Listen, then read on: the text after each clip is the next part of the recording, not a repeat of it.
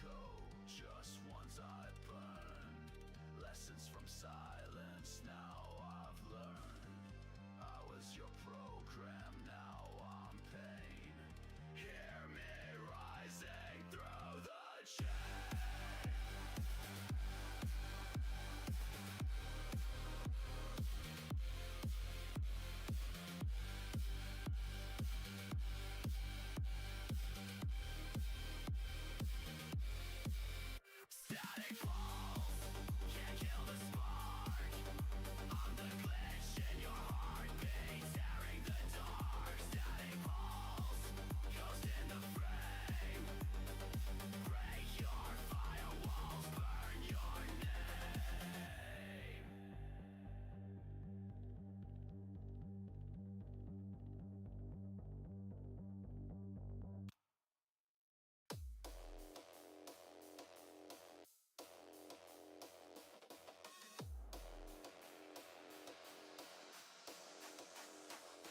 Life's a rigged game, I'm done playing fair. Staring down the barrel of a blank guide stare. Slamming bleach shots just to feel the burn. Cracked halo, twist and watch the angels turn. Can't trust a soul, can't even trust me.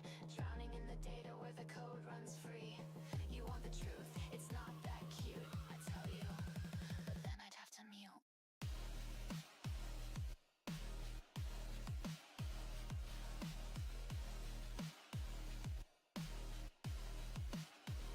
Relapsing on bleach shots, cheers to the pain. Static in my brain and it won't explain. I tell you, but then I'd have to kill you. Truth's too sharp, it cuts right through you. Bleach shots, blackout, rage on the rise. Welcome to the glitch where the logic dies. Relapsing on bleach shots, this is my fight. Burn it all down just to feel right. I broke the system just to feel alive. Hit the reset, but it still won't revive. Faithless wires and hollow prayers, bleeding out vaults and electric stairs.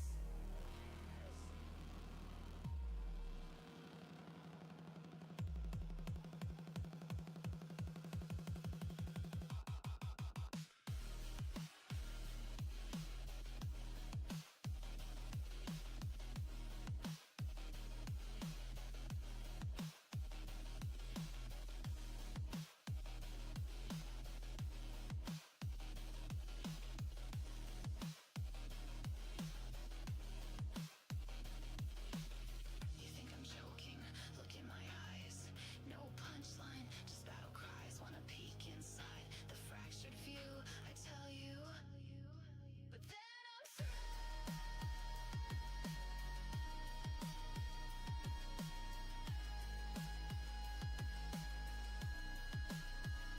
Relapsing on bleach shots, numb is the goal. No saints left when you lose control. I tell you, but then I'd have to end it. Madness ain't a phase, I transcend it. Bleach shots, dead, stop screaming the void. Every smile now feels like a ploy. Sit on bleach shots and I just might take one more sip, then fade into night.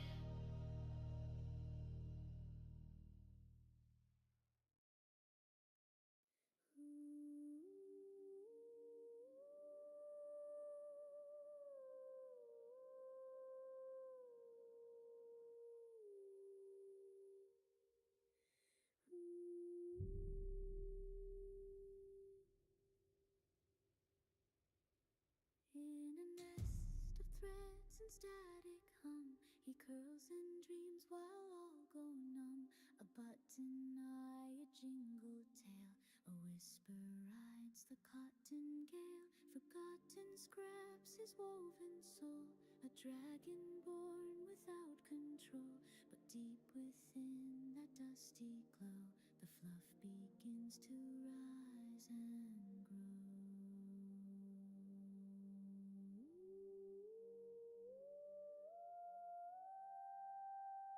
Go awaken the fluff, let the lint unfold.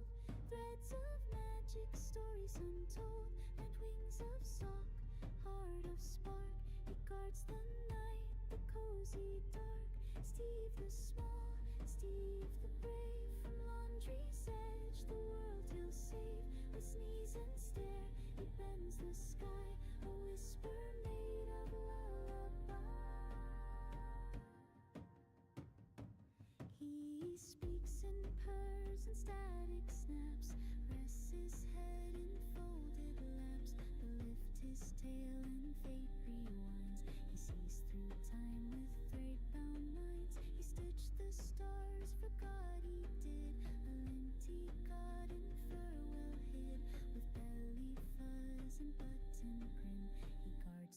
sucks from deep within.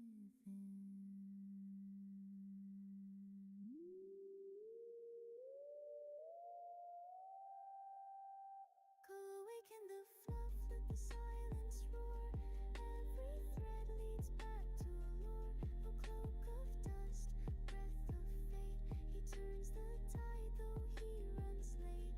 Steve the wise, Steve the blurred. Lynn-born king and truth confer. The static hum, the woolly cry. He is the storm beneath the sky.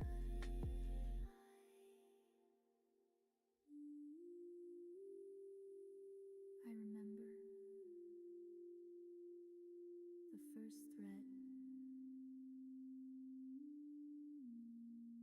the warmth, the softness,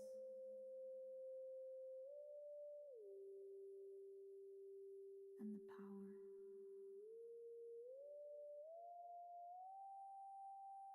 Awaken the fluff, no gods compare to the sleazy spark in the midnight air. Always rise, oh Steve, our fluffy flame. The world shall whisper now your name. Steve the strange, Steve divine, guardian of the laundry line. From fuzz he came, to fluff he goes, and still nobody really knows.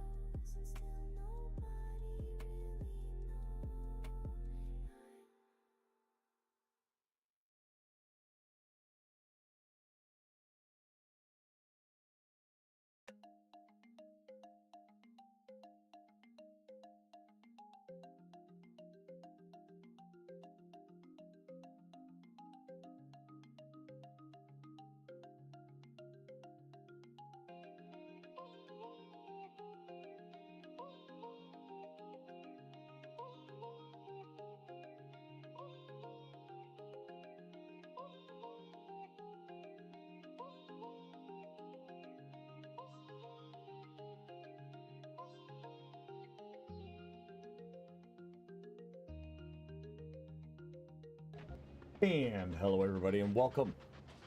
I'm CreedHQ and welcome to Command. Hey, remember, if you guys like what you see in this video today, don't forget, like, subscribe, and comment.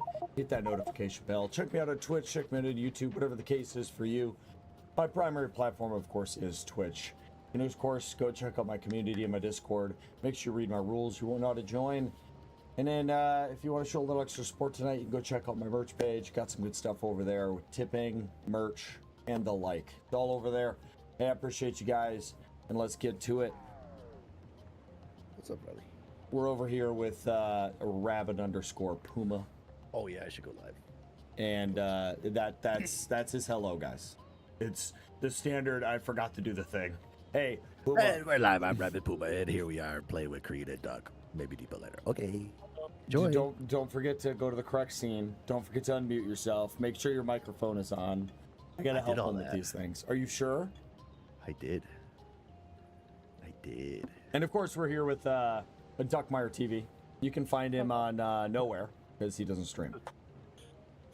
Interesting. So this isn't really a pure lava thing either. It's kind of a molten. You can make a couple, but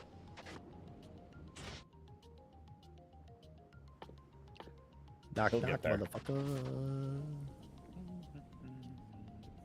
you're gonna make molten iron to make some of this stuff. So these are basically, we're just gonna craft all our stuff from lava now. Oh yeah.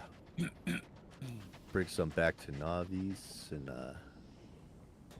you know, it's gonna be very good, very good. He is Ding, very ding, good ding, ding, indeed. ding, ding. 39 months in a row. Thank you, Creed-san.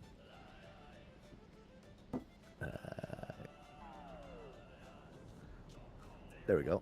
And now Creed is in our up there. I am in a place. Up there. Puma's up there. Duck is over there. It's just invisible, but he's right there. What's up? Yeah, his non-existent stream. It's right here.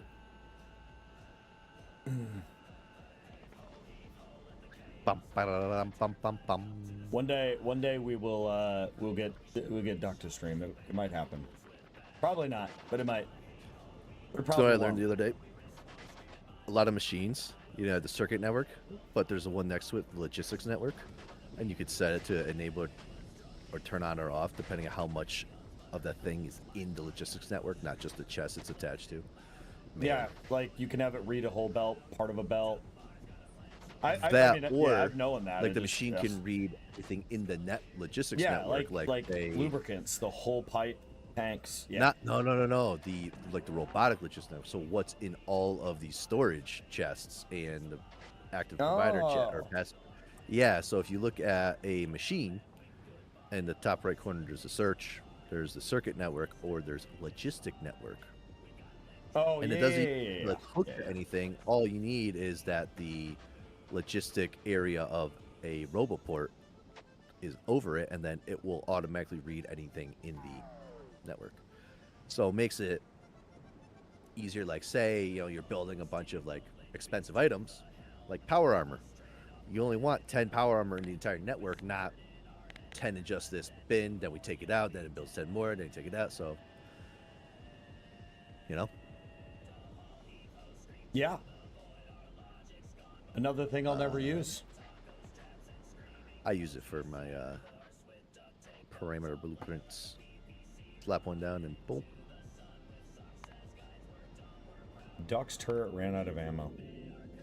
Yeah, it says that, but then I look and it's got Yeah, ammo. it has ammo.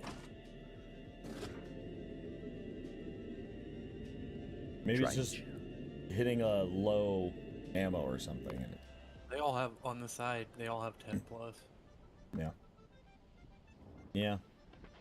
Yeah. And it's shooting. Well, yeah, I mean, it's gonna can do a lot of that. That is true.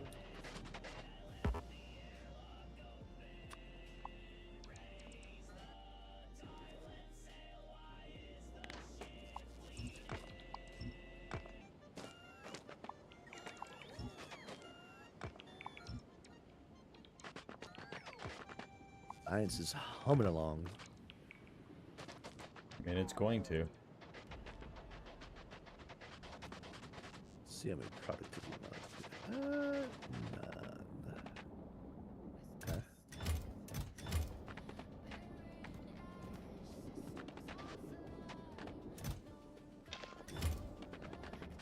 I think we did a good job making the biomes and the plants matter. Like, what do you mean? Well, I don't know what a woob is. That's the creator of Factorio. Oh.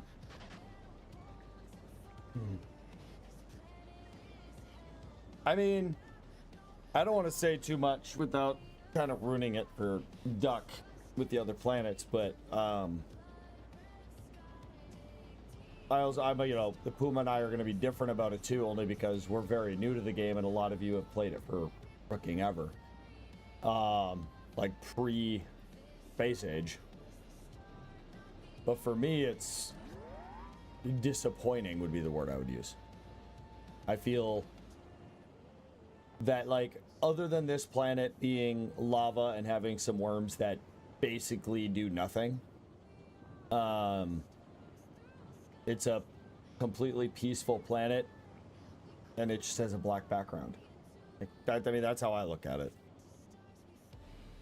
It doesn't feel like the production system is the only thing that's different. The planet doesn't really. And again, without ruining anything, this planet is only moderately a challenge until you unlock a very specific thing, and then this is arguably, in my opinion, probably the easiest planet in the game. I do think Vulcanus, like you said, it's probably the easiest. I haven't been to Gleba, obviously, but Gleba sucks. I'm sure I'm gonna love it. Just because you absolutely hate it. I know I'm gonna end up loving it.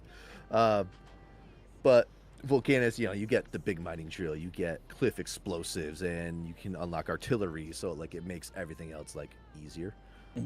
I will say, so far between Vulcanus and Fulgara, I like Fulgara. I like the scrap mechanic a lot. But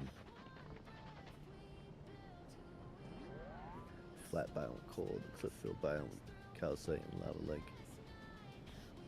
All right, I didn't think about the fact that those are different biomes, but yeah, it makes sense. They each present Yeah, their but own like challenges. once you unlock cliff explosives, that entire middle point is completely moved. And the lava yeah, is no different than water on Novice. Not really. So. Well, no, you can't build rails on it though. Okay, sure. No foundations, no, not even rail.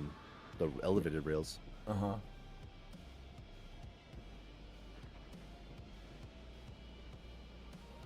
Oh, I forget. I'm not. I don't want to spoil it, but my stuff that I have from Fulgara would be very nice with all these damn cliffs. Can't underground. Oh, I'm pretty sure I undergrounded. Oh, it might be. You can't underground through the water either unless you're on the water's edge. Like, I mean, I don't know. Oh, I thought I undergrounded lava. Guess not. I don't know. I'm like, I mean, I'm a pessimist with certain things, especially when it comes to like video games.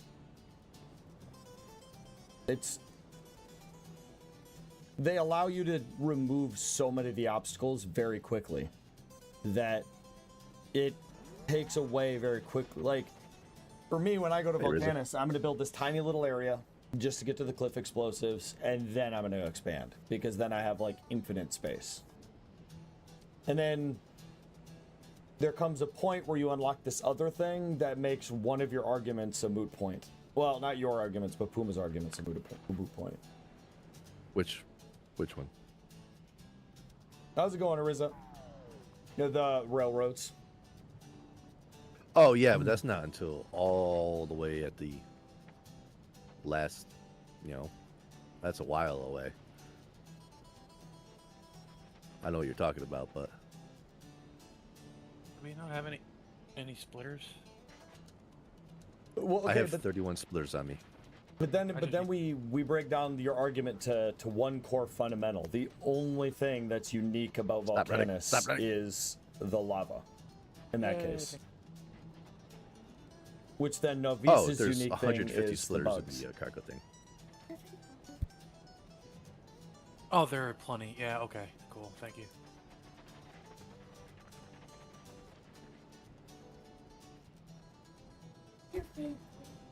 What's up? Oh, we still need to make stone bricks, and you can't make stone bricks in a foundry. But yeah, it's like Novice, the bugs, I guess, and then the lava here, because everything else is very easily conquered. Same thing on Novice, and the bugs are easily conquered too.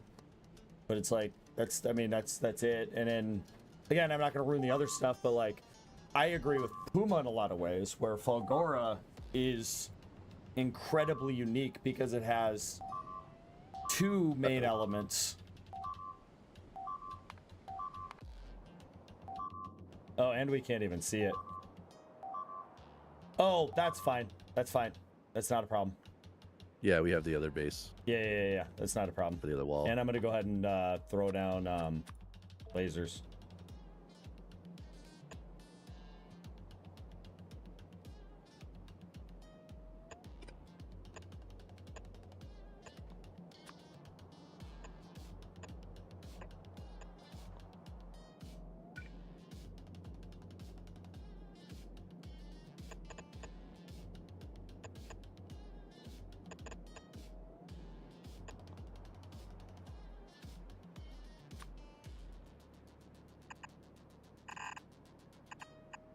Like, as much as I hate Gleba,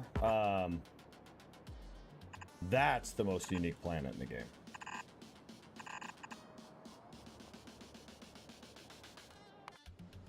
Oh yeah, uranium only on novice. I'd like to try a start not on novice. Maybe a Gleba start. I would not join you on that run. You could have fun by yourself. Okay. You want to start on Fulgora or Vulcanus? Sure. I think the next time we play, the next run we do together will be the space exploration mod, and we'll all start it together and only play it when we're playing. So that way we don't run into a lot of the stuff we're running into now, where like different people know so much about different stuff, and so like for the last 2 nights, I've just been sitting here doing nothing because like everything's happening around me and I can't do anything in time. So it's like I'm just managing the base, I guess. So it's like that's what's nice about the mods. It was the same thing in Space Engineers. Like you get to a point where there's always somebody who just feels like they're just left out. But like you can add a ton of mods, you can add a ton of stuff to it that just increases all the things that can be done.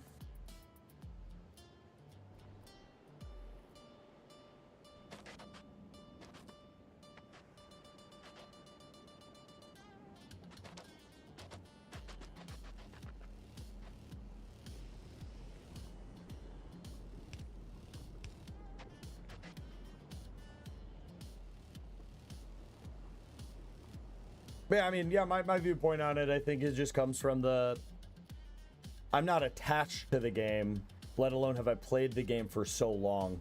So for me, it's just, I don't really see the planets that to be that uniquely different. The unique thing is the production chains you unlock. Valgora is my only thing where I'll drop my argument because there's so many unique things that you can't directly overcome that make it unique. But I also fucking hate it because the recycling mechanic drives me through the fucking roof. Do we not have any? Oh, we do. Okay. I mean, every planet has a unique resource path because then you can say Navis with uranium, right? You can say here with the calcite. You can say the scrap mechanic is completely unique in most ways as well because it completely changes everything. What's up, Big Bill? electric. What do you need? Substation. Beat up I big have electric. 11 of them. Okay. If you stop fucking moving. I'm gonna set up stone or stone bricks because we need that.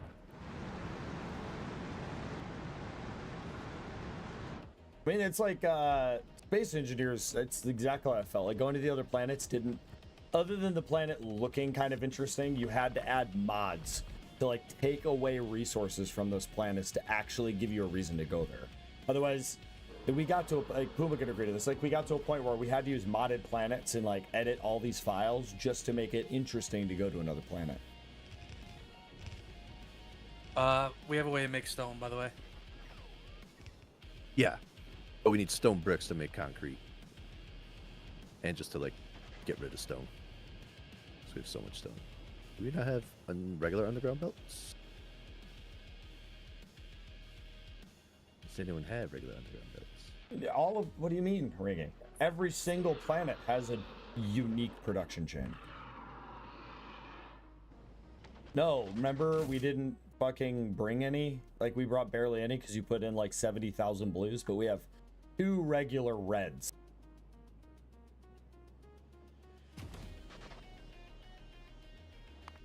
I can make regulars with iron plates and iron gears. In a foundry. It's fine. I'll just send the shit back to Navis and grab parts.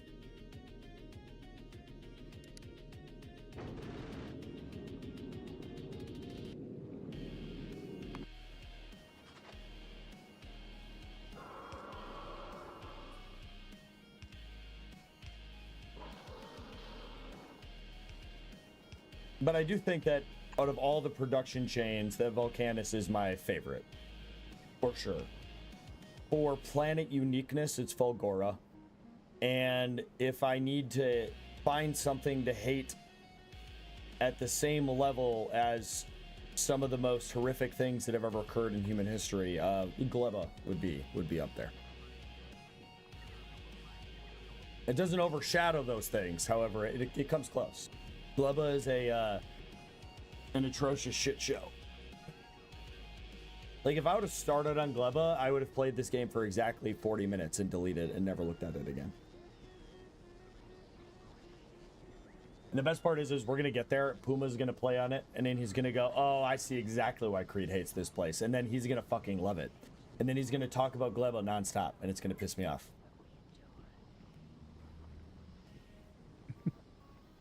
Yeah, he giggles because he knows it's true.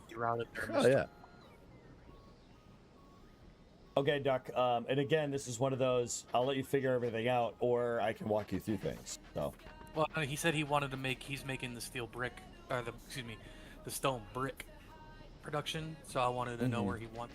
Oh, I see it. Never mind. You know what? I'm just gonna go ahead and say this because holy fuck, did it cause me problems.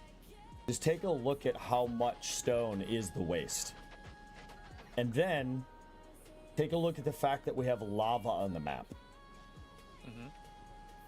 Lava is a phenomenal trash can. I was about to say, is that just like space? We just dump it in there? Yep, and it just disintegrates. One Yeah, of the we'll very need unique things about this map.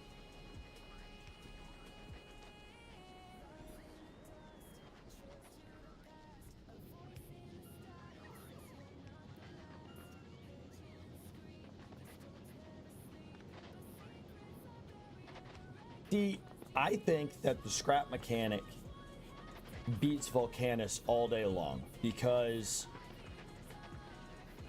it completely flips the entire production concept on its fucking head. Like, the amount of waste product you're dealing with and the storage and conversions and all those things you have to do. For me, this is literally, I just take in these two new resources and then send them to a standardized production chain of assemblers. Like, other than what the foundries do, and you just need way less of those than you would assemblers. At the end of the day, once I figured it out, it is simply put a assembler line in the form of a foundry. Yep. But you get a production bonus, and it's faster. They're awesome, but I'm just saying... And you can put in more modules. Yeah, my argument for Fulgora is that recycling mechanic is so monumentally different. Like, you do not need any assemblers for, like, the mid-tier and below resources. Like, blue chips and below, like LDS blue chips and below, you don't need shit. You don't need anything. You just use recycling. So it's like, it's completely different. Well, and as you know, like, it's getting rid of all the extra stuff, too. It's a wild... I'm excited to go back to Fulgora because I'm interested to see Puma's methodology, for example, because I still don't understand how to do Fulgora. It took me a while to figure it out, but now that I do, it's almost like it really depends on what you want. And if all you're going for is like getting just wholemium so you can craft the stuff and get the fuck out, honestly, that makes it the easiest. You just literally scrap everything except for what you absolutely need and then leave the planet and never go back until you need to like ramp up science. But if you want to like make it a production hub, that's where it gets more complicated, you know. And then if you introduce quality, even more complicated. Which I found a way to make the quality even easier though, so you don't have to like set these huge production chains. It's just once you have logic bots, you can actually make your life real easy.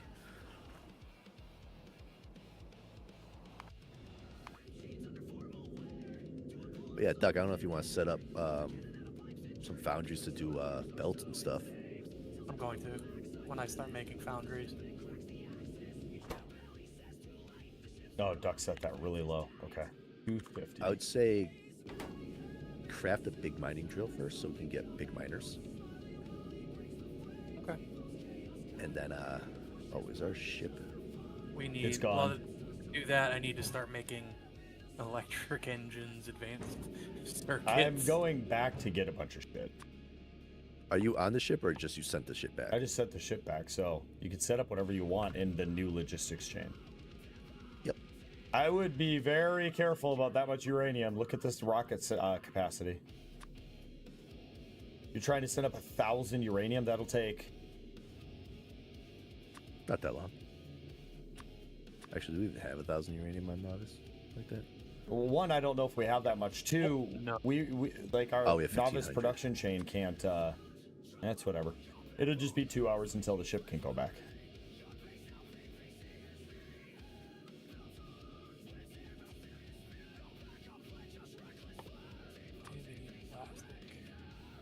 You put some plastic on there? Yep. We have coal on Vulcanus. Just make it here. Fair.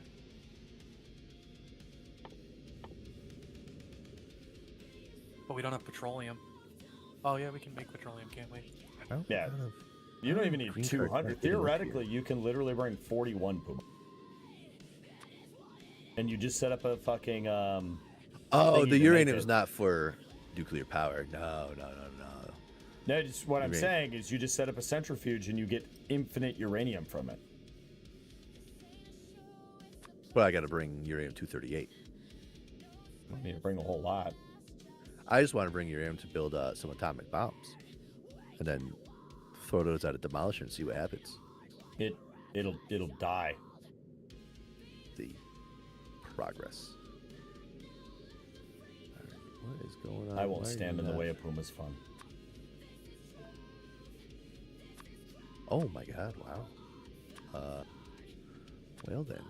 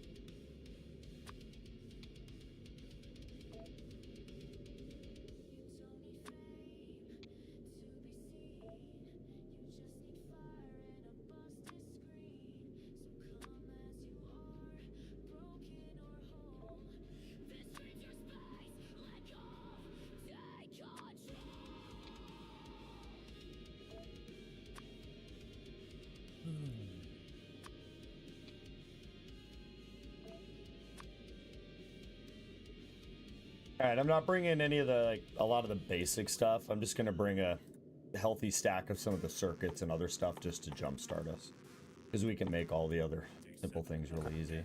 Do we have enough speed, efficiency, productivity down there, or do I need to queue some of that up?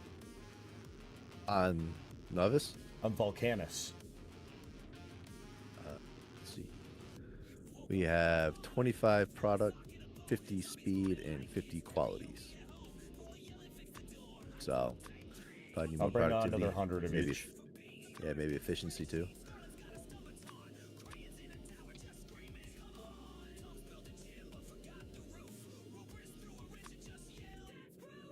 Any, let's see, I'll bring more power poles. Or not power poles, but substations.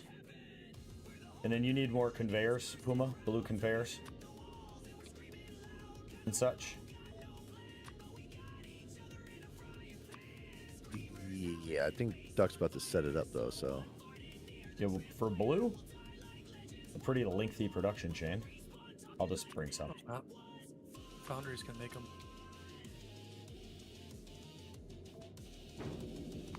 Oh, but you still need the fast transport belt even in a foundry. That's ridiculous.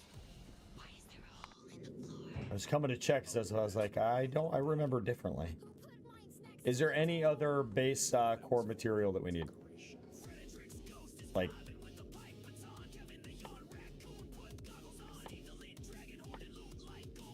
otherwise the ship is loading. Day 14's coming, and we're still living in a trailer with no roof. 3 chairs and a rotting ham sandwich. I don't think so. Perfect.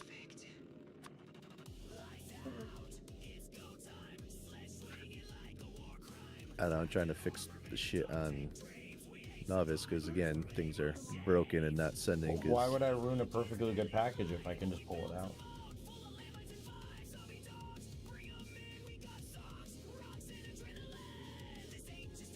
That is orange. That is a orange. Is that a grapefruit or an orange? An orange. Oh, I don't even get a real popsicle.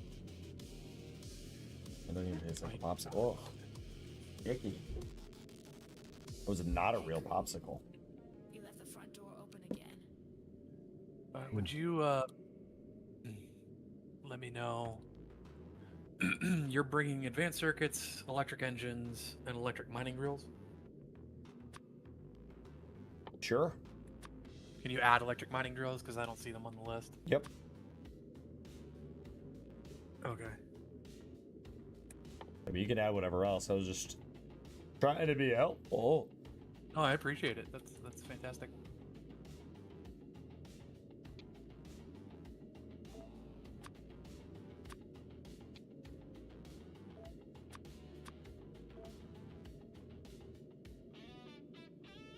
Yeah, it'll take a little while, but it'll get done.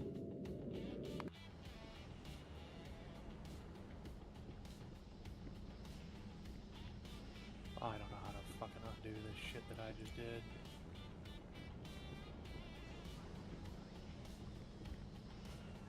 I'm sure I'm getting tagged a lot in my goddamn Discord.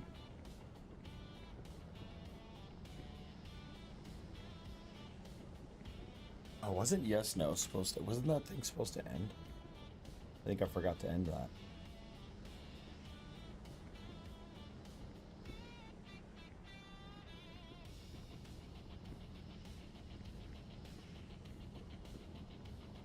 Oh yeah, I was supposed to end that like 2 weeks ago. Oops. It don't matter.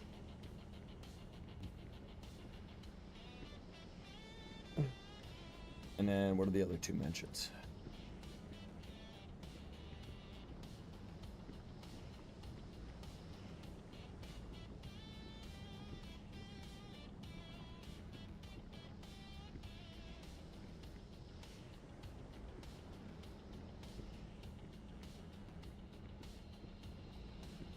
I gotta figure out what setting I have to change in my Discord to stop me from getting notifications when people reply to me.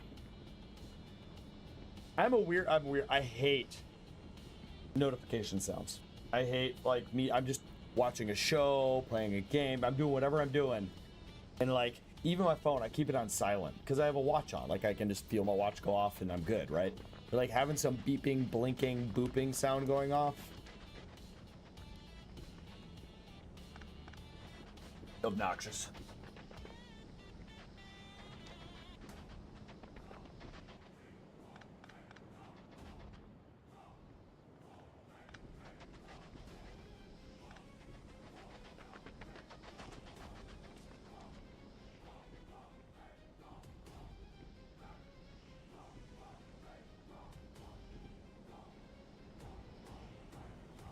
They're both 20 per rocket. Oh, are you talking about transporting the uraniums over? Well, yeah, that's why you want to send up both. And then you do the reprocessing and you get more for your shipment. Like, I mean, yes, but then the argument too is why even send the uranium outside of what he's using it for? And why even send the uranium when you can just send fuel cells that are already uranium? Like, you could just put that into a nuclear reactor. And then if I don't want fuel cells. True, but then again, the same argument can be made, why even send the uranium when you can just make the ammo on Navis and ship the ammo? Can't send atomic bombs on the rockets. They weigh too much. Oh, really? Yeah, Well, but your guy can carry 100,000 of them. They weigh 1.5 tons each. And you can only put 1 ton of cargo on each rocket.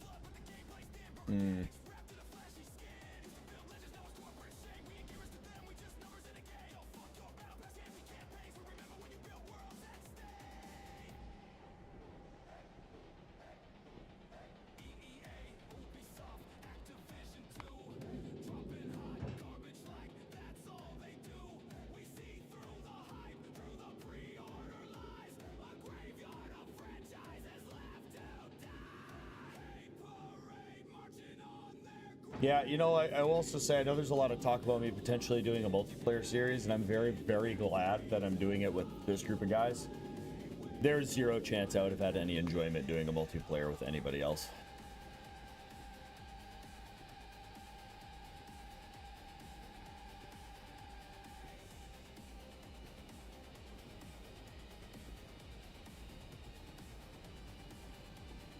I think the only way I can realistically see multiplayer being good in this game is if you have everyone is equal skill level.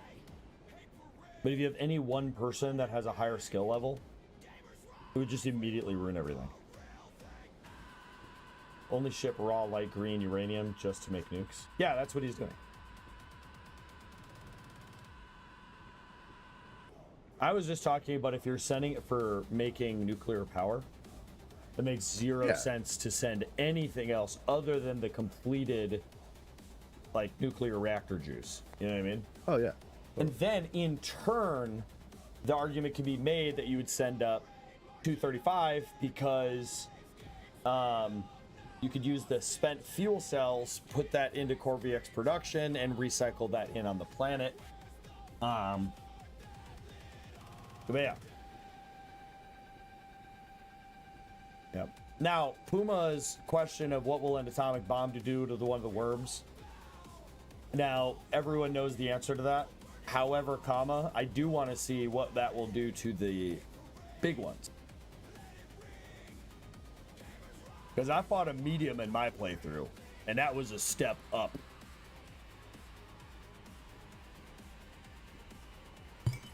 Although I never did fight them without just turret spamming. So. I also looked into Dyson Sphere. I don't think I would enjoy that.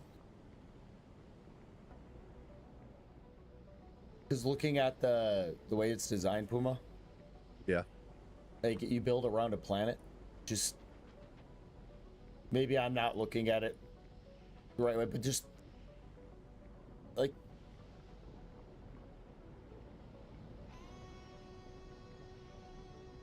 Yeah, I mean, it's... I don't know. It's interesting. Yeah. It's also, I haven't played since, like, a couple years. Like, I haven't played since the enemies were added. So, like, there's actual enemies in that game now and stuff, and you gotta fight them off. It's like, yeah, it's been a while since I played. Yeah, but just the way that you, like, how it's built on the planet like that, I don't know, that would bother me. It bothers me looking at it, you know? But, like, I don't want to say that either, because at the same time, I said all of the same things about Factorio. And here I am. So. Hey, we got a couple new games to be trying on stream later on, though, chat. There's not a whole lot in the summer sales that's caught my eye, though.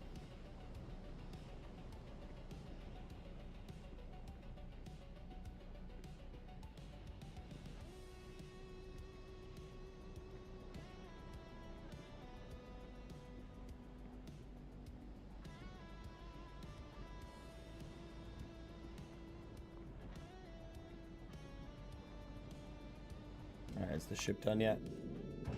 It's my one job. Alright, sending the ship back.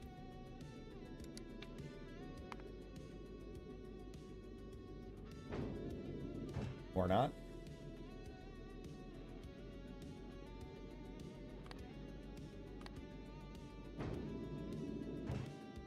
Oh.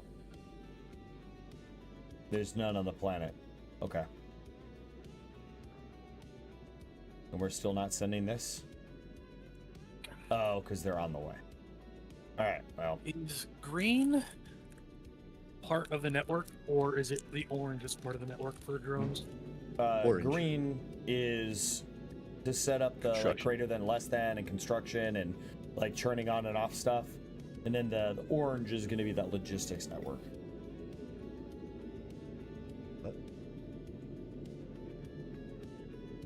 Green is a construction area, so orange is logistics. That's what I just said. Did you know you can craft nukes on the ship itself? Yes, because you can produce more on the ship than you can. Well, no, that's not true. What's the word for that? I did know that. I never did it, but I did know that. There's a lot you can produce on the ship that you could, like if you unlock Navis, Felgora, Gleba, there's a lot you can't build on certain planets, but then in turn you can build some of those things on the ship. How do you split stacks again? Right click.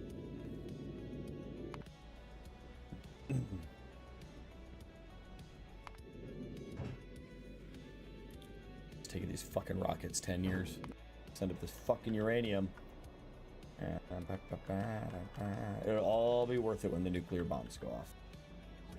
I don't even think we had... Did we even have 200 uranium to send up? Or you said we have 1,500, didn't you? Yeah. Yeah. Oh, you know why? I think the drones can literally carry one at a time or something. They carry... Oh, yeah, actually, budget. Yeah. Well, the uranium itself is really heavy. Which is funny because in real life, it's not that fucking heavy. That's pretty dense, no? It's just dense, yeah. Which it means it's heavy, sure, but like... But let's be real. I watched... Josh Washington made a joke in one of his videos, and I don't remember the quote, but it was basically like, if you're playing Factorio for it being scientifically accurate, like, you're wrong. You know? Like, they do some things that are kind of like, you know, right adjacent to being correct or whatever. But it's like, then your character can literally carry more than a fucking rocket.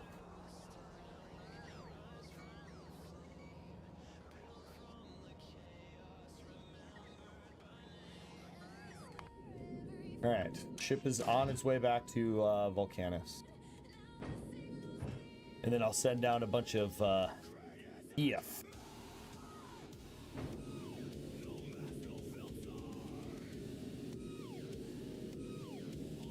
Like smoke in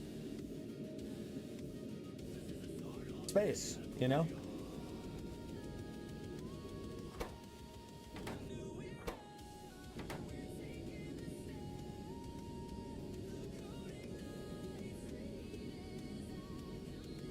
I was trying not to use both because then it's using more than we have fuel. We're only producing 150 fuel. Yeah, no, I just matched them so they're not using all the fuel. They're only using when it gets a little up. Okay, so now, all right.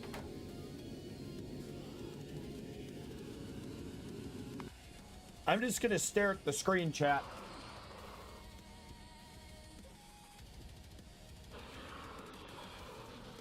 I mean, we're moving 50 kilometers a second. It's gonna take a bit to get there if we're gonna do 50. Now we're like around 106, 105.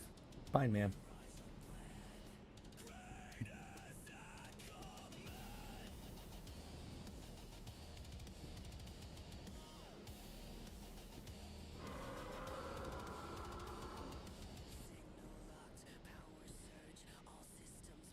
I'll just be the commentator.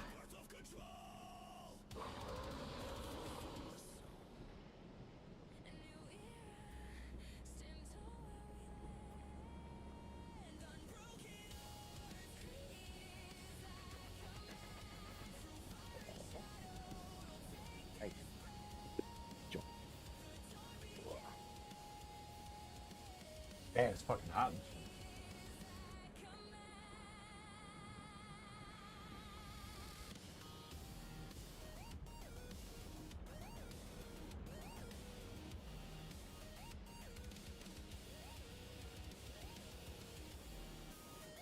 It's here.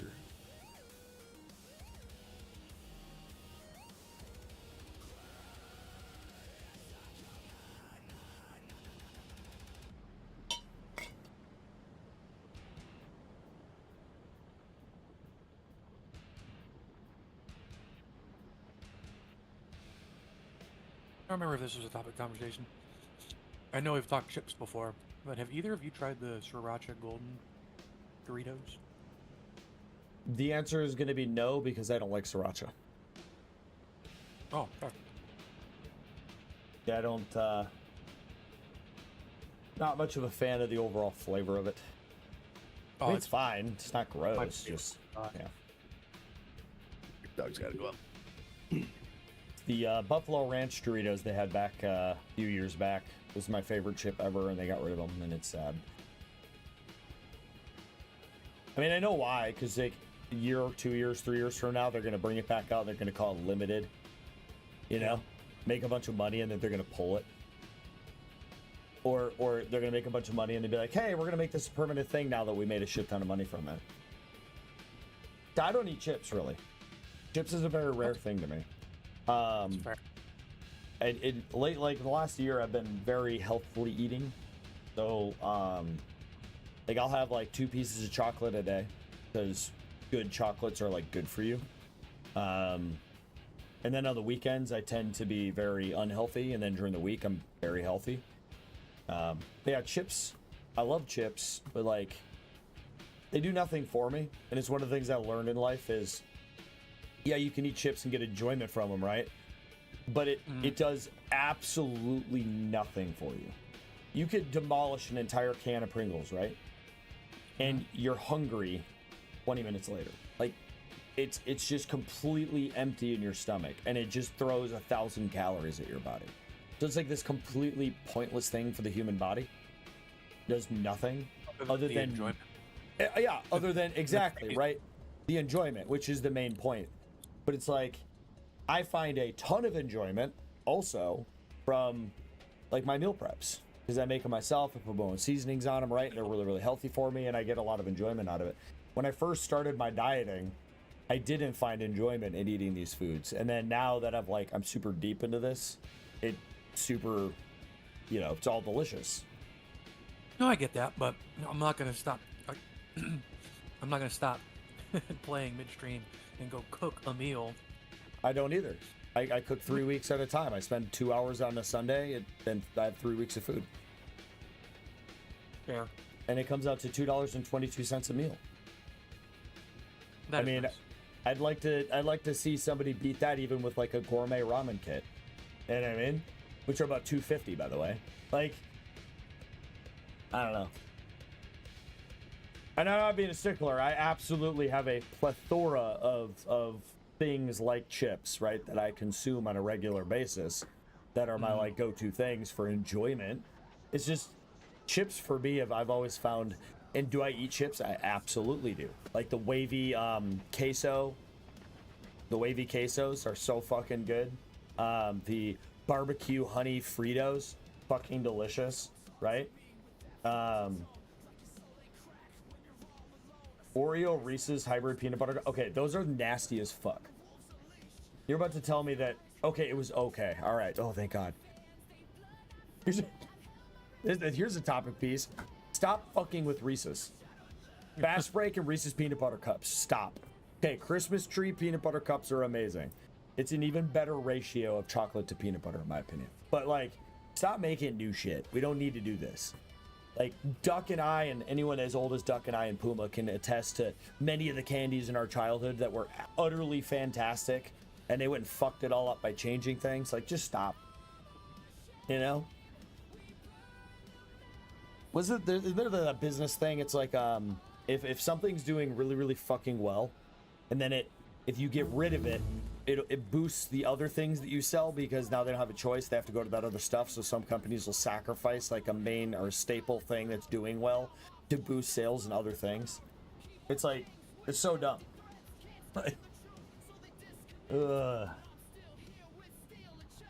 Leave it all alone, man. All right, like, I've got your big drills, Puma. It was like Voltage. They got rid of Voltage for a while and they came back with it because everyone was like super pissed off. And there was that one gamer feel back in the day with like Halo 2, Halo 3. It was like the reddish one. I don't even remember what it was called. But it was like the best Mountain Dew ever made, and it's never existed again. Another one was Surge. Everyone remembers Surge from your childhood, right? Oh yes. Yeah, right? Like, everyone has fond memories of that. Amazon sells it. Don't buy it, because that is not my memories of Surge. Whatever that piss in a can is not my memories.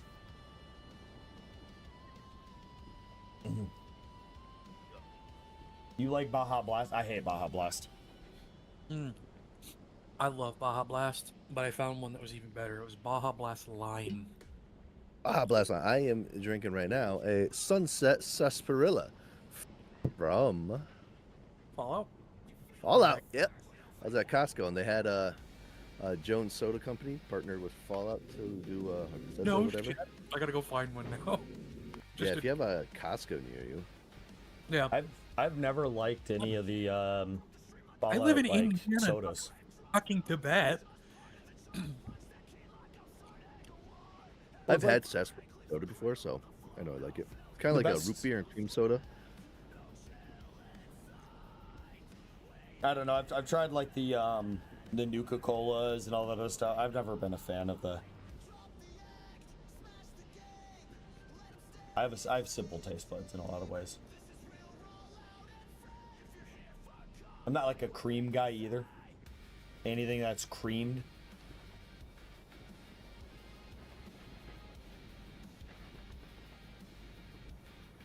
Yeah, that's what Puma was talking about, I think. The Fallout sodas by Jones. Is that what you're just talking about? Yeah, yeah.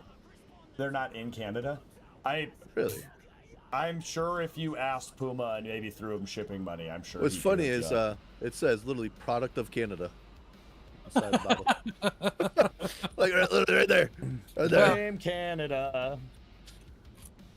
I don't know if you can read that. Oh. Product of Canada. So, That's funny. That is the funny. only tungsten I see on the map is inside this red zone. Yup. Just no. I'm trying to adhere to my not ruining anything for duck rules. All right. I'm assuming that's the point that's going to require us to go in there and mine it. Yes. All I'll say is we will very quickly hit a complete stalemate without mining it. Well, yeah, because we need tungsten for all that shit. Yeah. But requester chests. No, we What? don't. here, you know what? Just Puma's already he has a solution.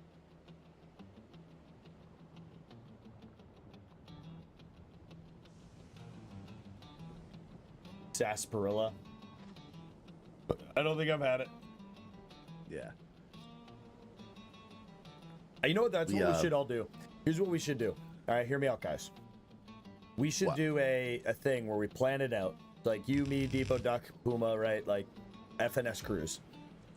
We can go into my community as well, and I can have people send me different stuff. But we do a care package to each of us. We'll call it like a large flat rate USPS box, right? So it'd only be like $20 shipping or whatever. Just keep it simple. And then Duck will send Puma and I and Depot, for example, a package that he goes, these are my 5 or 6 or 7. We'll pick a number. We'll try to keep it generally cheap. Like the whole thing will probably be like $100 or whatever to send to all 3 people you'd be sending to. I can all that. Duck would send me and all of us his favorite snacks and drinks and maybe hot sauce or like whatever his like thing, right? That's like, okay, they probably haven't had these because they're local to me. And then like Puma and Depot do the same thing, and I would do the same thing. And then like we could get like the viewers basically to like, let's say Fireflash has this thing up in Canada that he knows isn't down here, and he could send me enough and I would put them in your guys' boxes, for example.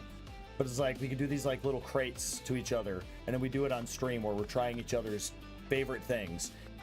Like, because you might like something, Duck, where I've literally already said I hate that, but it's Duck's favorite thing, and I'd still eat it. But it's like, give me a fun idea. To make it a stream goal. Indiana? Well, there's not a whole lot of wholly unique items. Well, I mean, there's some crap around here, but you can buy them near you.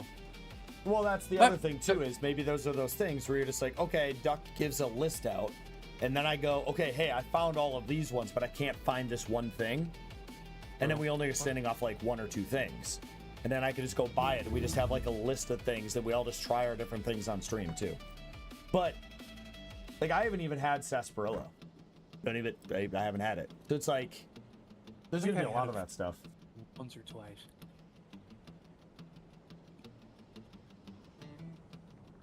I guess this might be our best bet for now. Yeah, but how do we transport it? Is it gonna have to be belts? Does it feel like it? Oh, hello. No, you just do belts to right here and put a train.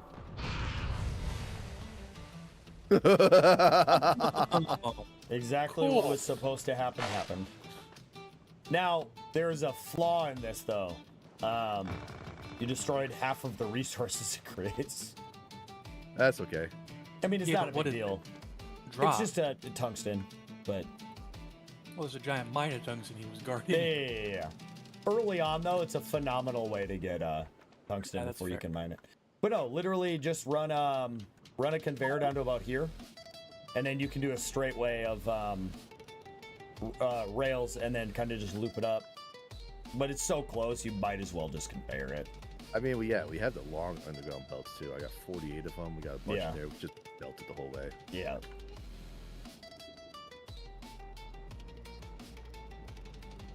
Like the maple and raspberry Coca-Colas. Anything with maple in it is disgusting. Except for maple syrup itself and like certain types of desserts. But like if you throw maple in a soda, like stop.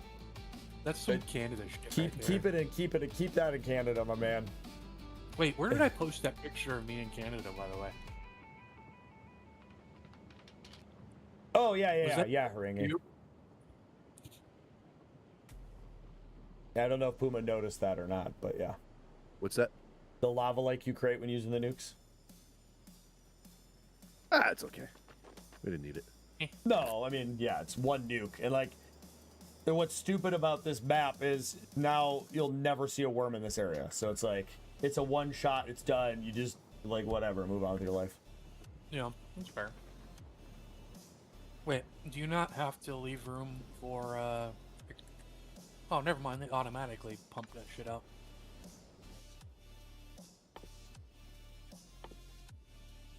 Ooh, have you ever had Mingwa beef jerky? No, but all beef jerky tastes the same to me. It's just whether or not it's chewy or hard, you know? I shouldn't say it tastes the same. Like, teriyaki and original don't taste the same. And some beef jerky is better than other beef jerky, and I'm sure you could send me a beef jerky that'd be outstanding. But it's like, at the end of the day, it's just dried meat, you know? True. That is but maybe I haven't been...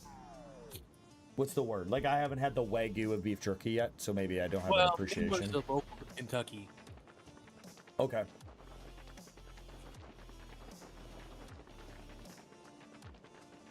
I'm gonna go grab them real quick. I want to see these little shits in action. Oh, you're gonna be using atomic missile on a worm? Oh, no, I'm gonna go grab the big drills. Oh. Why does that feel like it would be an excellent beat name?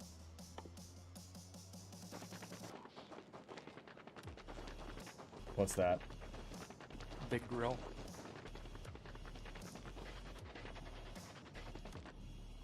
Sounds like a male stripper's name. Yeah, that's kind of what I said. Oh, we're out of regular transmission poles. You guys have the long transmission poles, or are we out of them? I don't have any of them. They're 29 on me. Okay, that should be enough to run the power over there. Alright, some of your drill won't work, by the way. It's set up on lava in some spots.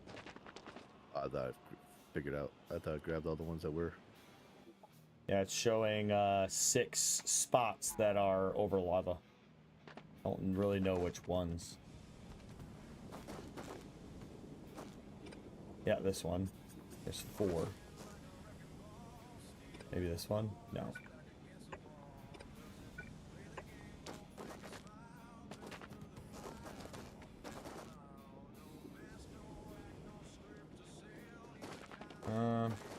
Oh yeah, right here.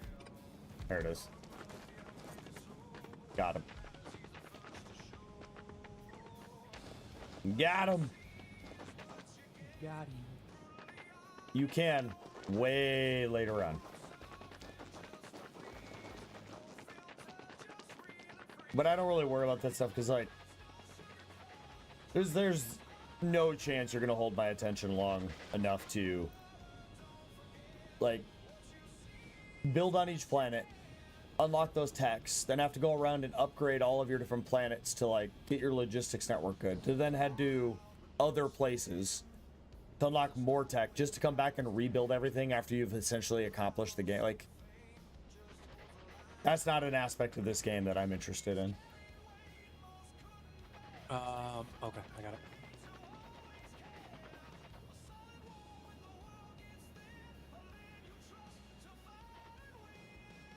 One thing that does need to happen is I desperately need to find another game. I've been playing so much Factorio that I'm doing, not that I'm bored of the game, I'm just burning out on the game. But I don't have anything else to play right now. But I don't want to like burn out of the game before we're even, you know, done here kind of thing, so. One reason I only did my run like once this whole week.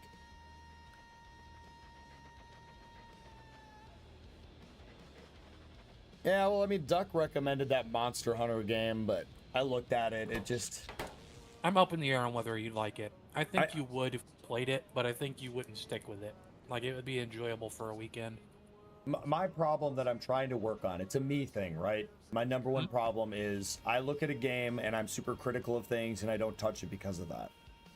So it's like, what's bothering me is it all looks kind of cheesy. You know what I mean? And I get it. That's the point. It's supposed to be this overdone like thing where you have these giant guns, giant swords. You're fighting these big, like obnoxiously big monsters, and it's like this whole thing. And that's the concept of it. But it just looks cheesy, and that's what's blocking me from even trying it. But it's I know it's that big for you, yeah. and that's okay. It's a personal preference thing. It's subjective, and it's your subjective view. I get it, and I would never try and force you to play a game you wouldn't like. Yeah, but Fire Flash, Monster Hunter Worlds, technically its tutorial takes like fucking 8 hours. Have you tried Satisfactory? I'll let Puma comment on that. Don't know if smaller indie games are something you'd be interested in, but I like playing Nova Drift. I'll look at it. Here's myself now. Oh, messaged me. All right. Carbon production. Well, more. Kind of looks like one of those old school bullet hell games where you play as the spaceship and have to dodge the insane fire coming in. Yeah. Literally from a cursory glance. That's not I wouldn't give that as an assessment of a game. I'm just saying that's my cursory glance. Yeah, and this is again the game pessimist in me. If your first picture, and I'm not talking about like Nova Drift, the main image, talk about the first picture. If the first picture doesn't tell me exactly the concept of the game in one picture, I immediately, I'm just like, yeah, I'm good. What he said, it makes perfect sense. That picture does make perfect sense. Asteroids. Roguelite asteroids.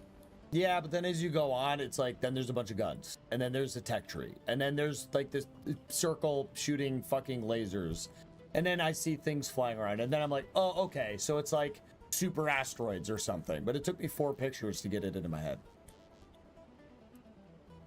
I mean, it looks like a fine game. It just wouldn't be a game I would play. This wouldn't hold my attention. Fun artistic style, though. It's really colorful. Sure has really good audio, too. This game looks like it has really good audio. Like, good songs and stuff. Hold on, let me remember the name of the game. We need like pipes, we need iron, we need... Cyberpunk? Yeah. Yeah, I love that game. I beat it like 3 times. Okay. Hold on. I meant an aesthetic. Cyberpunk, not the game Cyberpunk. The aesthetic of Cyberpunk. I do like Cyberpunk, but I hate... I don't know the technical words. Like, if you did Cyberpunk in Factorio art, I would hate it. If you did Cyberpunk in like a 2-dimensional or top-down, I would hate it. If you did Cyberpunk in 3D, but it wasn't high-fidelity graphics, I would hate it. Never mind. I'm just gonna finish.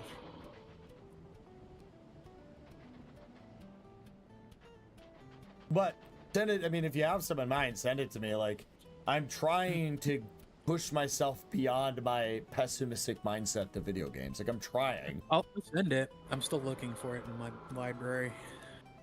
We need inserters. Well, that's the thing, Ringy. I've played many tiny little games. I mean, shit, the 3 of us here have done it with Deepa. Like, we've played many small indie games. Company, the RV there yet. Yeah, we played a few of them, and I'm not opposed to them by any means. My problem is I get bored of games very easy. Like Baldur's Gate is one of my favorite examples of a game I was like, I'm gonna hate this, and then someone bought it for me. So I was like, okay, someone bought it for me, so I gotta try it. Luckily, Duck had it, wanted to play it. And yeah, like he did a lot of the reading and helped me understand the story. But the story was so fucking good that even though I was getting tired of some of the battles taking too long, and there was elements of it that I found tiresome, and if in certain circumstances that would have been a game I wouldn't have played for an hour, let alone the 110 hours that Duck and I played.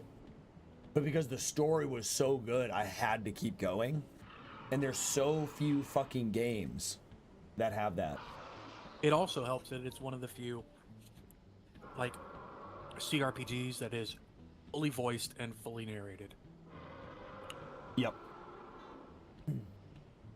Well, and I think my counter argument here, Ring, is I've played games like that on my cell phone. I've played more than a few games like that on my cell phone. And they're a ton of fun. And I've wasted a lot of time with them. And they were free.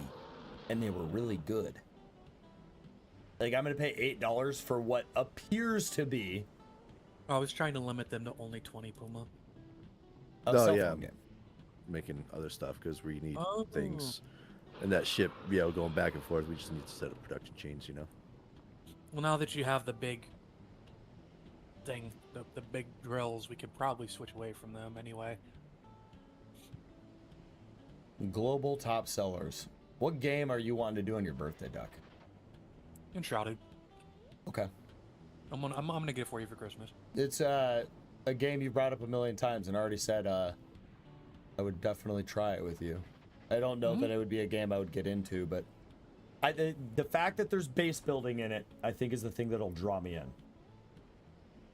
So I don't know. Don't say it, Duck. I don't know his birthday off the top of my head, but I have it in my calendar. Oh, It's do you? yeah, I have all of your birthdays in my calendar. I think I have yours. Or I think I remember yours. I but do you that so said that it I can send you gifts and shit.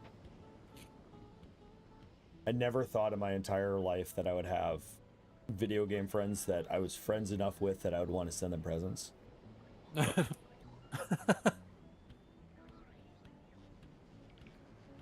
Oh god. Okay, well, My unless fears. I am missing it, there's Pumas. But there's depots. I'll give you a hint. If you'd I'm like. probably glancing over it. It's in April.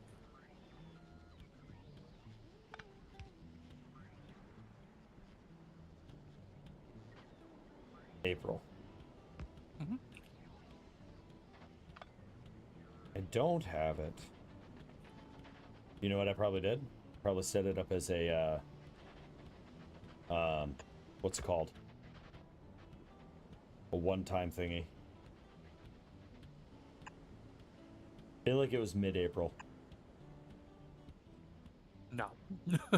No? Yeah, I don't have it. When is it?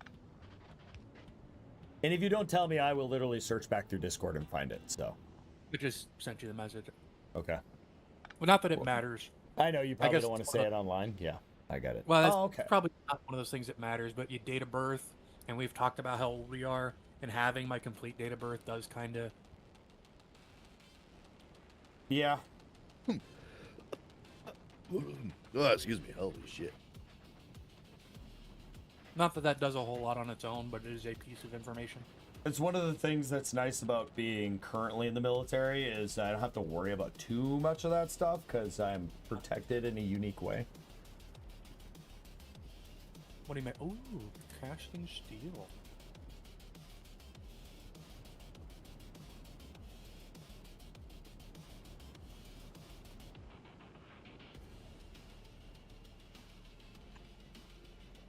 You know what brings me great joy? Is even on these nights, like the last 2 nights we've done this, I have barely played. I just talked. And yet people Yeah. hang around. People like you. I know. Brings me joy that people like the sound of my voice.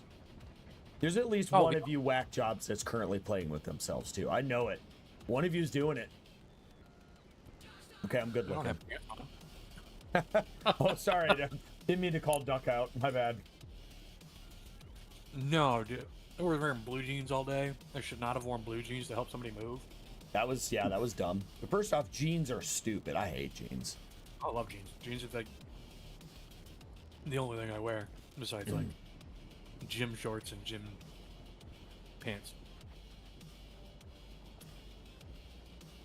I don't know why, but I can't stand shorts.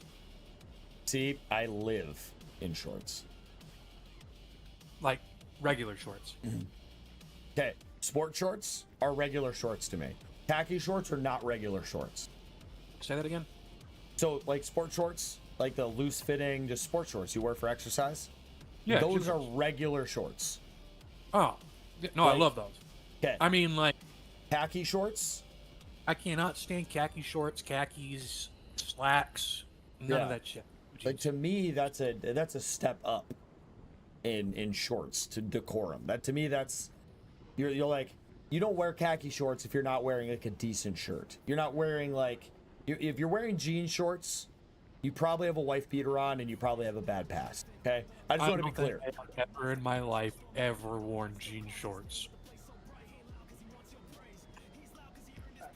I'm glad you're agreeing with me, Fireflash, but that is, I feel like that's a Canadian thing to say too. Do you have a jean jacket, Fireflash? Please. If Fireflash has a jean jacket, I'll have to reassess our. So close to being Denim Dan in Canada.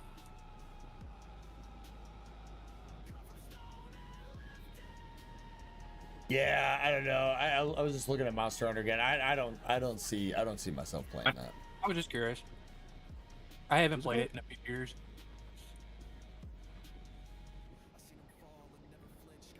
Yeah, one of the sections of games I've like debated on trying to push into a little bit would be like I don't even know the terminology to be used would be. Like, there's this game coming out called Pragmata by Capcom. Like Capcom? Yeah. Called Pragmata.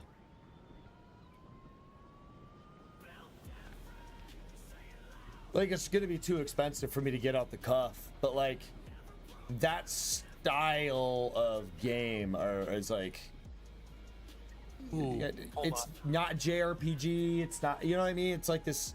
I don't know what you apply to this. Game. Like, what's the other one? Like, it's not Starblade. It's something Blade, Stellar Blade, whatever the fuck it is. Yeah. Like games like that, I was debating on maybe trying something in that genre of game. I know it's not Larian, but I do like Owlcat games.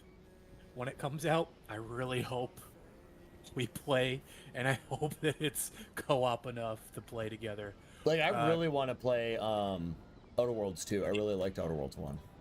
Oh, I loved Outer Worlds. But The Expanse, Osiris Reborn. Expanse? Yeah, just put in The Expanse. Is that and the it's Expanse Osiris universe? Reborn. Uh-huh. I thought, okay, so they actually went and made, okay. Because the other Expanse game they made was like a story-driven game. That was it's dumb. a Telltale game. It was dumb. I didn't like it. This looks dope. Yeah, this looks dope as hell. It's single player, but Does it that say looks single dope. player? Yeah, it says single player. Oh, it does. Oh, Yeah. never mind. I was hoping we could get some co-op like we had with Baldur's Gate, but this looks so dope. Yeah. I want a new Warhammer game to come out. New one is coming out. A What shooter? kind of Warhammer game? I want Oh, another shooter? yeah. It's not that I'm against playing the one we played. Like, that was fine. I think it'd be a one-night thing and I'd be tired of it again, you know? Yeah. Did you ever check out Space Marine? I mean, I looked at them. I mean, I don't know if I, like, checked them out. I didn't buy it or anything. The drones are strong right now.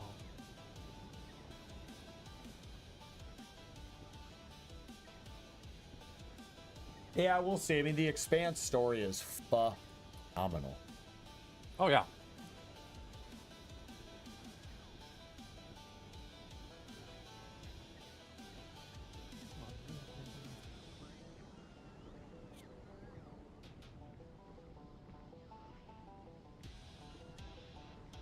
This is definitely a way, like, instead of doing belts and stuff, to Yeah, more- for like a mall type items. Once Yeah. once you got bots, like there's no point in building like belt malls for that stuff. And once you hit all 3 planets, the bot unlocking you get makes the bots so powerful. So nice. And then over time, like a tier 3 bot in either category is so overpowered. It's not like a 2 or 3 times boost. It's like they're 10 times more powerful. So if you can even get a couple hundred of those in your system, like, fucking nuts. You could literally, there's entire YouTubers who do entire playthroughs where it's just bots.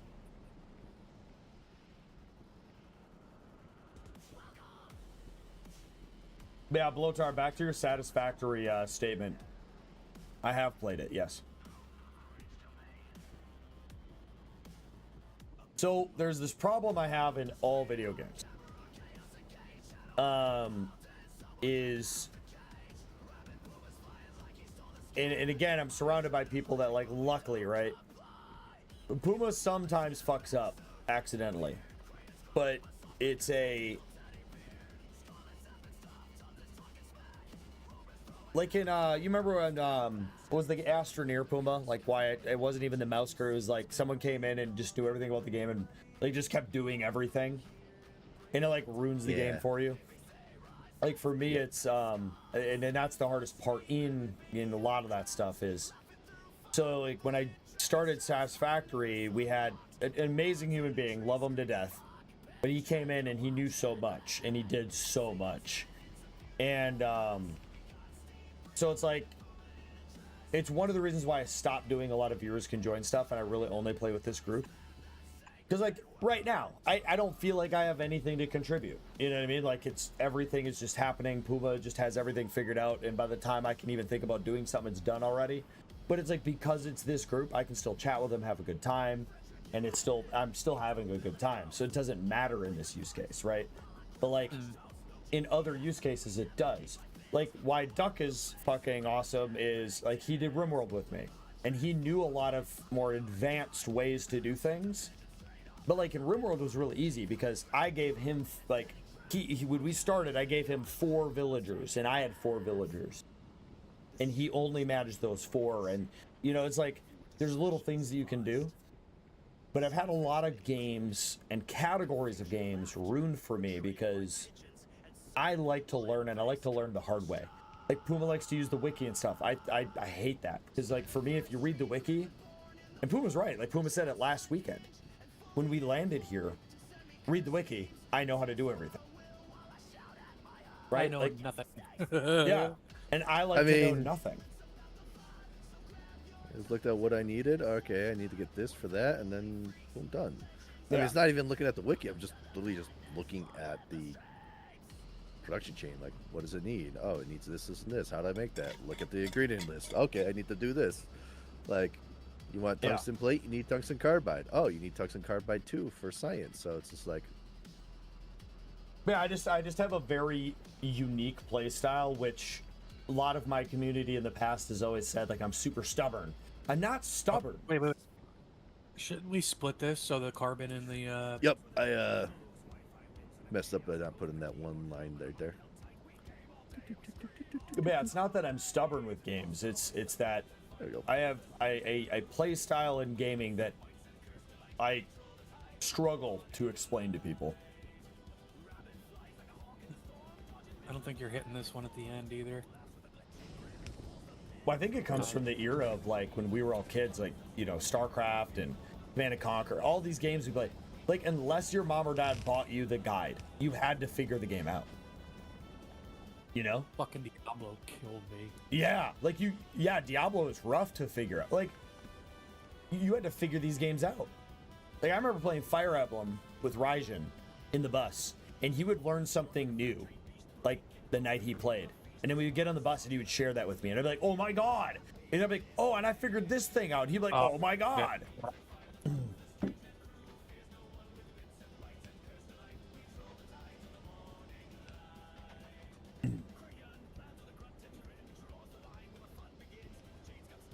Oh, I remember.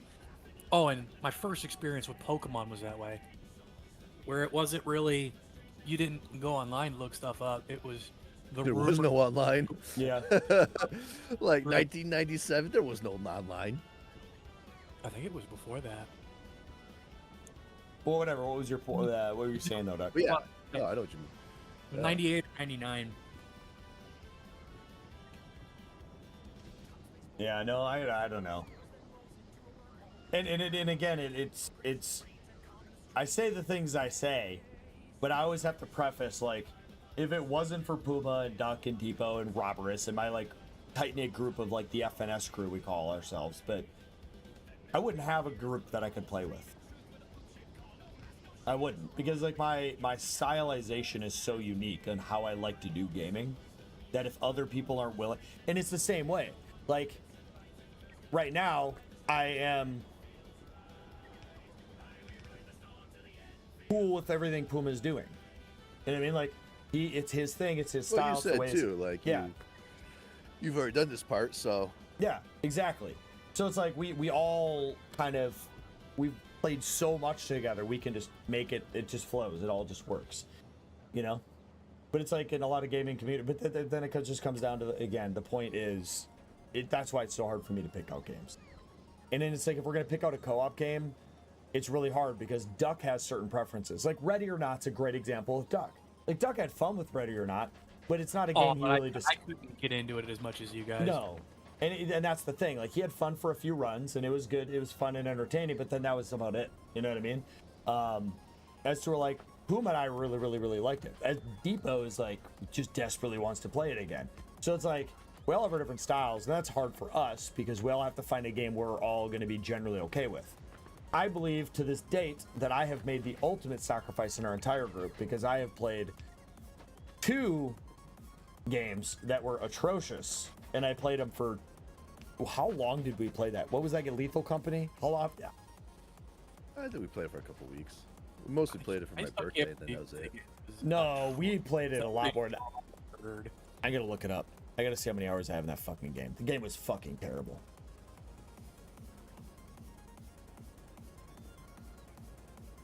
$19 hours? Okay, 19 hours of my life I will never get back. The moments were great. Well, it's like RV there, yeah, was really good, and then it got. I feel like we were happy that it ended. Yeah, but Yeah, it it was was overall fun. experience. It'll be fun to check out in like 6 months. You know, if they were to add another map the same size as the current map, that's a continuation of the map, I think we would absolutely go back. And what's the climbing one? I wouldn't mind going back to that every now and again. I don't know if I could do that. I think Peak's fun. Yeah, it's I think Like that that- last time we played Peak, it was super fucking frustrating. Well- That's a good, like Tuesday night shenanigans game. I don't think I would do Peak again. That's fair.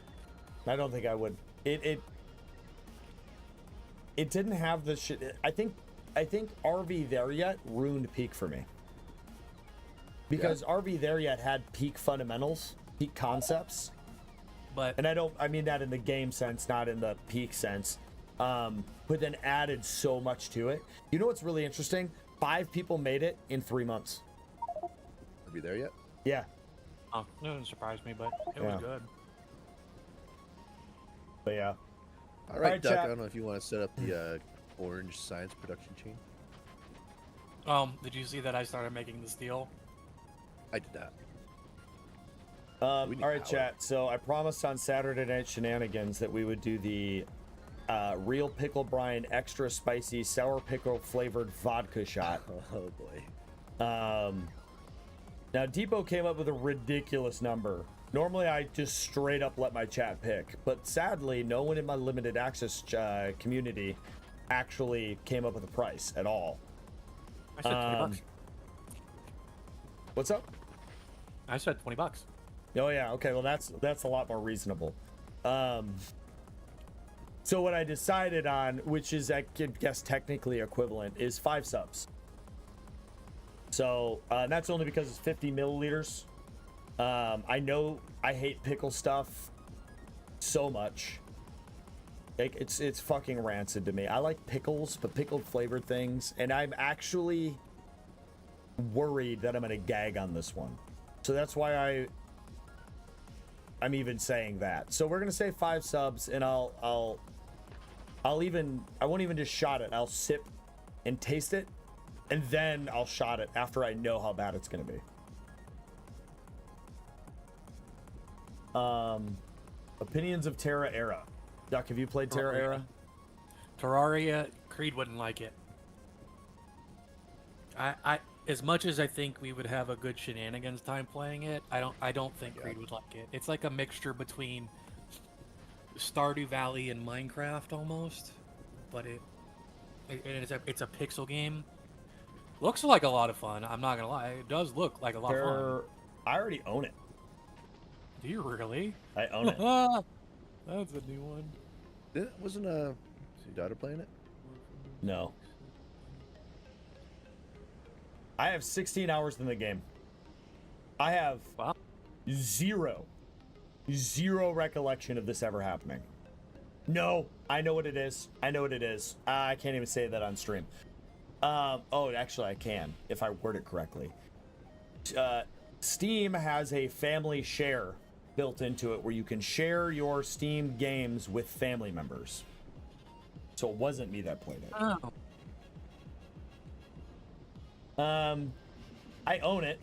So Duck, next time it's just you and me, we can try it. There you go, chat. On sale right now? It's $4.99. Oh yeah, it's $10 regularly. So it's not it sounds like a lie. I'm just kidding. Hey, Creed. Oh, hey, by the way, everybody, Builds and Beats, I fucking gotta look it up again. All right, Duck, I want you to try this. AEGIR. That guy in chat on YouTube. AEGIR. How do you pronounce that without looking it up? AEGIR? Aegir? Or Aegir, depending on whether or not he is intent on using the, I can't remember the name of it, but the A that looks like it's bent over and it's connected to the E. Like if you meant be pronounced as an E, though? It's Aegir. Aegir. It's Aegir. Well, according to Google, hold up. Aegir. It's Aegir. Yeah, which is what that would be. The Aegir would be the A connected to the E sound. So I haven't had the chance yet to look at any of Aegir's content, but Aegir is a YouTuber, and he was really nice in chat, talkative, seems like a good overall dude. So what I'll say is this: just go check him out. Aegir Builds and Beats. Maybe you guys like him, maybe you don't. I can't advocate for him or not, other than the fact that he seems like a good dude. But hey, check him out. Sounds like a lie. Terra Era words. I didn't realize the steam we're producing is 500 degrees Celsius. So we just slap down steam turbines. Boom. Don't even need a nuclear reactor. Yeah. Yep. I was like, hey, low power, no solar, nuclear, and then I'm like, oh my god, this steam's 500 C. Let's just fucking use these. Oh, by the way, Fireflash, I got GTFO for all of the SNS crew for my birthday stream. If the game is good and I enjoy playing it with them, because I'm not playing it until I play with them. I know you wanted to play it with me, so I'll do it. And again, it just comes down to, do I enjoy the game? I will 100%. I will play that game with you, because I know you wanted to. Yep, I will absolutely play it with you, bud. I changed it over to Aegir because I thought it would be easier, but I used to be whatever the fuck that is. Okay? I'll have to come over to YouTube chat. It's A and E combined somehow. And then Yeah, that's GIR. what I said. That letter, it looks like the A is sideways. It's like Old Norse, Danish, Old English.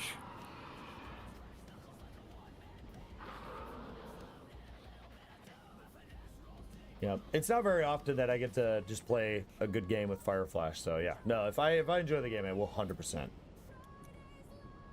Even if I vaguely enjoy it, I'll do a run with you.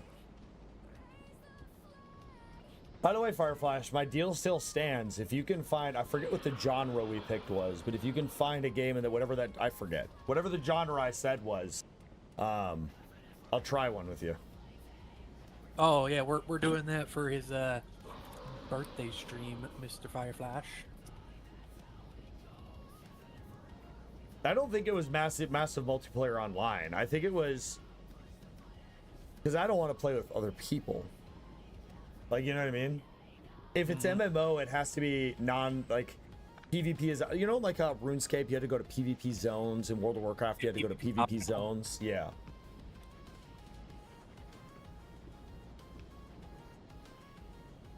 Okay, Ager, do you have a video on your YouTube channel that is where you say that name?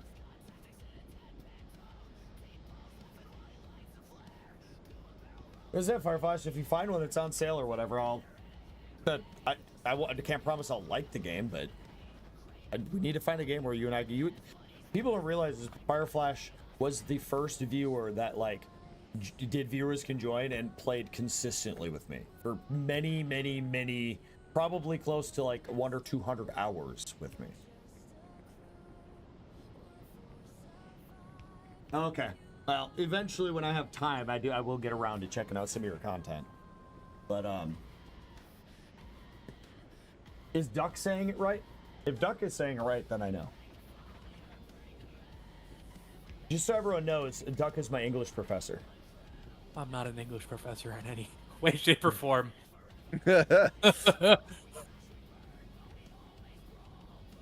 Well, as a YouTuber, are you not supposed to be like, hi, everybody, welcome to, or my name is, like I start with, hi, everybody, I'm CreedHQ, welcome to Command, right? Like, shouldn't that be at the start of all of your YouTube videos?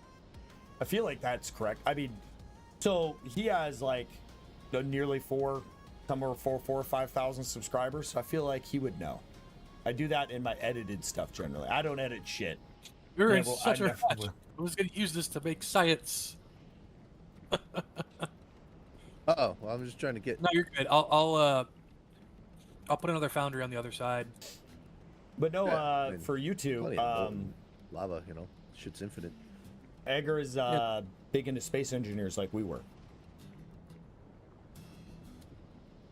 So if we ever come full circle into SE, we might have another YouTuber we can have come join our shenanigans. Huh? I copied something. I wasn't. Oh, okay. You cross the lines and then all of a sudden, boop.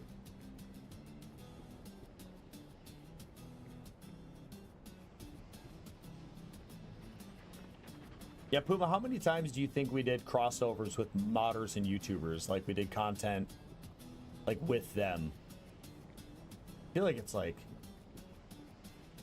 upwards in the dozens at this point. By the way, Ager, did you play a lot of SE? Have you ever used the homing missiles mod? Weapons Core homing missiles mod? It was top charts in the workshop for almost a year. Rocket pods. Yeah. They're a really good mod.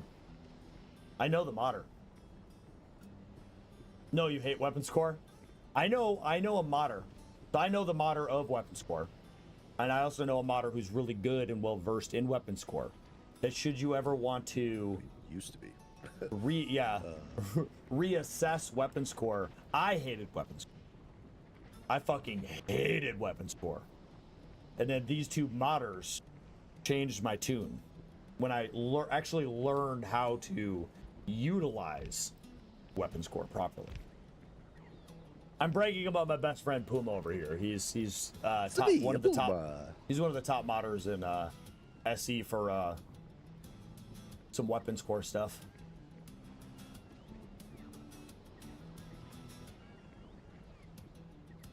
So one of the reasons I did so many different custom playthroughs is because Puma was able to just go and adjust stuff and manipulate stuff.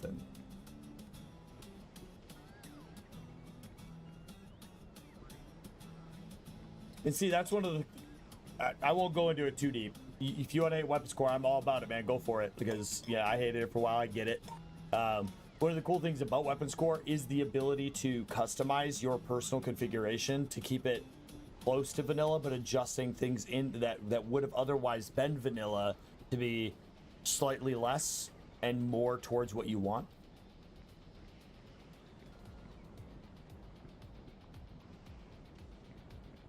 Okay, yeah, I understand that. Nah, man. Hey, it's all good. I just, all this was I'm bragging about my buddy over here. That's all. Because he's a genius. That's all that was. Every time I can pat Puma on the head, pat him on the head. Oh, 100% name dropping my buddy. Yeah, 100%. Puma's dope. I'm going to start name dropping you. You're the biggest YouTuber in my chat.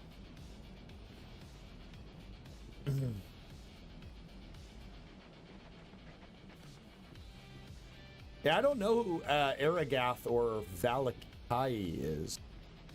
You know who those are? Aragath was a modder who actually joined the SE team. Oh, really? You know, okay, yeah. A lot of the loading screens, those awesome looking fucking space stations. Yeah. Aragath. Okay. Nice. Yeah, the only person on the like SE team that I dealt with a bunch was Zoklov. I haven't really dealt with the other ones. Everything built these days in SE1 is Aragath and Valaka. Okay. Yeah, I don't think I've never like dealt with them personally. That's pretty dope though. Isn't that fun though? I think that's so much fun. Like, regardless of what type of content, like as small as I am, or you know, you're bigger than me, I would say. So like to your level or even higher, like kind of Joshi and so on. But like the SE development team has like in some way dealt with all of us, and I think I gotta give that to them. Like as small as I was, and then up to your level, and then up to like Kanajashi's level or like Splitsy's level, you know what I mean? Like they spread the love everywhere, and I think that's super dope.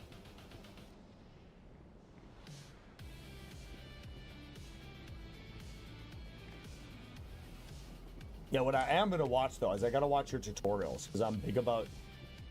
When I played SE, and what Puma did too, is like, everyone was like, tutorials this, how do I do this? And we would always just be like, hey, go check out Splitsy's tutorials or whatever.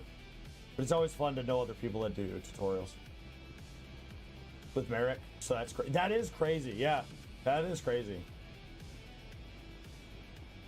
Splitsy who? Listen, there's no chance you're gonna trick me into believing you don't know who Splitsy is. There's zero shot. Not happening. My bud, we have red signs in research labs. Only 2 of them so far, but hey. We gotta ship it back to Novice. Oh, I just made some research labs. Yeah, but you can't use the research without all of the research packs present. Yep. And you have to set up. Now you have to figure out the production chain to get rocket ships going on this planet, which isn't that hard. Let's be honest.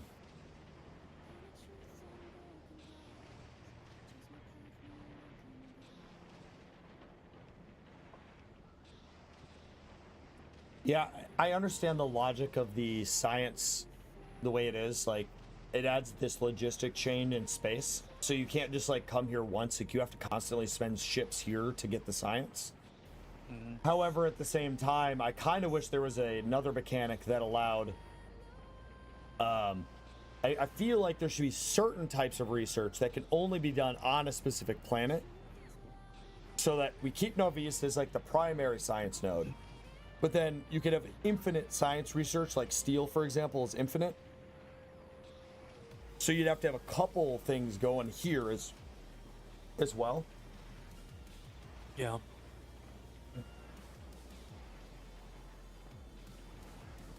I mean, I feel like everybody in Space Engineers is becoming irrelevant because the game is dying off.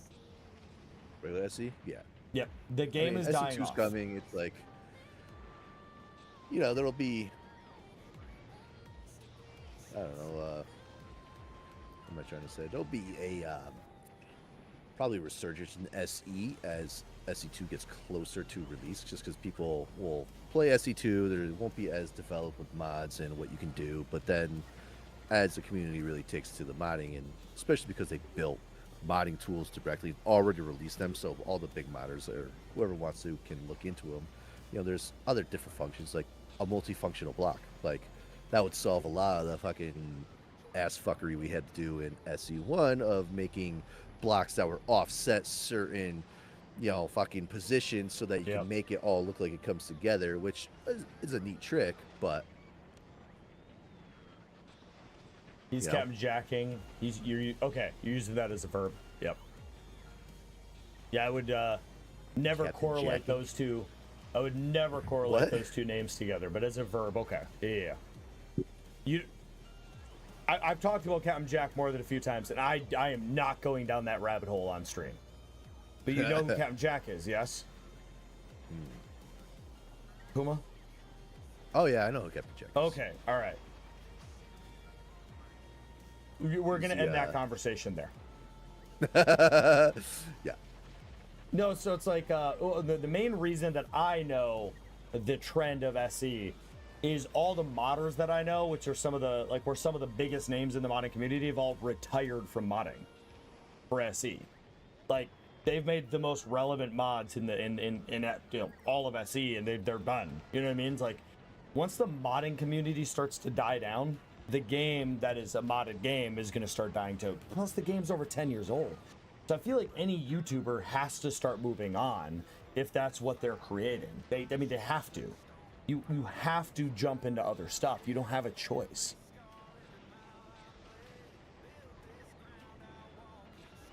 I mean, all I'm going to say on that is numbers don't lie. You know what I mean? Like, it absolutely is. Oh, you did make one that was making pipes. You found a video where I pronounce Agar, and I don't think I allow links. Is there a way? Okay, you're a YouTuber. Is there a way I can, other than allowing links, is there a way I can make you, like in Twitch, I can make somebody a VIP but not give them powers?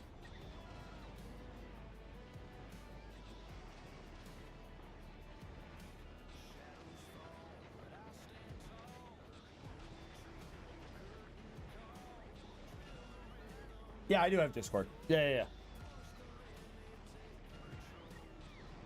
I'm just CreedHQ on Discord. I'm curious, where are you getting the plastic, Puma? Did you set up a production? Oh no, we just had it delivered. Get it delivered, but that's what I'm working on now, is getting heavy oil to light oil to petroleum, and then just use coal to make plastic. See, here's what I hope, though. I hope that where SE1 is right now is, I think where we're at is this like neutral zone where one wrong move will cause it to just completely die out. But I hope they transition into SE2 before that occurs. Oh, wait, where are we generating steam, by the way? How are we generating steam? Over here, next to the calcite drop-off, we're doing steam.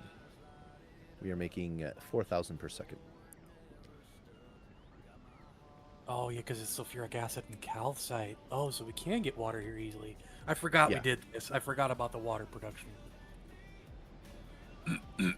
So that makes it a little bit... And I realize the steam's coming out so hot, the turbines are... Out.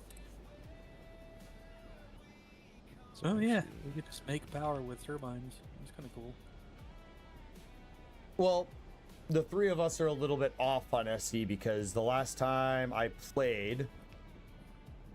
What would have been the last time we played, Puma? What update would have been? June. We played in June. I actually just looked back at this. Our last time we played was June. We were doing that that Spore World run where I heavily edited the map, and then something got corrupted in the save. So. Oh yeah. So when we played, the main issues we had was the Spore World map. That was I remember that one. That was fun. But yeah, something happened. Yeah, we like completely customized a bunch of planets, and by we I mean Puma. And we made I made custom storylines and scripts, and we had data pads. We had an entire story arc, and our ultimate plan was to create an actual SE scenario. But the whole save died, and we couldn't fix it. It was bad. I think we just changed too much shit. But back with that update, nothing worked. None of the spaceships, none of the any of the enemy NPCs, they were just stationary in space, and it was a big broken thing. And I suppose I mean, I'm to understand they fixed that, but they left it broken for months, and that just irked me super bad. I've been dabbling around with the idea of going back to SE for a couple of streams, but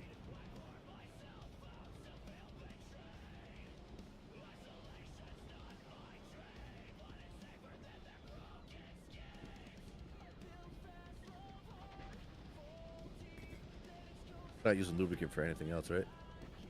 We were using it for the one thing. What was it we were making? I don't remember what we were making with it. We needed it for something. I should have done this right here, because fuck. Was it? I'll have to look up oil. Yeah, we need more heavy oil, because no, it wasn't MES. It was vanilla. It was an unmodded playthrough. I even tested it. It didn't work at all. And that, again, this is months ago. To craft foundries at the beginning.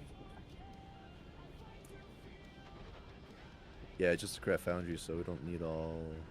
Added 3 of better them out right encounters now. and PCs. Yeah. No, you're right. And in fact, we're almost full. Anyway. It might be worth checking out at some point. And yeah, you turn 2 of them off. Yep. June, July, August, September, October. Oh, so it's only been 4 or 5 months since we played. I feel like it's been a year. I actually am debating on going back to SE2. That was I enjoyed that little run. Was survival experience actually entertaining? Yes. There's significant performance issues that are happening. It's not necessarily completely seeable as much as it's feelable. There's VSync, there are asymmetric filter issues, pairing on the screen. The game says it's running at 30 FPS, but sometimes it feels like it's running at 10, even though it still says 30. You can't edit any of the graphic settings except for setting it to low, medium, high, and performance first quality kind of thing. But other than that, it runs fine. My main complaints right now is I don't think they have the game balanced at all. The amount of mining you have to do just to build one thing seems so out of balance to me. You can go to custom and tweak settings. You can go to custom what? Like there's a custom setting option to tweak graphics.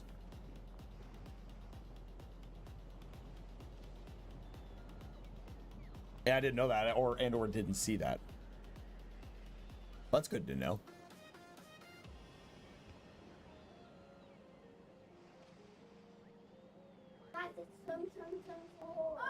Oh, there is. Okay, that's really, really good to know. Okay.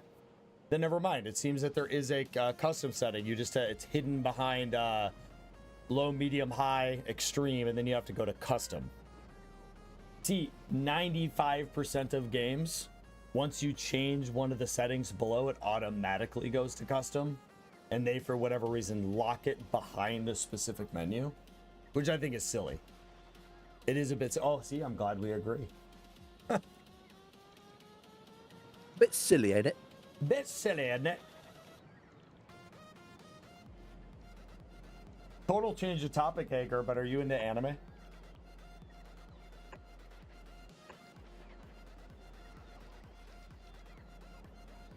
I don't need that much. Just build this shit.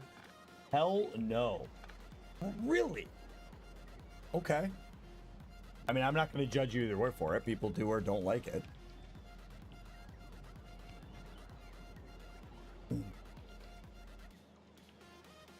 I love that.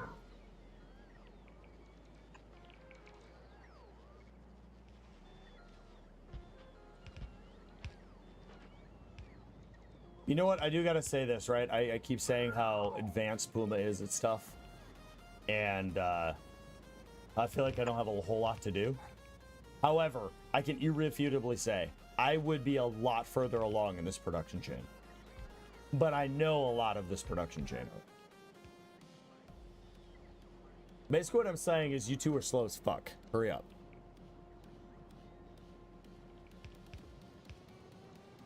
Oh, by the way, I did talk to Roberts in length about the new Tarkov update. And although he does see some improvements and justifications for potentially going back to it, but it's not to the extent that we can justify going back to it. Like, yeah, performance is better. Yeah, the enemy AI is a little bit better, and they added a few bits to some of the maps. But that's about it. I really expected the 1.0 to be like a whole new map, significant graphics and performance changes, a like huge amount of new ammo or guns or whatever, but it didn't seem to be the case. They get asked so much for some reason. I got shamed on my stream once for saying I disliked anime. You know, that stuff kind of pisses me off. Like, I make the joke, like, if you like Fortnite, you're a fucking child. But, like, at the end of the day, like what you're going to like, play what you want. Like, gaming's about being happy, you know, and having a good time and getting away from the stressors of life. You know, like, Duck and Puma, they play with me to hear me incessantly talk for 8 hours, you know? I mean, because you're talking, I stop talking, you know? It's like... Yeah. Well, here's the thing. If I don't talk, I shit you not chat. If you want, everyone say so. I'll stop talking for 10 minutes. And there will be about 10 words said between the two of these people. Well, because I get hyperfixated. Yeah. But everyone's allowed to like whatever they want to like, man. That's like my whole vibe here. Right? Like, go be whatever makes you happy in life, man. I'm not going to shame you because you don't like anime. Now, the only thing I will say, and I'll drop it because you don't like anime, so I'm not going to like incessantly pester you about it, is this, okay? It is another form of cinema with a different art style, right? And another acting style. And at the end of the day, that's all it is. And I think for a lot of people with anime, they look at it and they have this weird vibe about it because they think hentai or they think some other thing. And at the end of the day, it's just a different cinema style. That's all it is. Another way of telling stories. That's all. Now, Duck, I don't know about you, but there's a lot of animes to pick here, but I would say if someone's going to pick an anime to start with and you're a very story-driven person, Lord of Mysteries is one of the best animes I've seen in 20 years. That was such a breathtaking anime. I mean, a movie or TV show. Like, I can't think of any... Game of Thrones. I don't know how Lord of Mysteries didn't, like... That storyline was better than Game of Thrones. It was better than Breaking Bad. It was better than How I Met Your Mother. It was better than, like, anything you can think of the last... Like, that was stellar. An absolutely stunningly breathtaking masterpiece. I'm glad you enjoyed it. I really loved it. Yeah. Like, that was better than Reincarnated as a Slime Dude. Oh, I almost agree with you. I like them for different reasons, though, so I cannot really say one is better than the other. Well, then I'm curious, Edgar, what is your thing? Like, obviously playing video games and making YouTube videos, right? And just so you're tracking, no one at Twitch is talking. You're talking, so I'm talking to you.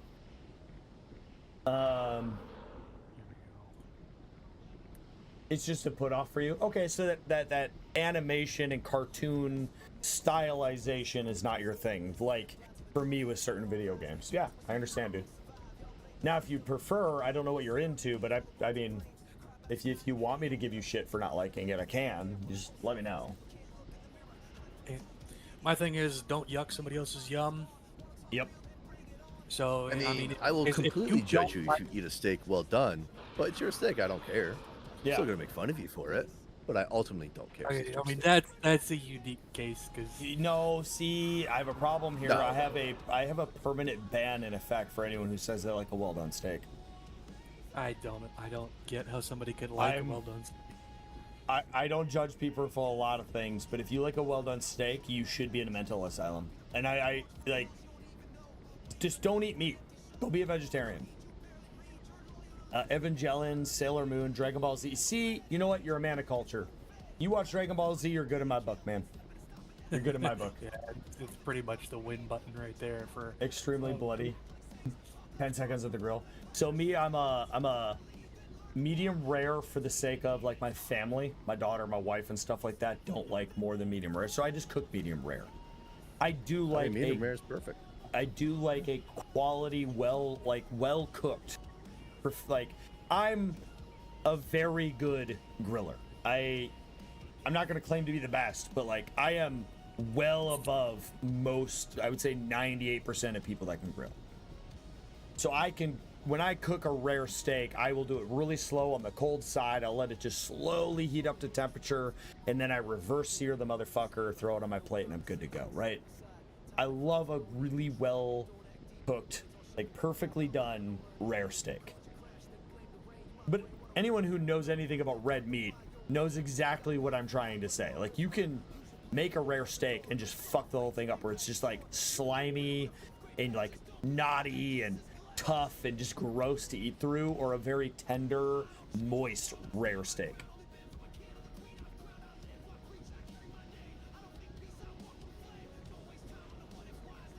Well, you know what my trick was, and I'm sure you probably did a similar trick, and I don't know about Puma too, because Puma's a chef, by the way. Continuing to pat my buddy on the back. I like, my wife was medium. That's all she would eat. And so what I did is I did medium, but I would like literally drop it by 2 degrees every time I cooked it for her. And eventually we hit that 128 degrees and we hit that medium rare territory, right? So I just slowly brought it down and let her actually taste how the steak got better as it was slightly less cooked. And that's how I got her to that. I will say that that's probably, I mean, my favorite kind of steak is probably medium rare. Like that cusp between the two, where it's more medium rare than medium, but still close to medium-ish, but medium rare. So you like it not quite fully medium rare, but not medium. Not quite medium, but I like it medium rare. Okay, like so I like it on the upper side of medium rare. So you're 200. You're 200 and no, sorry, you're 131 to 132 degree internal temperature. That's what that is, by the way. I only know this because I do sous vide as well, so I know the exact temperatures for each stage of a steak.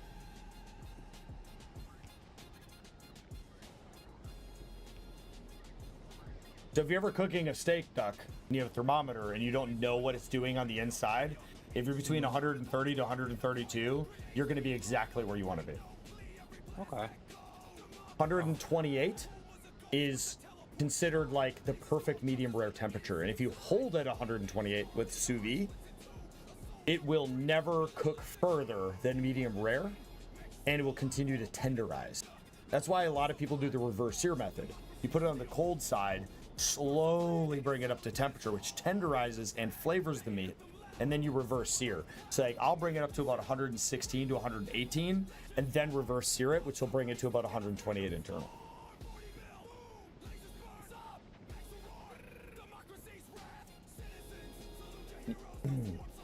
I mean, Puma could tell you way more about it if he wanted to.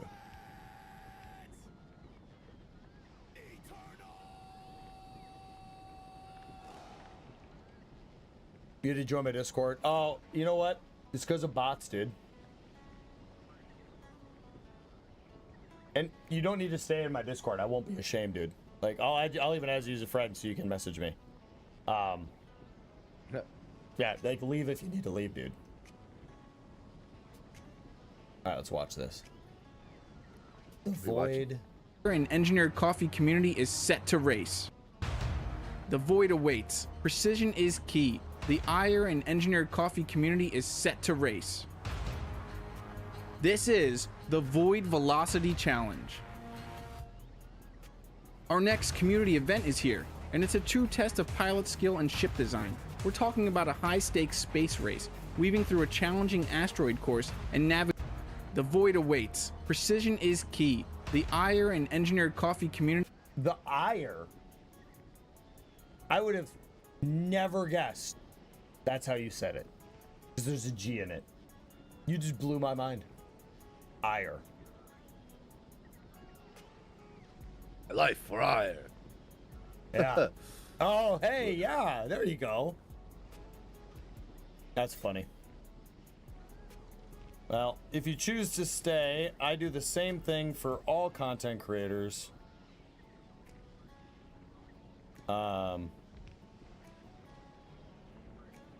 But I give you a Legends role. there you go, ire.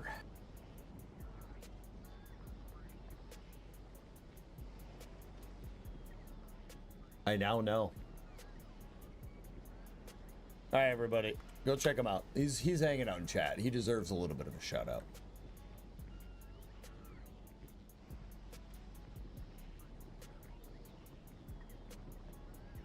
I do very little at everyone's, only when I'm going live or I have an announcement. Other than that, I literally forbid people to do any forms of adding. Especially if you have a Legends role. Like, it's a bannable offense if you at people in Legends. Because, I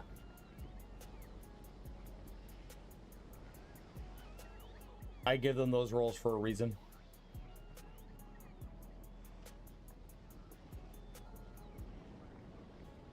I'm a big advocate of networking.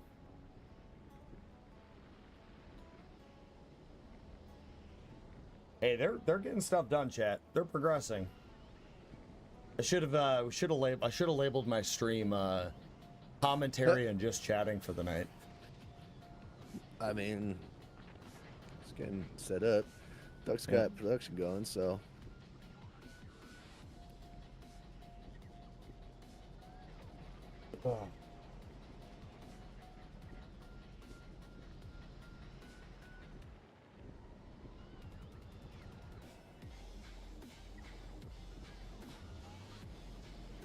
There was probably a pause in production if you were looking for the molten anything. This dude's over here says you can do some sports style commentary, play by play. Listen, now that I know your name, there's two things you got to know about me and may make you want to unfollow and unsubscribe to my channels and everything. There's more than two things, but there's two main things. I very much dislike sports. And I understand almost nothing about sports. So I couldn't even tell you how to do sports commentary. And number two, Duck, how would you say this? I wouldn't call myself an abrasive person, but I'm just like a brutally honest, like, you know, like my personality. I don't know what the word is for that. You are abrasive without context. Okay. I would definitely think you're abrasive without context. Abrasive without context. There you go.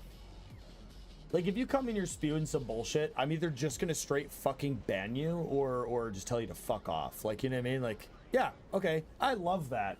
So see, this is why he is my English professor. Honestly, we have a lot in common. If I didn't have the context of knowing you, you come off extremely abrasive. Yeah. You know what's funny, though, is you know how many people have come into my community and literally, like, I had one dude called me a hairy ape. What hair, first off? What hair, first off? You hairy ape. 70% of this group doesn't have hair. Oh, I do have a beard. I never mind. I love Puma, but he's balding, too. Yeah, like, that's funny. At a certain point, Puma, you should just embrace the baldness. Yeah, like, somewhat I will. I can grow in hair, but you guys see my widow's peak? I have a fucking W, Chad. Like, because I'm a winner, right? But technically it's an M, but depending, you know. If Puma's looking at me in bed, it's a W. Hey. You've been balding since you were 18. Holy shit, Egger. I don't know, man. You got to be careful, dude, because you're getting really close to territory of you might be part of our new friends group. Bald doesn't like. Okay, you know what though? He doesn't like anime. That's. We got to find the next thing, right? We got to find the thing. Now, to be fair, Puma's not huge into anime, right? So he watches it though, but not huge into it. Oh, now that this is over, I need to watch Campfire Cooking Another World, the new season. Yeah, I watched a few episodes, and it just wasn't. The new season wasn't unique enough to hold me. Oh, that's what reminded me. That reminds me. The only reason I would not recommend Lord of Mysteries for a new person, and this is just a nitpick, is that if you give new people an anime that does not have satisfying conclusions because there's story still to be told, sometimes they'll be discouraged by that. Okay. So because it only has one season and it has most definitely have some cliffhangery things, some new people might be discouraged because they want a resolution to that. My know, that- counter argument is the conclusion of that season, yes, was a cliffhanger. However, if you paid attention, it wasn't even a cliffhanger. They closed out enough that I was satisfied with the ending, but didn't get the immediate, holy shit, I literally can't wait for the next season. It's more of a, I'm very excited because of how good it was. Like Slime did with season 3. Like, they closed out enough, but they left just enough open to get you ready for the next season. Like, I wouldn't recommend Slime to a lot of new people, though. Like, that's a very niche. You gotta like isekai and, like, politics to like it. Like, anime politics. Yeah. Hey, I just fixed it, Ager. I gave you the legend roll. I forgot to give you my general roll. If you didn't have a nose, I'd call you Krillin. I wouldn't be ashamed by that. Krillin's fucking, he's a fucking gangster, dude. Oh, what is... Raijin says, I like participating in sports. See, I don't even like participating in sports because, like, okay, you ready for this? Don't forget your thought, Duck. I played sports PT with my platoon back in Fort Stewart, and they threw a football at me, right? I actually caught it. And that's saying a lot, by the way. I actually caught it, and I literally looked at my battle buddy in front of me, who is technically speaking on the opposite team, the enemy team. And I said, what do I do? And he's like, hand it to me. So I just gave it to him. Because I literally didn't know what the fuck to do. Hand it to me, you dickhead. Like, oh, man. Sorry, Doug. What was your thought? Never mind. I can't remember. I told you to remember it. You look like somebody else on YouTube, and I can't remember their name. Angry Cop. Yes, 100%. Angry Cop. You look like him. Everyone tells me all the time. You know what I'm waiting for? I'm waiting for the day where he somehow comes across my content, and that's how I blow up. Because he's like, oh, look, my lookalike. Well, that's the thing, is if you get his viewers, you're his doppelganger. But to me, he's your doppelganger, you know? Oh, you know what? That's a really good, good idea, Fold. He said, one sport to try is blindfolded archery. You don't know what you're missing. This fucking guy, huh? Right there with you, though, kid. Creed. I never cared for sports. Only sports I've ever participated in, and I used quotations heavily around these two, is bowling and rowing. I hate bowling. Bowling and rolling. Rowing, not bowling. I row for exercise. See, Puma was a sports dude. He played football and stuff, but like... Football, baseball, basketball, yeah, and track. And somehow we're still friends, because all of those people were the people that bullied me in high school. But see, I was getting bullied by the other sports people because I'm a nerd at heart. So, like, everybody was done football, they go home and play Madden and more football, and I'm like, fuck, yeah, but I've had enough football. All those nerds joined the fucking army, and then they got bigger than the jocks. That's always what killed me. So for you got me, people playing Magic, D&D, and all the nerds join the military, and you're sitting around a table with a bunch of fucking 5'10" to 6 foot dudes who weigh like 240 pounds to 250 pounds, like in that area, just muscles, and they're still fucking nerds, and I love it. That's one of the things I loved about the military. So that's what happened to me was middle school into like freshman high school. I was bullied. My bullies followed me into high school because we went to the same schools.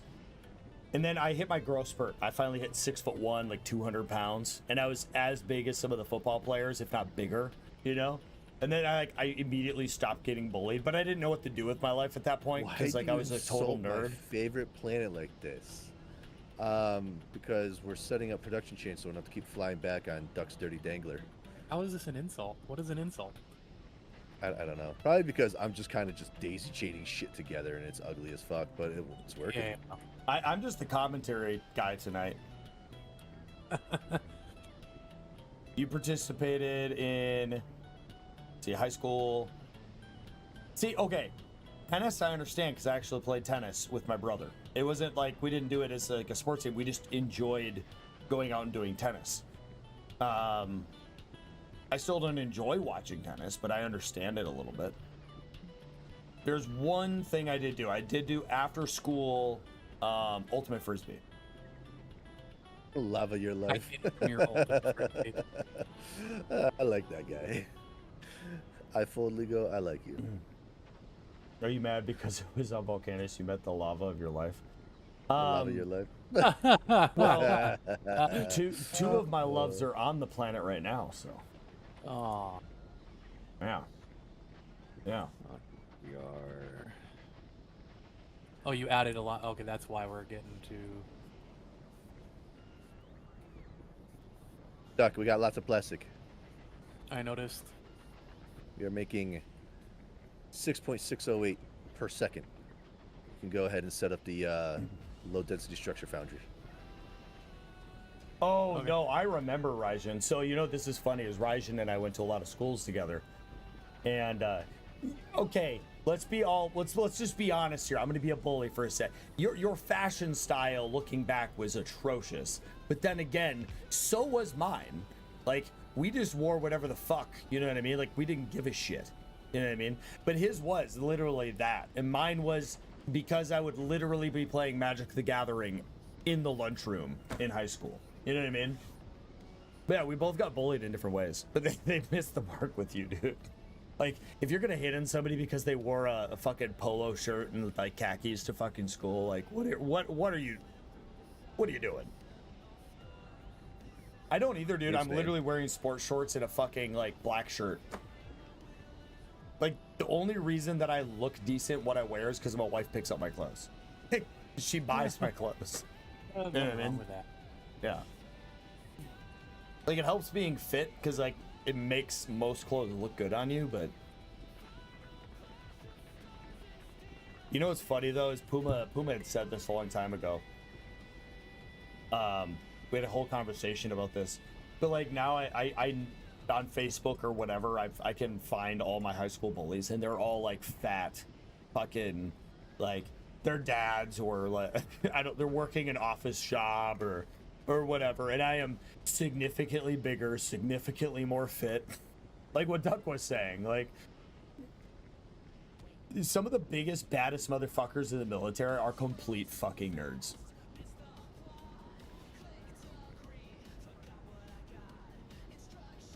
There's nothing wrong with that. I know what you just said there, Bluestone. It's Gleba. Gleba can literally go fuck itself. Hey, all good, Edgar. You have a good one. Thanks for hanging out. Go enjoy the bike building. I really hope it's not Walmart bikes, because that's a motherfucker.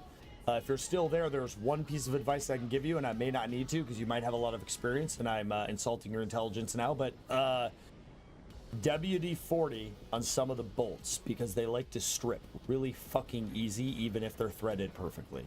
And WD-40 can help prevent that from happening. That does prevent you from using the Loctite. But you can circumnavigate that by literally just doppling a little bit of super glue on the end of the bolt. You're good to go. But hey, have a good one, man. Thank you for hanging out. I really do appreciate it. One of mine did not even make it to high school before he had problems. Yeah. Yeah, that's what the problem was. I probably know the person, Raijin. You and I both left the same school to go to high school. Like, we went to different high schools. Like, we both left the same fucking school. I don't want to say the name of the schools, but, like, you know what I mean. We both were in the V1 and V2 together.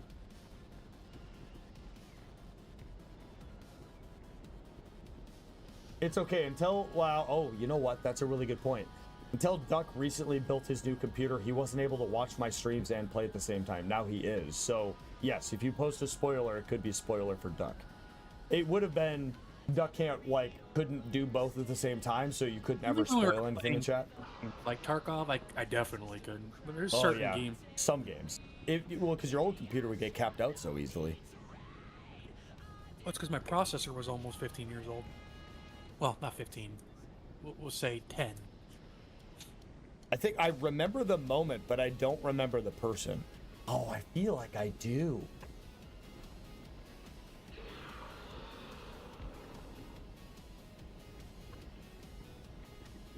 I feel like I fucking do. I bet you if you described him to me, but I'm getting... He was bigger on set, like fatter. Like a round, pudgy face, but like... Get a very traditional bully body style, like a fat bully kid's body style. And I want to say he had shorter hair, like maybe an inch. He didn't like have long hair or anything like that. And I also feel like he had brown hair. We could be remembering just some different people because I vaguely remember him being a bully to me too.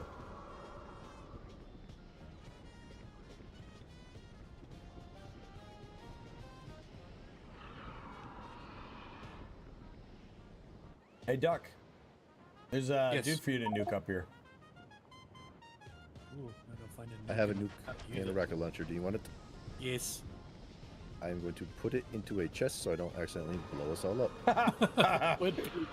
Why? I literally. I would Did have you to see my reset. screenshot the other day? I literally did that. I Yeah. was fucking around and I forgot I had it in my inventory. I hit the spacebar. Boom. Blew up one my thing- entire base. Had to reload.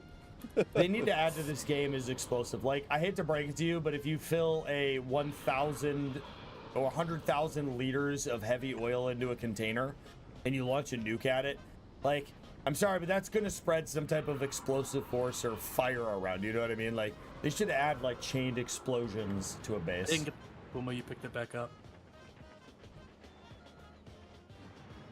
Hurry up. That worm is going really I didn't grab it. fast. No.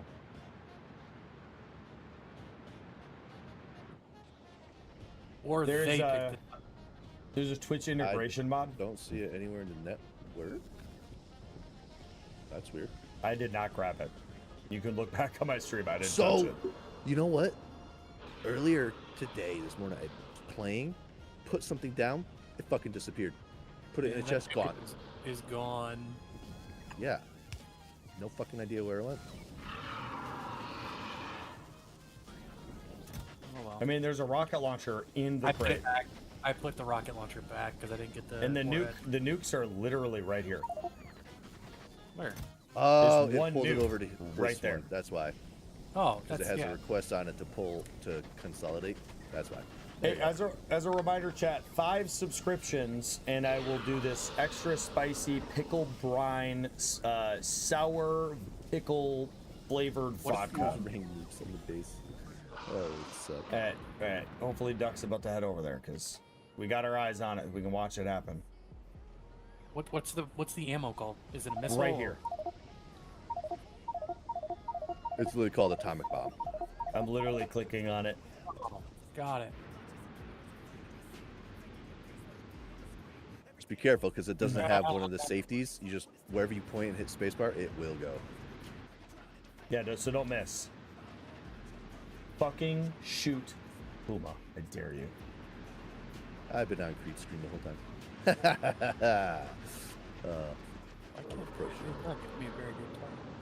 Just fucking send it, man. Yeah. Oh, now we created a lava lake right in the middle of our pristine building area. But I knew that was gonna lava lake a happen. lot closer, and we don't have to like go all the way to the. Oh yeah, we could pump that into the system. You It's could. closer. See? Look at positivity, chat. You can also trap the players in a spawn of trees. You know what's really pissing me off? The word trap. Why? Why? It is now a, from my understanding, it's a transgender term. It's not just the word trap anymore. And as such, I mean, there's a high most- likelihood that both YouTube and Twitch are going to make it a word I can't even say. So I won't be able to say, hey, we're playing 7 Days to Die. I'm going to build some traps for the zombies. I won't be able to say that, potentially. I don't think so. I don't think so either, but there's plenty of fucking words that Twitch and YouTube don't allow you to say that are absurd. You can't say them. And you know that's true. Yeah. Do we have any of the whatchamacalls, the pads, launch pads? I don't know. I'll send the shit back. I got it. No one fuck with it. This is my job. Give Creed something to do. I need something to do. Let's see. We don't need any more of those, though. Do we need any more modules, or do we still have plenty of modules over there? Let me look. We have 38 production, 48 efficiency, 50 speed, so we'll probably need more production and speed. I'll just bring 100 of each. All right. Anything else that you can see in the inventory? Just do a quick check and let me know.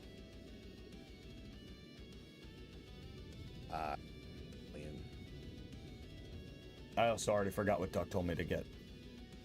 The rocket launch pad.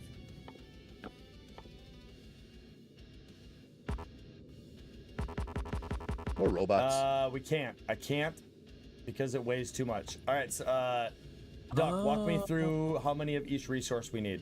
1,000 concrete, which we can make over there. What else? We can make everything here. Concrete, steel, processing units were got spinning up. Okay, right. But if we don't have a current production chain for it, I can bring it so we can just get one built. So what do we not 1,000 actively steel, have? 200 blue chips. Hold up. Okay. 200 electric engines. Okay. And that's it. We got everything else. We got pipes and concretes. Okay. Let's see. I'll bring you more blue belts and blue everything. It's getting dangerously close to saying something that's almost suggestive. I'll bring more drones too. Didn't we discover we couldn't say traps on Twitch recently? No, we discovered that it's a banned term. It's not banned for a streamer to say, and I can allow it if it's 18 plus. The lunatics have taken over language. What politic corrective alternative exists for? Here's the deal. But like, Go I ahead. don't know. Go ahead, Puma. I would say it's just like it's like the small percentage of time somebody's gonna be using it in a derogatory sense, and then just like 99% of the time it's just You just the actual muted word. yourself. Yeah. I know my hand slipped. I was gonna say something, and I was like, "Wait a second, did he just like?" So I have a lot of new rules how I run things here, and we do allow a certain extent of like political talk and other topics. So, and I'm still going to be careful about it because I have a certain occupation, and I have to be a little bit careful. But my views in no way, shape, or form are the DoD's or the U.S. Army's views. All right, these are my own views. Male is male, female is female. You have a penis, you have a vagina. That's what you are. However, I always stand by, live your life how you want to live it. If you believe you are a they, them, a he, her, whatever all these terms, like go ahead and live that life. Be happy with yourself. I preach it at the end of every stream. Be yourself, be awesome. Go do you. Live your best fucking life, okay? I'm not going to judge you because you feel you're something, okay? Do whatever you want to do. Just don't force it onto other people.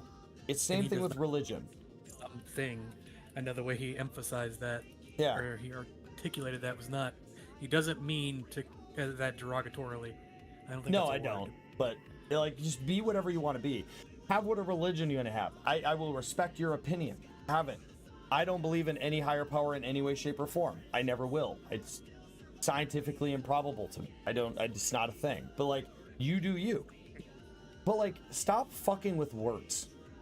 Trap is a fucking word that literally means like a bear trap, like a mouse trap. It's there to trap something into place. It's been a word for fucking, I don't know, probably thousands of years in various different languages. Like, The concept leave of it the anyway. fuck, like, y'all in this Well, world it's came up it's with not like fleek. somebody claimed it. It's a slang. It's slang, and people, it's not like someone's like, I'm a trap and I'm proud. It's like it's something people have made up. Yeah. It's slang, so it's like, I mean, Yeah, it is what it is. Yeah. But the problem is, advertisers and shit, they're very sensitive to anything that can lose them money. So that's what it comes down to, right? That's capitalism. That's their choice. They don't want that to be on their advertisements. That's what they get. When someone's paying the bills, you got to kind of listen to them, I guess. And you know what's crazy is there's a bunch of statistics out there, and I'm not going to give you a specific percentage, but it's all out there. All the percentage, like all the research has been done. It's a fractional amount. It's not even a 1% of the population. It is less than 1%, somewhere in there. I don't remember what it is. 0.7%. Okay, of the population actually fits into those categories, like that have publicly or otherwise fits into that category. So the US population, less than 1% fit into that category, and somehow people are allowing, right? Politicians or otherwise are allowing these changes.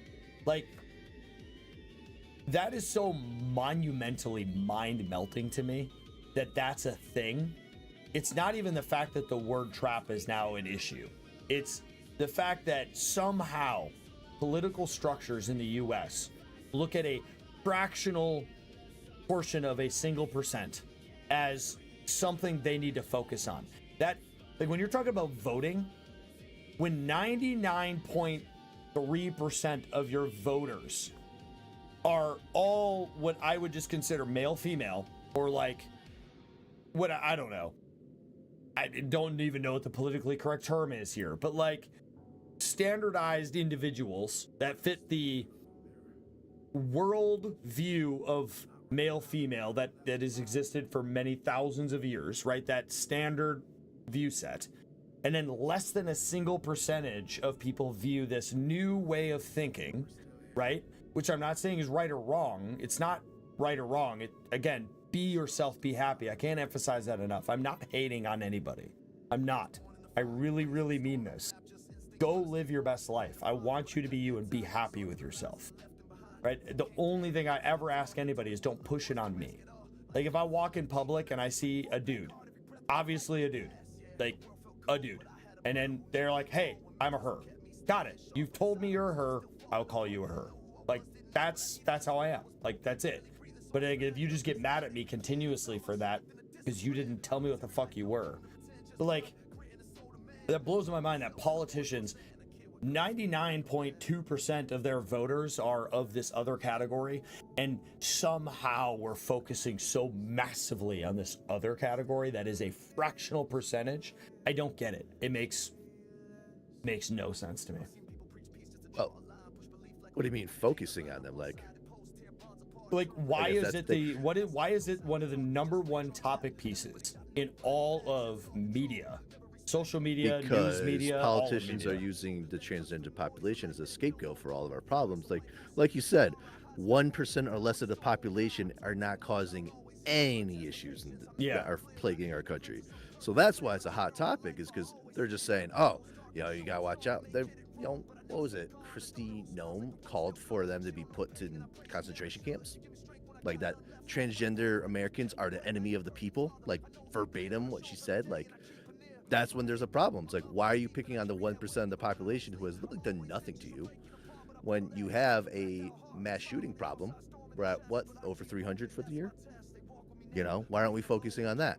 Because it's easier to scapegoat a very, very minor population, has a small voice and can't stick up for itself against the powers that be, instead of solving actual problems, because that's all Congress does, is just dick around, get their pockets lined, and, the rest of us are, left wondering why we're pointing fingers at this very small segment of the population that just want to live their lives peacefully, right? Just like everybody else in America. We just want to be able to fucking pay our bills, take care of our family, and fucking do some nice things. I can't comment on a portion of your statement. Again, there's portions of political talk that agreeing or disagreeing I don't want to touch on, just again, occupation-wise. Right. But like generally, I agree with Puma to an extent. And hey, Bluestone, concentration camps are an American thing. You stole it from us. I'm not even kidding. Native Americans, the Japanese Americans, that's not true at all. You need to go back further in history. It's absolutely not an American thing at all. I'm joking, but yeah. I mean, there's a whole other, with that time in history, No, not even that time. Yeah. It predates the fuck out of that. Oh, Duck. Light oil to dry fuel is better than petroleum to dry fuel. Yeah, but this is. You didn't awaken anything, man. Aren't you? I just got mad about something. You said it. I got mad about it. I awakened. I awakened the duck. Yeah, you'll have to use more light oil to make the petroleum than to make the dry fuel than just using the light oil to dry fuel. Yeah. I'll We should just turn- keep running this line down. Or we should probably go out because there's a big I'll coal patch here. fix it. I'll change it over here. Yeah, no, Bluestone, you're good, man. Nah, I mean, hey. Yeah, you're good. It got me to You stop didn't do anything wrong. hyper-focusing on the build. How's Fulgora looking? I'll show you. Oh, we don't have it. Yeah, we haven't been there yet. We were going to go to Fulgora first, but Creed decided that we should come to Vulcanus because at the time, me, Duck, Depot had not been to Vulcanus. And that was, So, yeah. And that's it. And that was last week. Yeah. The veto wasn't, yeah. Yeah, in my playthrough, I chose Fulgora first because I was like, go Vulcanus, go Vulcanus. So I'm like, I'm going to go Fulgora. And Yeah. honestly, I like that choice because of the things I unlocked there. And I'm like, these Well, are really and cool. here's the problem. Puma would have been stuck in my boat. Puma would have been stuck in the boat of... I would have been yelling at him a lot because he'd want to do things because he knew Felgora. Woo! And it's like, Off on stream. I don't want to ruin Duck's experience of the game in any way. So Vulcanus was the best option for both Puma and Duck to be able to do things. I'm not going to be able to do a lot yet, so it is what it is. When you see Felgora, you'll be shocked. Yeah. Literally. Literally. Yeah. Hey, reminder chat, we have the 5 subscriptions and I do the extra spicy real pickle brine sour pickle flavored vodka. It's gonna be terrible. What if I like it? Oh god. It'll be like a revelation of my life. Felgora really strikes you? No, I get you, man. I mean, I can see that. Bzz, bzz, bzz.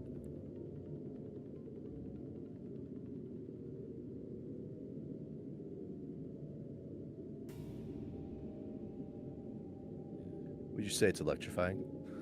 I would. You know what's funny too, though, is I dabbled just a hair into when I went there the first time. I just went. I don't know the science, so I just asked ChatGPT. I was like, "What would you realistically need to do to be able to actually capture and harness in a lightning bolt from the sky?" Right? Within our current technological levels, we can't actually harness an entire electrical strike. Like we can create a lightning rod and like get a fraction of it, but like we can't. Like it's not a thing. Like there's not even materials that can withstand that force. Which is wild when you think about it. Like all that energy just already exists here that we can't even harness. I'm sending all those things you requested down.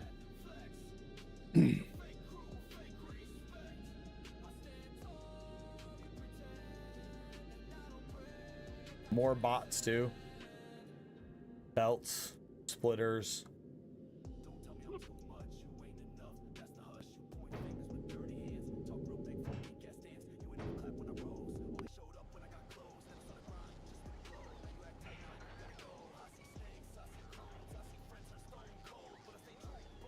Ugh. I mean, it's wild to think though. Like if you could harness and capture the total sum power of one lightning bolt. Actually, well, you know what? Let's go down this rabbit hole. How much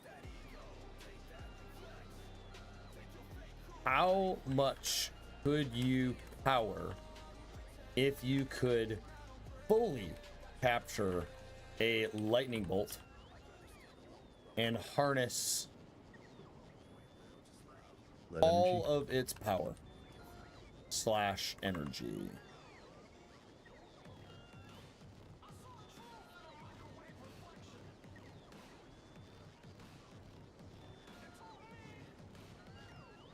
It's a lot, but not city powering a lot. Okay,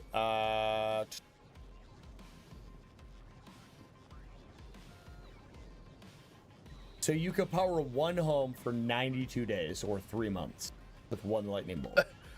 With one lightning bolt. And think about how many happen Yeah. in a fucking storm. Yeah. So the Wild. gotcha, power versus energy. So Right. the instantaneous power is absurd, and the ability to capture that is what we can't do. If we were able to instantaneously store that power, Right. You Let's can't see. charge anything that fast. I mean, if we had capacitors large that could, enough, yeah. right? Because that's the whole point of a capacitor is it can surge a lot of energy in and out really quickly, but it can't hold a lot of energy. I don't know. I'm not the reason why I'm sitting here streaming a game that I am actually solving these problems in the world. I didn't realize we didn't have any assembler threes. Build a chain.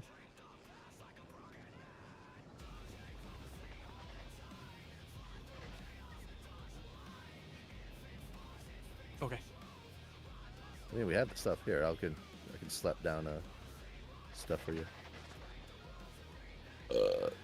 Okay, I said, hey, if a lightning strike hit New York and it was like a medium-sized lightning weather, rainstorm, and we had perfect lightning rods, capacitors, and batteries, how long could you run this city?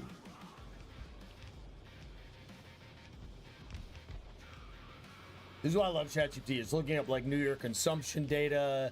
It's looking up like lightning flash rates and severity of storms in the area, and it's like people get annoyed with AI, right? There's this chunk of the population that hates AI. You know how long, if I had enough scientific knowledge, how long would it take me to research all? Hours. And that's assuming I understood energy distribution, energy storage. I understood basic levels of atmospheric conditions and weather and lightning, and I had all this base knowledge before I even started the research.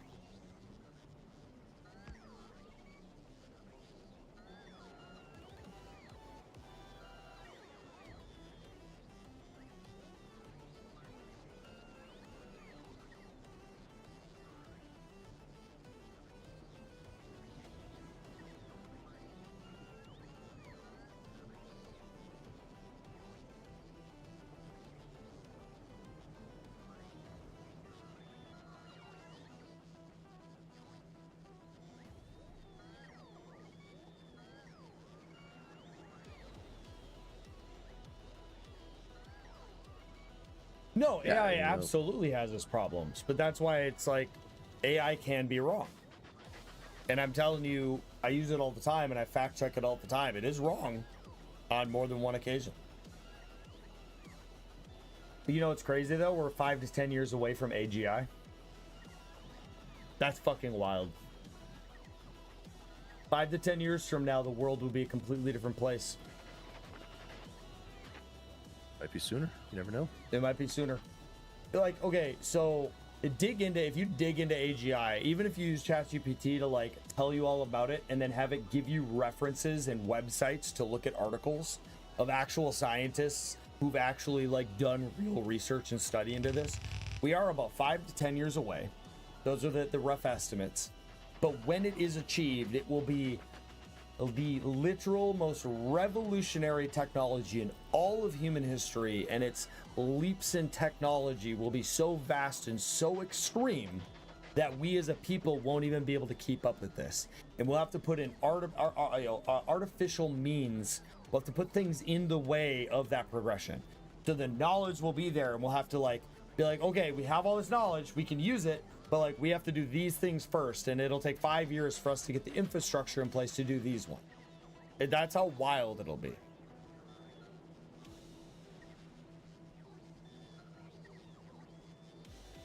Okay, so somewhere.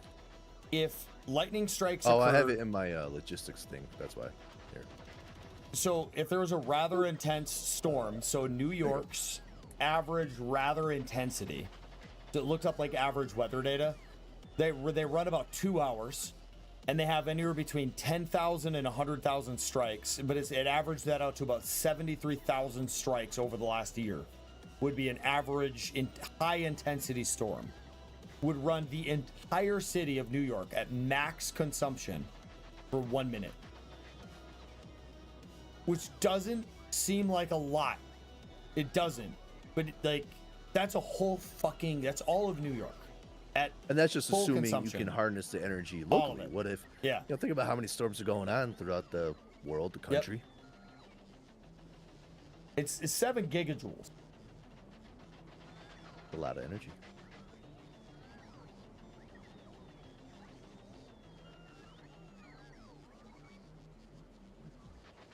I love our hodgepodge together fucking base. Well, no. It's just we built vertically everything instead of like building horizontally where we have more room. So we're just running into everything. Well, Bluestone, we can meet energy Why I demands. started, like, coming down here, I'm gonna put the rockets off to the right here in a minute. I'm pretty sure. No, I need to do blue chip production chain. I think you're already doing blue chips, aren't you? Yeah, it's probably not going to be enough. Well, there's two things. Quantum computing is right around the corner.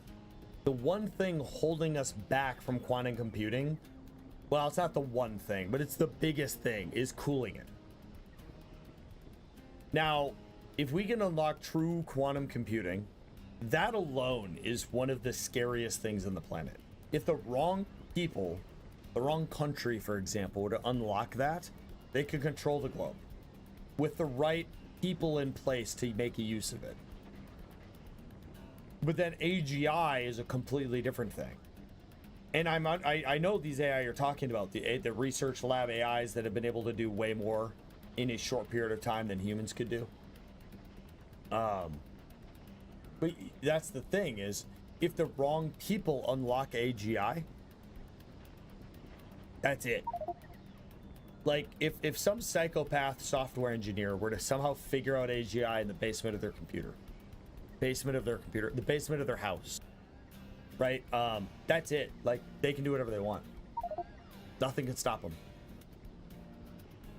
Like, that's where we're at. We're at a point where there's so many different technologies that can be unlocked at any moment in time. Somebody could have a breakthrough. And if the wrong person does the breakthrough, that's it. But the reason I say the power problem is not actually a power problem is nuclear power. All we have to do is get fucking people to realize that nuclear power is not actually dangerous, and all our power problems go away. But everybody just hears nuclear power and thinks it's all bad. It's one of the cleanest sources of energy. The waste product from it's literally one of the cleanest sources of waste ever.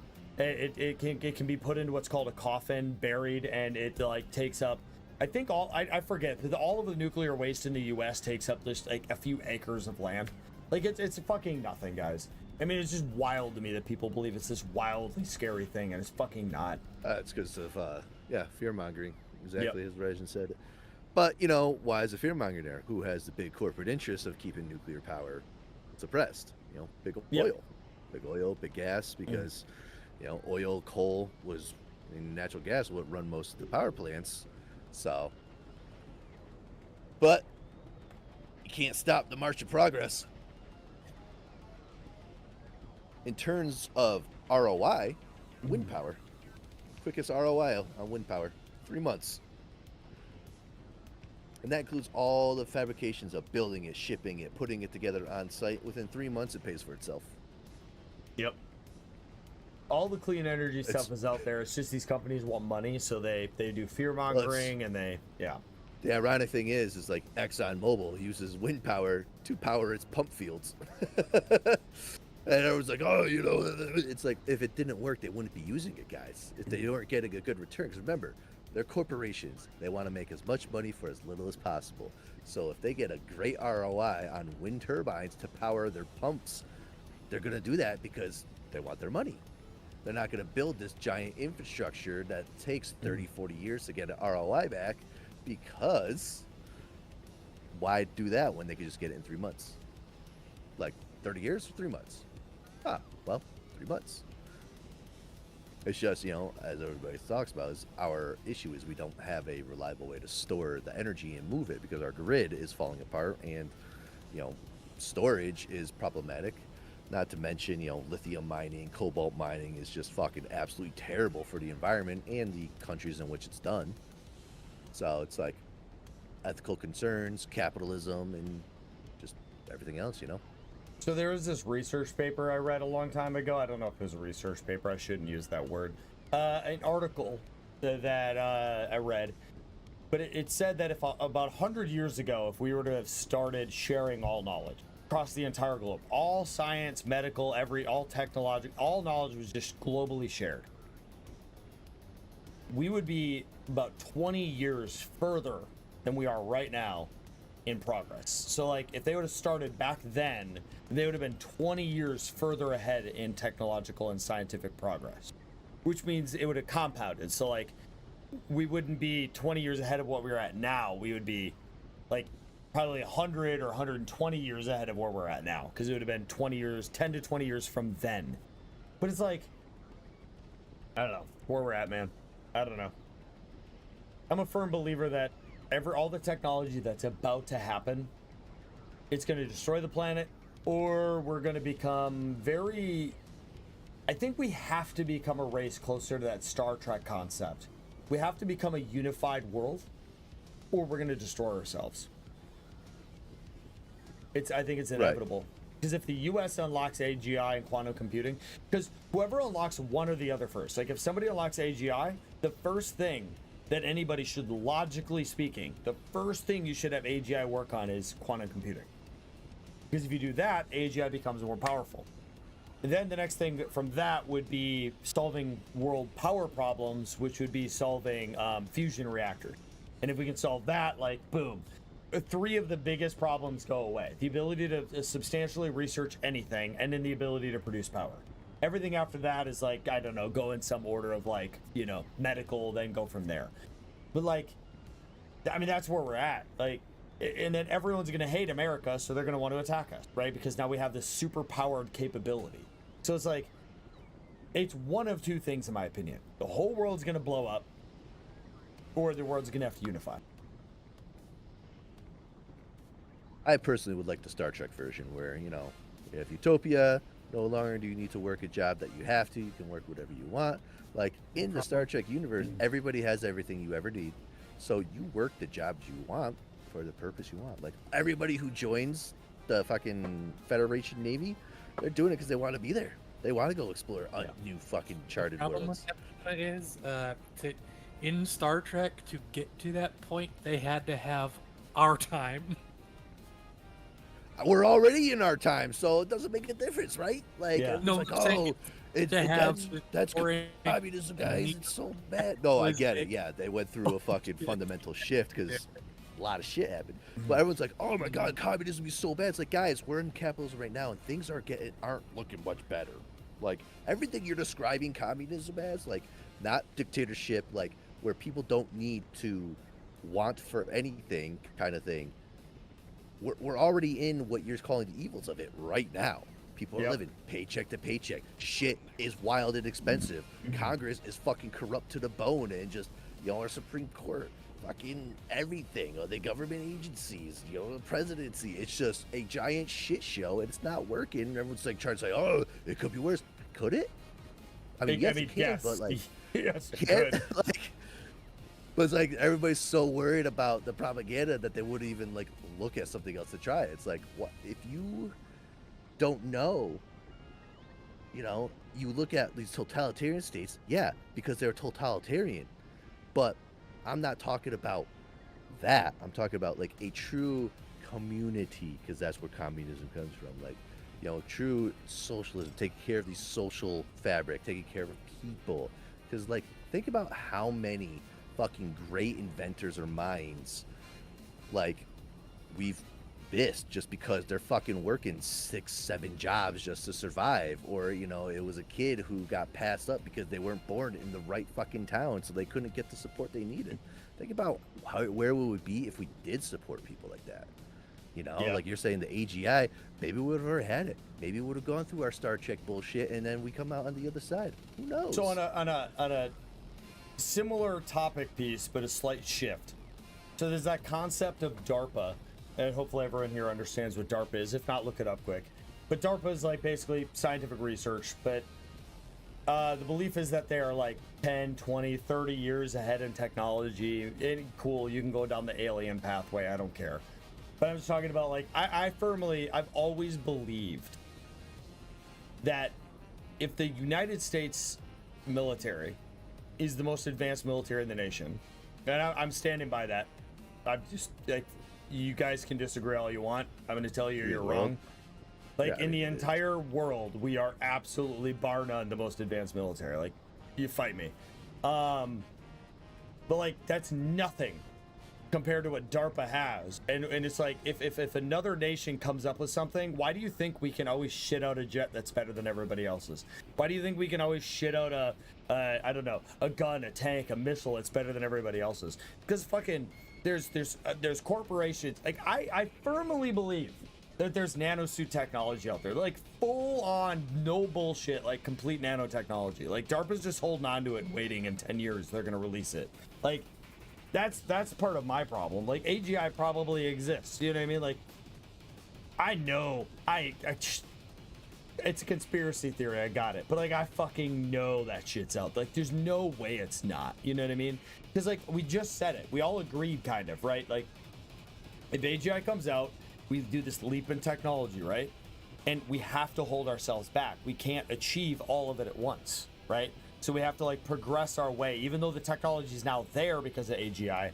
It takes time to get the infrastructure, right? So it's like, we have to have some of that shit already. Like, there's too many examples in the world, the whole world, of, like, this thing happens, and then all of a sudden, the magical thing that fixes it appears. Like, how the fuck do you create that in just that amount of time? You know what I mean? Like, COVID's a great example. COVID comes out, and just a few months down the road, somehow we just have this vaccine to something that's never existed before. And I don't know if anybody understands this, but, like, creating a vaccine is wildly complicated, and it always has been for all of human history. It's like this very complex process. But it's like, there's so many examples of this. So I was like, this shit already exists in some way, shape, or form.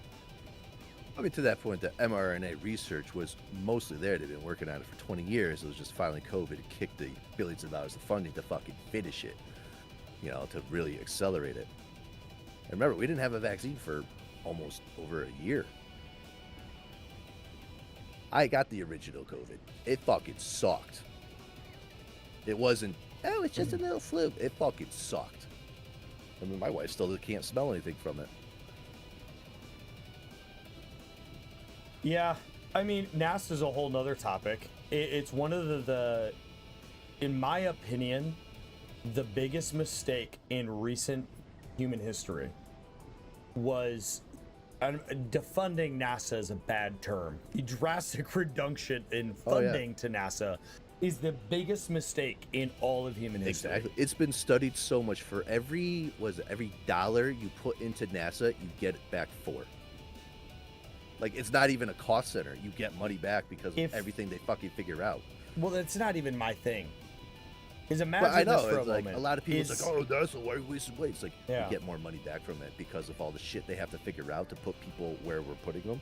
And modern just computer stimulates the technology came from NASA. Like, if it wasn't for NASA's advanced, like, programming study into languages, computer, the woman in NASA Yeah. who fucking invented most programming languages. Like, but it's not. It's you not know? even any of that. It's. We could have literally made a permanent habitat on the fucking moon after the first moon landing. We had the capability back then. We fucking had it. Like, imagine if we did. The dark side of the moon is everything everyone talks about, because what's on the dark side of the moon is a potential fucking ice lake. Like, there's so much you read about it. There's so much about that, right? Like, everybody is racing to get there right now, and we could have done it for fucking ever ago, been over there, and who the fuck knows what we would have discovered, what technology would have been unlocked to try to achieve that. We probably would have already went to Mars. And I just want to say this right now, who knows what we're gonna find on Mars. We could find a new element, we could find life, there's so many different things we could fucking discover. Yeah. The level of that's technology would have been wild. I'll be right back. But yeah, I just looked it up. Yeah. So it's agreed that every dollar we put in NASA brings us more money, but anywhere from $3 to $40. 3 to 4 is like the estimate. During Apollo, it said about 7 to 40. Every dollar we put in during the Apollo program, we got $40 out, because like Hypermeal here says, we have cordless drills because of NASA. Because of NASA. Yeah. I mean, how much other stuff do we have because of NASA? Random access memory. Thank you, NASA. Oh yeah. Yeah, they had to fucking invent shit to do shit. Wild. Yeah, I Run don't remember the number, but it's like 32 bits or whatever the fuck it was, and it was made out of copper wire or whatever the fuck. But it's like the most advanced computer ever conceived to send the spaceship up or whatever. I don't know, man. We should have never defund NASA. It's like people have different feelings about Elon Musk. You can believe whatever you want to believe or whatever, but the dude took a bunch of money, put it into space travel, and created some of the most advanced rockets ever. People said you couldn't make a rocket more efficient than whatever the fuck it was, like 99 something percent or whatever the number was. Like Russia had the most advanced rocket engine, and then Elon's SpaceX program came out with a more advanced one, and everyone was like, holy shit, like that wasn't supposed to be really possible. But it's like, that's my point, is like, if they would have continued the progress, how much could have we unlocked? Oh, I'm not like a super sciencey dude, Bluestone. Don't take the words that come out of my mouth quite like as super literally. Like, that's why I say roughly 90 something percent on some stuff. Like, yeah, ROM. Yeah, like ROM, sure. I just meant like memory as a whole. I don't know all the terms. I'm not like a super smart dude. I'm just kind of smart.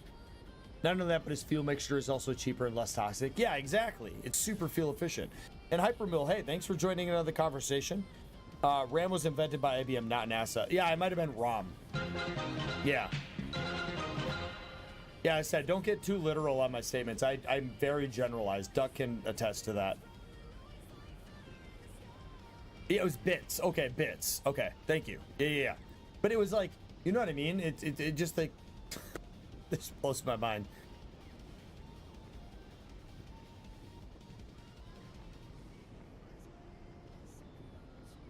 Okay, so I don't want to say I'm necessarily an Elon fan or not an Elon fan. There was a time I was really a big Elon fan, and then recent politics, whatever. The dude is a genius, and anyone who says he's not a genius, I think that you're hiding in a corner. You're not actually paying attention, and you probably just hate Elon and aren't giving him credit. The dude's a genius, and I do very much so believe that he did apply certain intellectual concepts. He's not the one that came up with the rocket. He might have been, but he's not the guy that probably came up with the rocket fuel mixture. He hired the right people, and he's a genius in business. He's a genius in leadership. He's a genius in money. He's a genius in a lot of things, but he does study the sciences.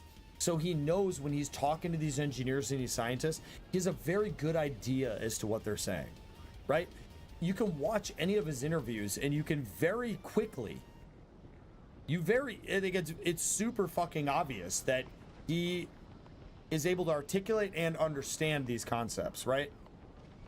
So it's a matter of this. It's again, regardless of your opinions of Elon, right?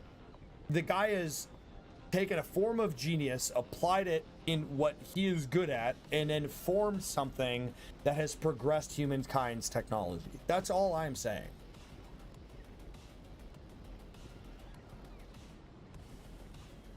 No, I don't think they come from him either, Bluestone.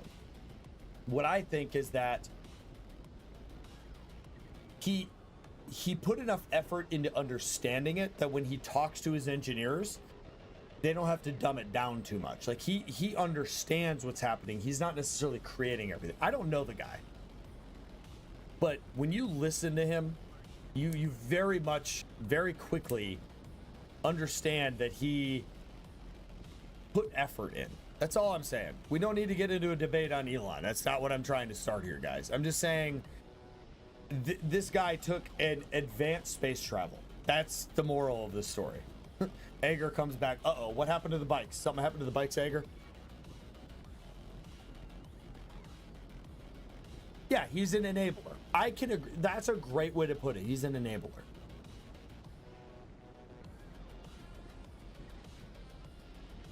Yeah, and that's what I think. I think he figured out a process that works. You know? He created the most efficient solar panels. He created one of the best boring machines to make tunnels. He created some of the best rockets and engines and all this other stuff via hiring the right people and managing the right people. Oh, all this conversation while I've been building bikes. Well, hopefully I have been entertaining you while building the bike. I'm actually impressed. That was only like an hour. Good on you. I've only heard Duck say like 4 words this whole time. Do you have opinions on our conversation, Duck? I can't honestly, in all good conscience, say that I know what you're talking about at the moment. Besides Elon Musk, You've been concentrating really high. Yeah. Well, because I want to get this chain put together. Where you at? Over here? Okay. All I'm saying for this whole conversation is Raijin and I, and for those of you that need context, Raijin is literally my oldest friend in all of my entire history. And we go back to not elementary, we go back to middle school, early middle school. I remember we sat in the bus once, and after we had, you know, one of those old conversation of was, I'm going to attack you with a gun, and he's like, well, I have bulletproof armor, and he's like, well, I'm going to attack you with Excalibur, and I have Excalibur anti-shield. Like, after one of those conversations, I remember very specifically we had a conversation where it was like, what is the ultimate coolest thing, and we had a conversation about video games, and and this is what you can just build one requester chest with a bulk inserter. Oh, yeah, that's a good idea. I remember we had a conversation about video games, Save you and some clicks. I almost identically explained space engineers. And when I discovered space engineers, I remember having these conversations many times, how I had talked about as a kid having a game like Space Engineers. But we also talked about, like, before you die, what, like, cool thing do you want to see happen? You know, for me, it was, all the way back then, it was laser guns, right? And people living on the moon. And I was like, man, if I can see those two things, like, oh my God, I could die happy. And then later on in life, it became also like robot assistants. Like robots capable of doing all these cool mundane tasks around the world would be really, really cool to see. You know, and we're in an era now where we're almost there on all 3 of those things.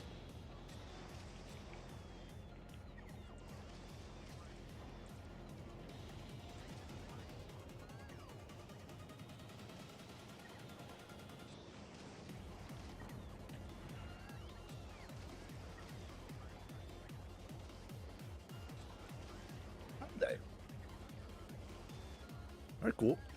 Yeah, it's pretty cool. Yeah, we played SE2 earlier this week, where I met Egger, who, shockingly, you know what's funny is when I randomly meet other content creators, they very rarely hang around. And Egger seems to like me for some reason. Really weird. So robots weld laser weapons and force us to live on the moon. Got it. No, that would obviously, hopefully not be the case. What is your dream, Puma? Like, before you die, right? If you could see 1 or 2 things happen, what would they be? Yep. Ooh. And I don't Doug, know, man. you go ahead and start It's like- thinking. What was the question? if before you die, so let's say you live to a ripe old age of 80 or 90, right? Before you die, if you could see 1 or 2 things happen in the world, what would it be? Like, for me, it's always been like real no bullshit robotic assistance, like a robot that's in your house when you're older and can like assist you in your life. Laser weaponry, like in Star Wars, right? But now that I understand how fake Star Wars is, I guess I would mean more like in the sum of like a plasma rifle, a rail gun, like a futuristic, badass sci-fi weapon, right? Like cybernetics was something really cool to me. Like those concepts, right? Where like if I could die and see those things before that happened, I feel like I've seen the best of humanity before I died. I agree with you on the robotics, like full on autonomous robotics. And I would like to see consciousness transfer. Oh, that's a dope concept. You want to leave a legacy, that's it. Kids grow up, be happier than I am. I mean, okay, yes, I do too. Who doesn't want to leave a legacy?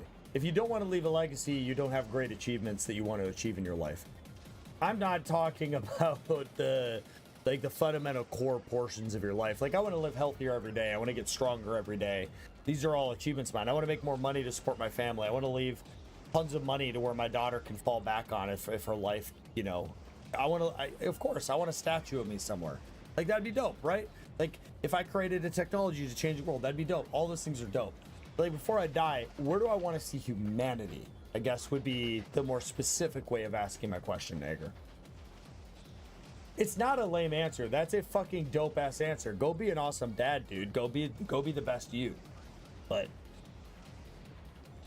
okay, so for Doc, you said like kind of real like robotics, kind of like Alter Carbon. Like, I mean, functional, bionics, and yeah. But bionics would be one I would love to see. Like Close on cybernetic bionics and stuff, augmentation. you know. We That's are. what's crazy. That is not an unrealistic one to expect. what about you, Puma? Have you figured it out? I don't know. You know, it's just such a. Well, keep thinking. We have robot assistants with laser welds help us live on the moon. Okay. Bluestone said, I've never been able to pronounce that word. Kazakh Republic? I don't know. Check. What? Czech Republic? I don't know what that statement's supposed to mean. There's literally a movie series about why full autonomous robots are very bad. Keen Software House and the Factorio devs are both live in Prague, in the Czech Republic. Oh! They're in the same city. Bro wishes for Cyberpunk Soul Killer. God, that's a problem of mine, man. Like, the likelihood of a Terminator event is so miraculously improbable that it's such a dumb conversation people have. Because since the creation and concept of computers, right? It is so easy to program something to not be capable of doing something. And then people are like, okay, but hackers. Okay, sure. That's also a very small percentage. But and Neil deGrasse talked on this a bit. And yes, I don't care. You guys can make whatever argument you want. I think Neil deGrasse is the bee's fucking knees, and I literally live by half of what he says. I don't care what you think. The reason that the Terminator concept is basically impossible just comes down to the core concepts. You can build that into the hardware of a computer, and it's unhackable. Like, you could just build that into the actual computer, and you can't do anything about it. Like, there's so many different ways you can stop things from happening. It's absurd. And at the end of the day, if you're going to create something that inherently has an AGI intelligence, you can build in these hard-coded ways that it can't do it. And he went on, and there's this long, elaborate thing, and there's tons of research papers on this. It would literally take an individual that was like inherently a completely corrupt, nasty human being. It would take an entire company organization to literally have so many security breaches that they somehow missed to be able to allow them to hack into like the manufacturing process of these core computers, for them to somehow make it through an entire production chain unnoticed. It's like, it's such a dumb concept. Like, it's not gonna fucking happen. It's just not. And it's like, it's not. And it's like, Elon even talked about this like artificial intelligence killer concept, where you create AI, and then you have an AI that like watches all AI, and if an AI misbehaves, it goes out and kills it. Like, there's so many ways you can handle that. Okay, so you say if you ever get to meet more of my community, you'll understand why I'm hanging out here. I'm in this more for just building my brand. Content creation is all about the connections for me. Well, I agree with that. Connections are fucking huge. Like they are. Networking is a really, really big deal. And if that's why you're here, that's why you're here. I hope you're here because you like hanging out and you like me. But if you also like me and it matches what you do for content creation, it matches the vibe of your community, and it's a networking thing too, cool. But if it's just strictly networking, then I have a problem with it. But if it's, you know, if we like each other, I'm cool with networking all day, man. I'll advertise for you, you advertise for me kind of thing, and we hang out with each other. It's a whole thing. It can be awesome, dude. I'm all about it. You want to get away from electric cars and cell phones? I'm actually really interested in why you believe electric cars. Cell phones, I think, is a very obvious concept. I think maybe you don't mean cell phones, maybe you mean social media. I don't know if cell phones is an inherent problem. So cell phones is, in my opinion, one of the things that has progressed technology in communication. It's like the creation of the printing press. Cell phones is a subcategorization of the printing press.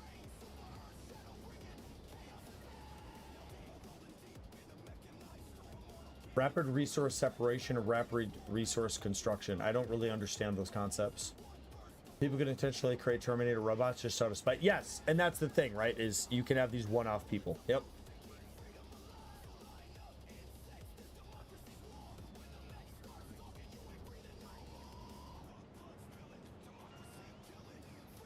Well, Ager, I don't want you to think that I'm meaning any specific thing. I'm really bad with words. Duck calls me eloquent, but I'm not always eloquent. I mean more of a... And I already know you're not here for this, but there's some people that come by just for the sole purpose of advertising for themselves. And then there's people that are here for just like, okay, you're a content creator, I'm a content creator, we like each other's brand, let's advertise for each other. And I'm fine with that. But I prefer, like, I like you, you like me, we could potentially hang out. Maybe at some point we'll even do something together, kind of networking. Like, that's what I prefer. Like, if you like my content, want to hang out here because you like me, and branding and networking as a subcategorization, that's always what I prefer. Then realize we have problems about being too nice to our AI. That's a problem. Listen, if you're an individual who's trying to date your AI, go seek behavioral health. Go seek a therapist immediately. I don't care if that offends people. You have a fucking problem. You have a fucking problem. You have a severe fucking problem. And if you use AI to the extent that you don't do your own research, you don't try to understand the concept of what you're having AI doing, you have a fucking problem. One is you're a lazy sack of shit. The other thing is you have a fucking problem. Like, stop. I mean cell phones. I'm not saying they're a problem, just miss not being able to hold off or be expected to answer someone quickly when it comes to communicate. See, I don't. That's the crazy part. Well, you know what? I don't. That's a thing that I just went down a rabbit hole on. Like back in like the 80s, you know, cell phones are like brand new. In any movie where somebody has like a car phone or a cell phone, they're always depicted as being in such a high stress fucking job, like high demand, that the next phone call could give them a fucking heart attack and they're dead. And people in the 80s all legit agreed, this is fucking wild to be always available 24/7 to everybody anytime. Like, our brains never evolved to handle that. That's why a lot of people are like, I get so many texts and emails and I'm burnt out. What's that called? That's called modern society, bro. Like, we're never back. Remember 20 years ago, even just 20 years ago, you got in a car to drive somewhere, nobody could get a hold of you. You go to work, nobody's talking to you all day. You're doing your job, you're at school, people can't get in touch with you unless you're somewhere and there's an actual phone and somebody calls that place and says, hey, I need to speak to this person. Like, yeah, phones are marvelous, and I'm not going to be giving up my phone anytime soon, but it's just like mind-boggling that when people text you and they want an immediate response, like, you want an immediate response, call me, but like, you text me and I don't respond for 3 days, that's not my fault. That's your fault for letting me go 3 days without fucking picking up the phone and talking to me. But I don't know. Yeah, I feel you, man. I mean, for me, I don't have phone games.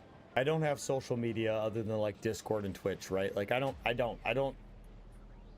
Like Puma knows this personally because we're personally Facebook friends. Like I stopped getting on Facebook. I check his messages like once a month now. You know what I mean? Like I don't do that shit. I don't have. If Puma texts me, I'll sometimes he'll wait hours, which isn't entirely true. Puma's one of the few people that I answer right away, but like I don't. Other than for work, I don't have that need, and I don't think it's a cell phone problem, Edgar. I think it's a societal self-control. It's a societal discipline issue.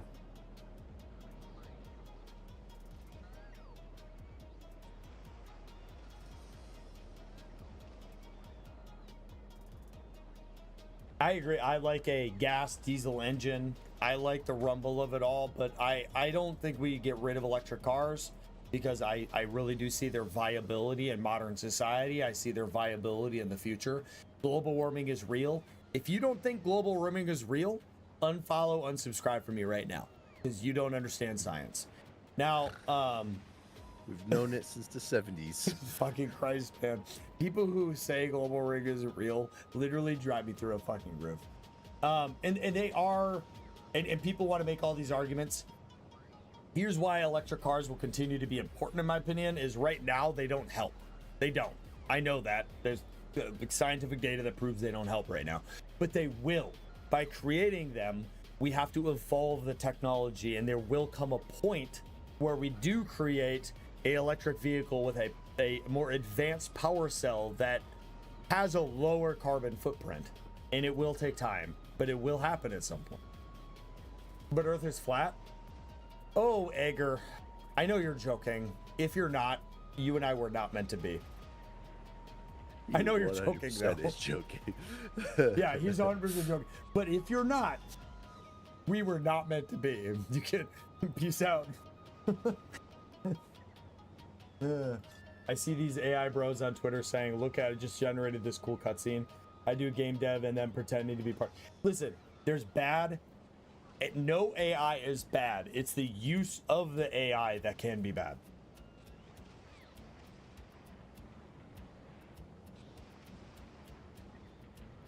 Earth is a donut and the moon is hollow. You know what? The moon's made of cheese, you fucking heathen. I do like to entertain. I like to entertain the idea of the moon is hollow only because we don't have deep scans of the moon. So like, sure, we don't know, but like, I believe in science, and the moon is not hollow, right?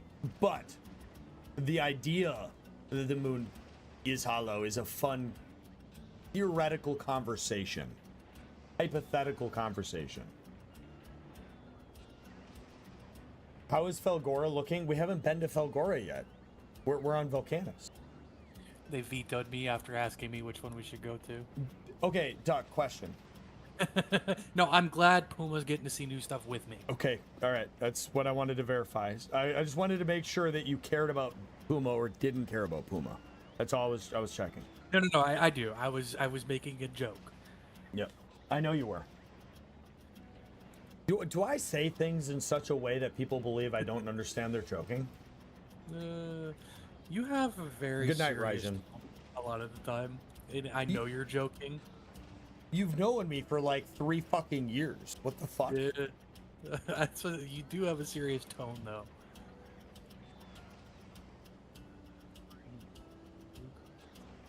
Oh man, Edgar has like a whole fancy Discord setup I've never figured out. Oh god, what do I do?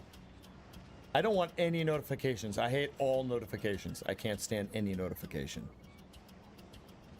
All right, you know what? We'll sign up for it, all of them, and then mute many of them. What platform do you play on? Anyone who plays on Xbox or PlayStation, get a life and then get a computer.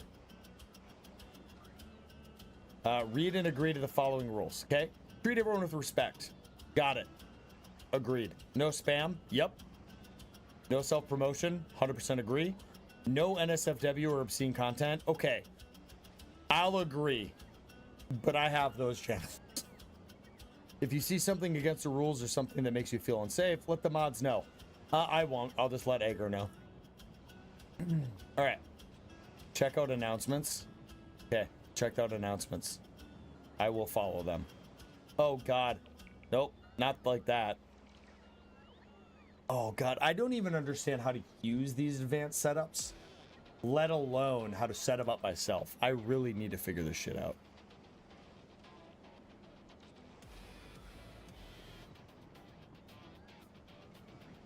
Oh, I can't. I hate pings, man. I hate them so much. I have my own server muted. Think about that for a second.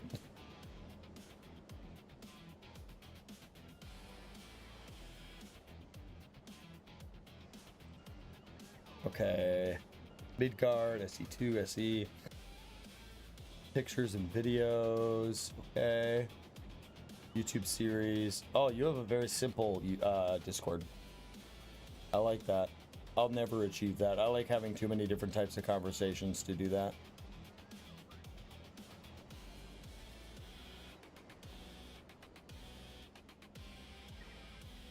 Where's your general chat? I'm assuming that's Midgard. General gaming. LFG. What is LFG? Looking for group. Oh.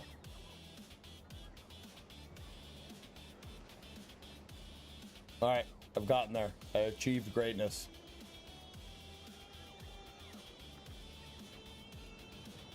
Midgard? Okay. That makes sense. I as soon as I clicked on Midgard, I was like, oh, okay, I get it.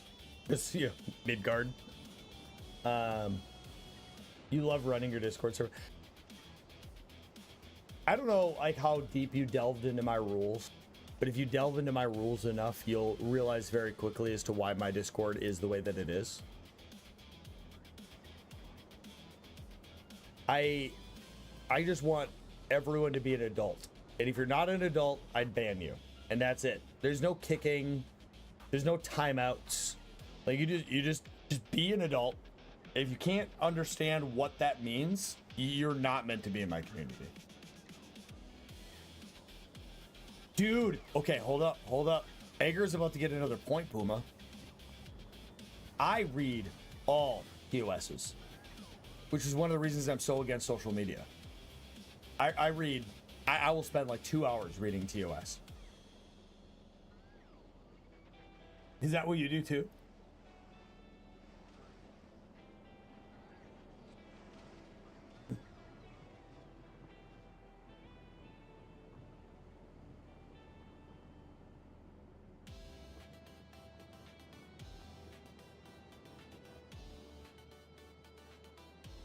They do. I don't know how many people know this, but like Apple's TOS literally talks about how you can't use their operating system in nuclear facilities or in nuclear missiles, bombs, and so on. Like, there's so much random shit in TOS. But Puma knows this too, and Duck. But I talk about this a lot in my community. One of the reasons why I read them is because the privacy that you give up on so many different programs, applications, and websites is scary. And a lot of people don't understand that. Like, if you're on TikTok, you do not have privacy. Your privacy is gone. Like, there's no part of your life that's not on the internet now. Just read the TOS. You'll understand. It's all gone.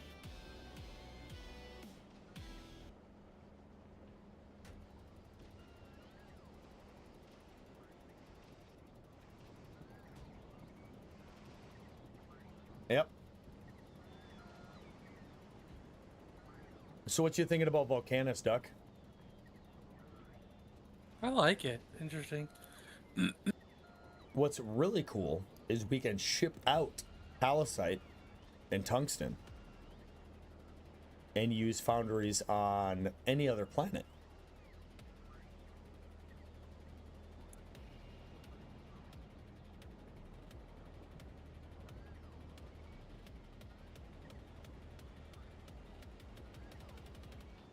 Well, that's the thing is, it's not just TikTok either, but it's like, you know, you just got to generally avoid all of that stuff. And now I will say this, and I'm not sponsored, but I would accept a sponsorship from Aura. A while back, I did this deep dive into what was online for me and my family. Personal reasons behind. We got a problem. What's up? The ship farmed way too much ice. That's a you problem. Somebody else has been running the ship. You said the ship was your job, so I've been leaving it alone. No, I said running it back and forth was my job. Your design. All right. Well, yep. Ship's getting destroyed. You don't have an evac system. That's the problem. Oh, you do have an evac system. I didn't have ice because we were using too much of it. Oh, you have it set to 1,000. No wonder that it's a problem. Well, that's how much we have. We set that to 500. Well, then we need to reset some of them over here to 500.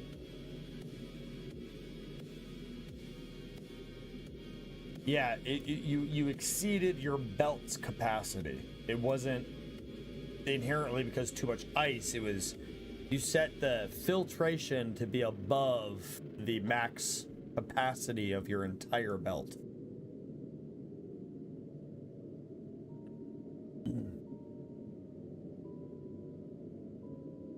Oh, Bluestone. That's not how you do it, though. That's not how you do it. That's not how you find all your info. Just simply searching your name on Google isn't going to get you there. Also, but you gotta... are we setting iron down or no? No, why would we need to now? No, fair. Yeah, we're getting hit by asteroids. Yeah, the ship's going to blow up at some point. It'll be great. No, what you got to do is basically you got to... I got to be careful with this. I don't know. I haven't read into enough to know how deep I can go into this rabbit hole.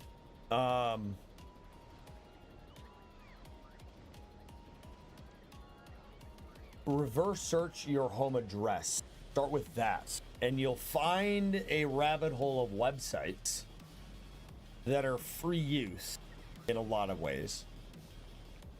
And once you try, like, pretend you're trying to stalk yourself. And once you go to your way and use things like your phone number, your address, you're gonna go down this rabbit hole where you start finding these websites that will have your entire history, your mom's address, your brother's address, your sister's address, your aunts, your uncles, all of their past addresses, phone numbers, past phone numbers, current phone numbers, email addresses. And it's this deep, dark rabbit hole, and you gotta dig. It's not just a Googleable thing.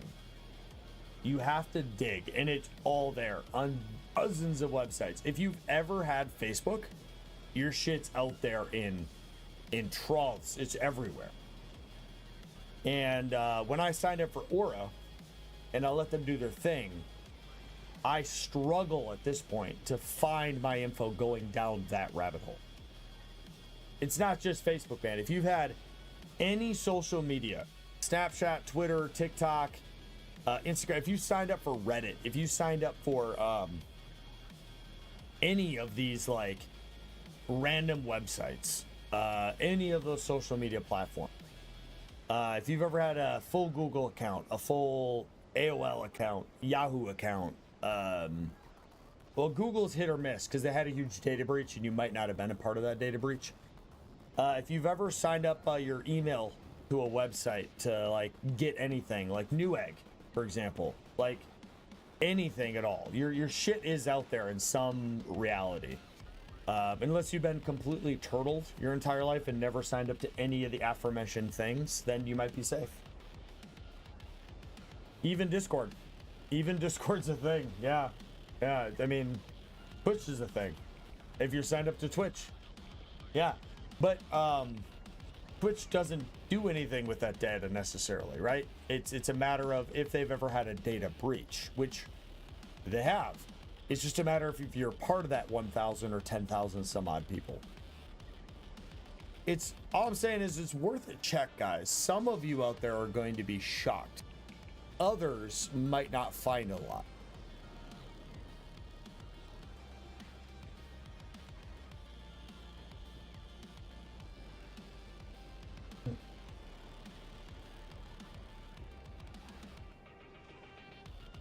Yeah, the only time I will ping another person is if I shout them out. Like for example, you decided that I wanted to share your YouTube channel, right?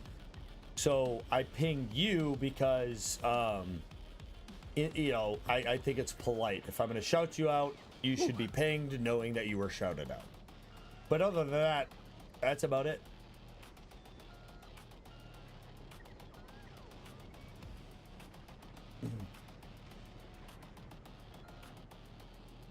I like how we've foregone most conveyor belts here. We're going fairly heavily into bots. I'm a fan. I was doing balls and then yeah, might as well. Try to produce some more. Might as well. Can't hurt. On this planet, there's not inherently the need for conveyors. Like Falgora, conveyors are pretty much a requirement. Yeah.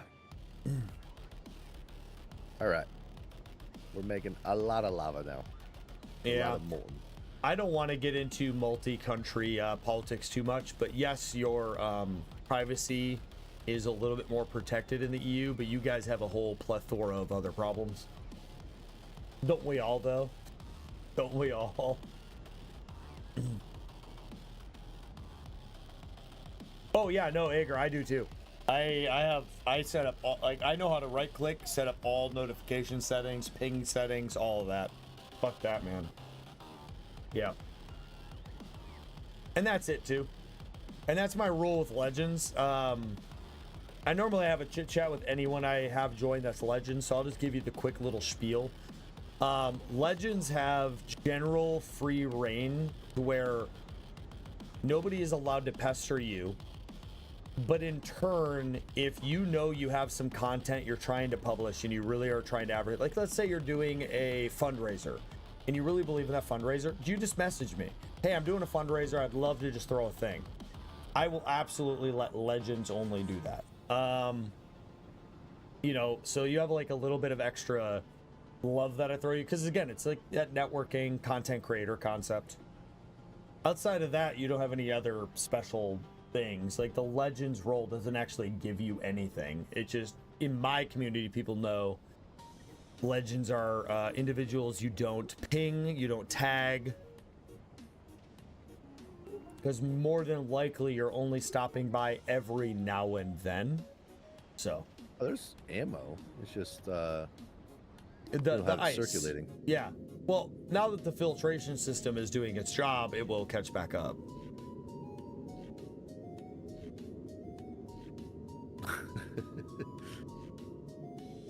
What we don't have now is we don't have space platforms to rebuild, so we have to wait for. Oh yeah, we do. Right up top. The ammo is not crossing over to the other side. You've created a bottleneck. Oh, we can totally. Well, make no, it's space not a platforms. bottleneck. It just the left side isn't using any resources. The mighty Estcaz. Estcaz, ESTCAZ. English professor. How does one say the last part?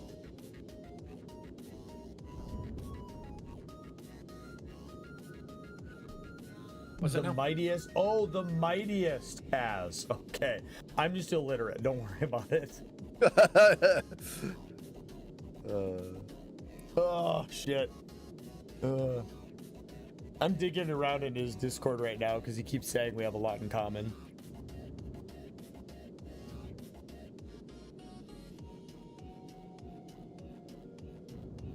Oh, you didn't have to give me a shout out. I appreciate it, buddy.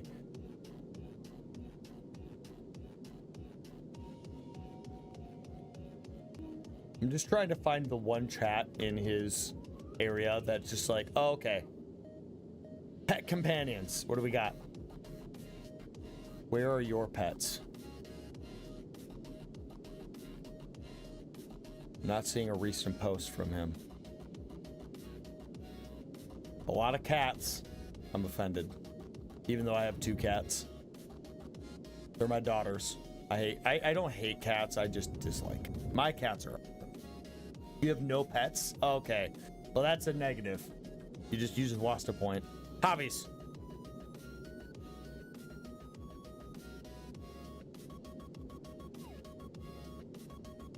don't have the time to take care of them. I feel that. People don't understand, if you get a pet, it's a kid. And if you feel any differently about that, you're wrong. An animal, if you get an animal, it is you should be getting it with the intent of retaining that animal for your entire life. Like, until that animal passes away, and you should take care of it as such. Galactic grub. Okay, so food. Got it. So Puma will approve of that channel.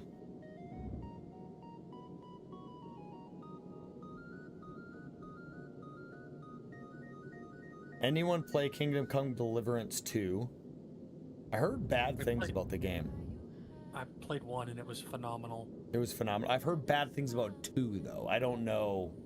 I just heard. I don't know. I haven't played it. Couldn't tell you.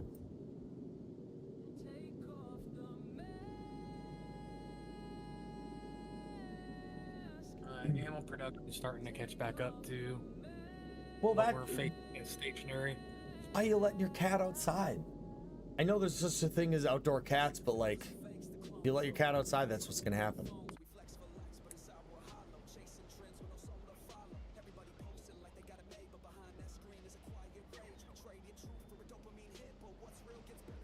Yeah, I'm going through the, yeah, why would I fucking not? If I'm gonna, you know, you was in the Air Force? Nice, man. Hey, appreciate your service, dude. I'm currently in the Army. I'm at 15 years and ongoing.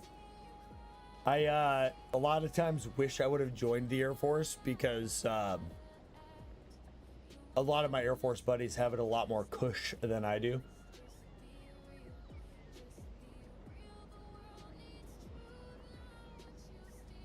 Oh, nice. MOS, I am currently a 74 Delta, which is Seaburn, but I've had many MOSs. I've changed it up a lot. I like learning a lot. I was a 94 Fox Special Electronics Repairman, and then I was a 19 Delta Cavalry Scout. Yep. I don't like to talk too much into my military stuff just because I currently am in, but I don't mind dabbling in the conversation every now and then. So don't feel afraid to ask a question. I'll just either say I won't answer or I will answer. Yep.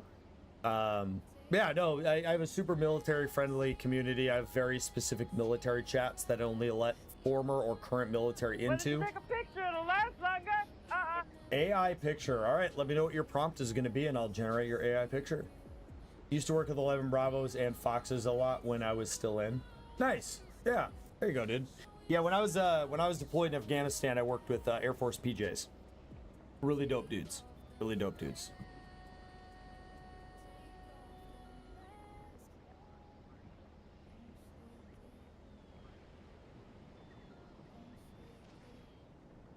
You let chat decide, take a pick. All right, chat. Well, Bluestone has left it up to you guys. So you know what? Let's do this. Let's do this. All right. Ager, you get to pick the AI prompt for picture generation. As long as it is appropriate, you can choose whatever sentence you want or 2 sentences, and I'll just throw that at the AI and let it happen. Very cool. I was a combat weatherman attached to 82nd mostly the last 6 years. Nice. Actually, funny story is we work indirectly with Air Force weathermen. Damn, this is one of those things where I don't really know. I do now. With my current job set, we deal with Air Force weathermen for specific categories of what I do. So I have a very good understanding of what you do. Yeah. We used to work with y'all a lot. Yeah, 74s. Yep. Yeah, you work with us a lot. Yep. You probably know exactly what you do for us too. Yeah. Everything. You should put a text input. I don't, because I let anybody just say 1 or 2 sentences. It's just whatever you guys want. I'm being put on the spot. If I have to do a prompt, it's most likely going to be potato based. Dude, I swear to God, you got like 30 seconds. If you don't give me a prompt, I'm going to copy that sentence you just posted and I'm going to put that into AI. Because Hold on. Where did he say potato?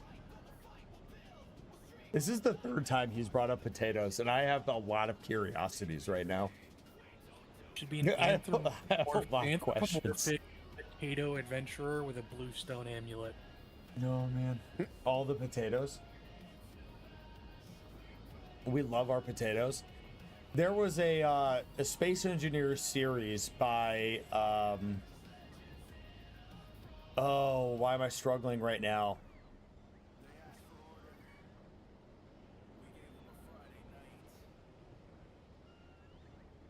What was his name? He's moved on to like that other space game. I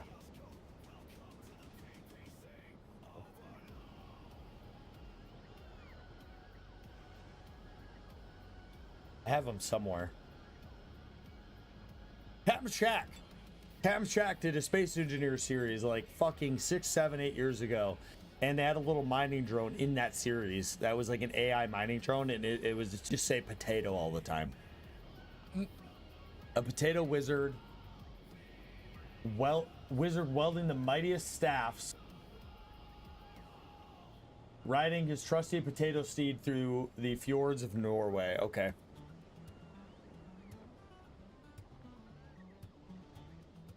I like the direction that went. Yeah. Let's generate it for a widescreen. Let's do a 3x2, just in case it's outstanding and you want to use it for something. This is one of the things that I do whenever you do AI song or AI photo. So I pay for AI song generation, AIs, and image generation. And in turn, I gained the trademark to those. And so if it's really cool, I just send it to the person that made the request, and then you can use it for whatever you want. All right, it's going to take a minute for it to generate. And I'll show everybody what it is. Captain Shack who? I mean, that's it. It's just Captain Shack. It's already done. All right.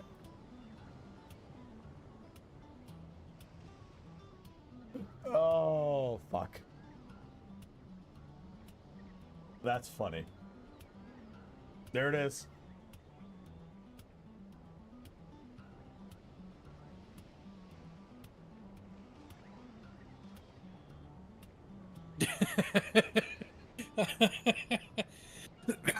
Well, then. Yeah. Oh god, that turned out Oh, so good. man. I'll post No. that. I'll post that in your photos chat for you, man. Where's your photos chat again? Pictures and videos. There it is. That's fucking hilarious. You know what? I might have to do a freebie on this one. I might have to do a freebie song generation for that.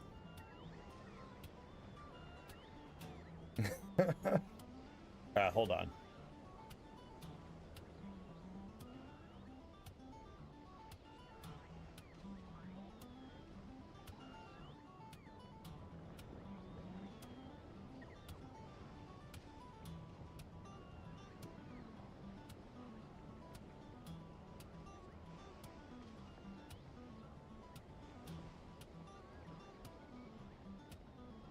All right, Ager. I don't normally do these like completely for free kind of thing, but favorite genre of music. What is your favorite 1 to 2 genres of music?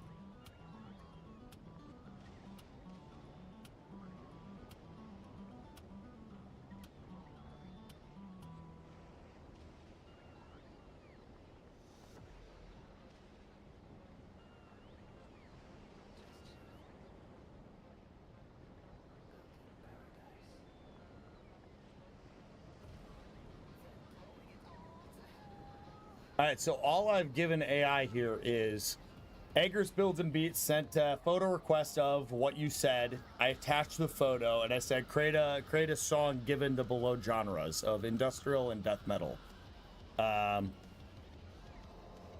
Create a song prompt or Suno. I have a feeling this is gonna get added to my streams. I have a feeling this song's about to be wild. It's called Iron Tuber Ascension.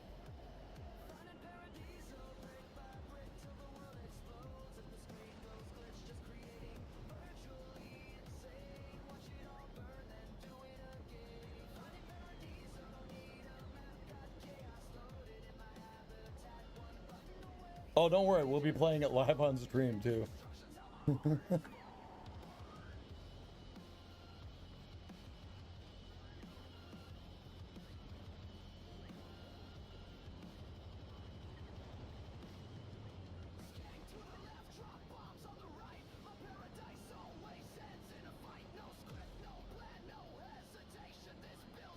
I'm all here for this. This is gonna get weird.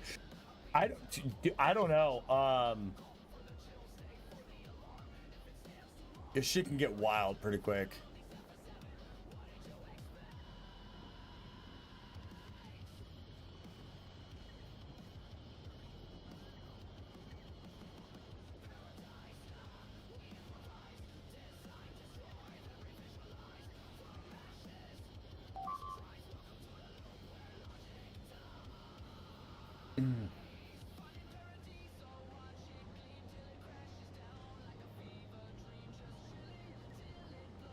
Ready to receive orange science.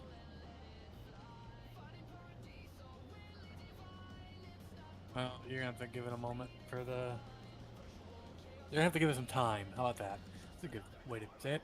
To let the ship catch back up on ammo production because I didn't realize it was. The belt was full, but I think I've got it in a workable condition now. Might want to retrofit the ship next time we get back to Novice. I wonder if that's what it's why it's called Novice. Just because it's novice. It's the novice planet. Oh.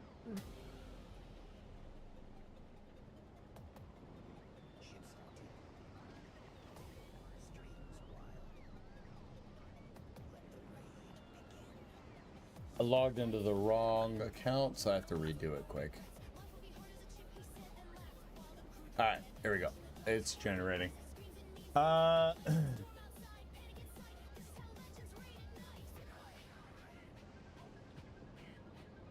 Yes, we have access to tungsten.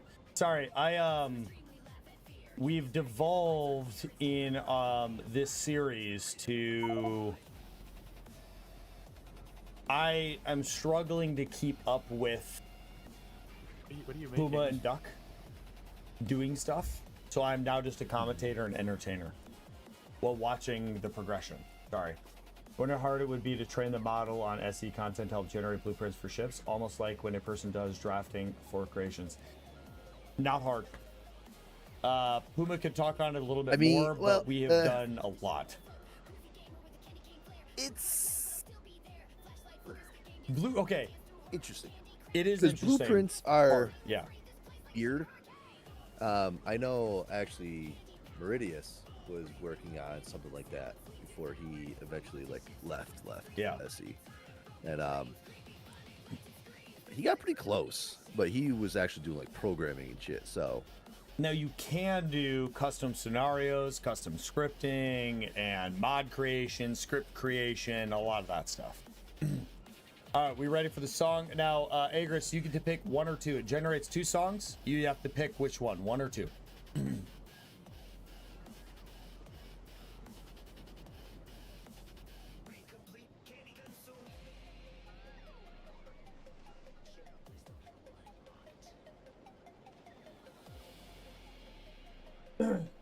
Two. All right.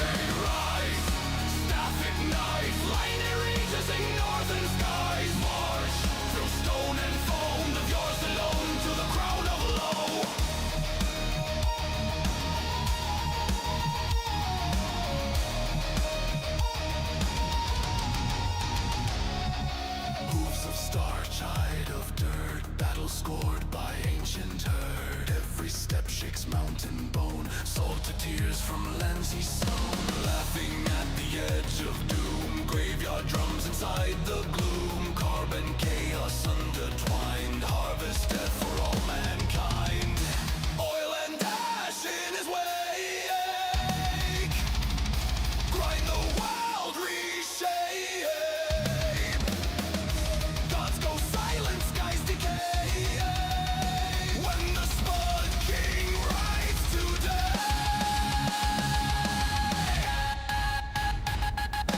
Rise, Iron Tuber King. Rolling death in root and ring. Crush the land, the sea. Potato throne, eternal ring. Rise, staff ignite. Lightning reaches in northern skies. March through stone and foam. The fjords belong to the crown of Lone.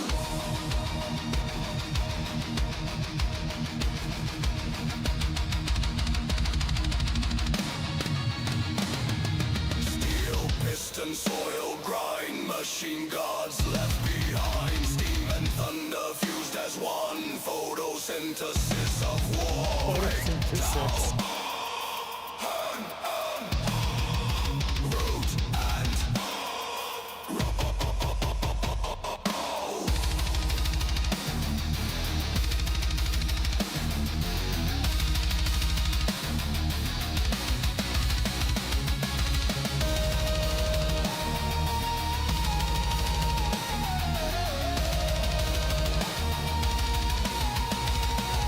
There's like a minute left, but that was dope.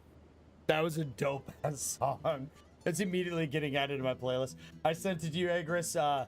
Just to be really clear, I don't trademark, copyright any of this stuff. When I get this stuff from the AI, it is mine by copyright law. Well, specifically trademark law. I sent it to you. You have free to use from me. I gave it to you in Discord. And I stated free to use, so go ahead and have at it. Yes, it is all potato related. The lyrics, I'll post the lyrics too, but yeah, it's like burning soil. It's talking about starch. It's all potato themed. Wow. And what's wild about it too is we can expand on this greatly. Like, we can alter lyrics and go way harder. We can turn it into a comedic thing. It's every song you hear just subtly in the background of my streams are all AI generated. And I know there's artists out there who find offense to AI generated music. I don't want to say I don't care. I'll say that it's a tool that I use because I have zero of those capabilities. And come the day that I have the financial capability to pay an artist to make music for me, I will. I don't have that ability right now. Yeah, I don't. And when that day comes, absolutely I will. But right now, this is what I use, and I'm both on my YouTube and on my Twitch. I very freely advertise that I use AI, and I don't hide it in any way, shape, or form. Oh yeah, no, in no way, shape, or form will I ever lie to anybody saying I have that capability. Nope, not at all. I do not. And I'm very open about the fact that that's what I use it for. That's how I use it, and that's why I use it. I don't give out my music. I don't publish the music. I don't put it on YouTube, any of that stuff. It just plays in the background, and that's it. Full stop.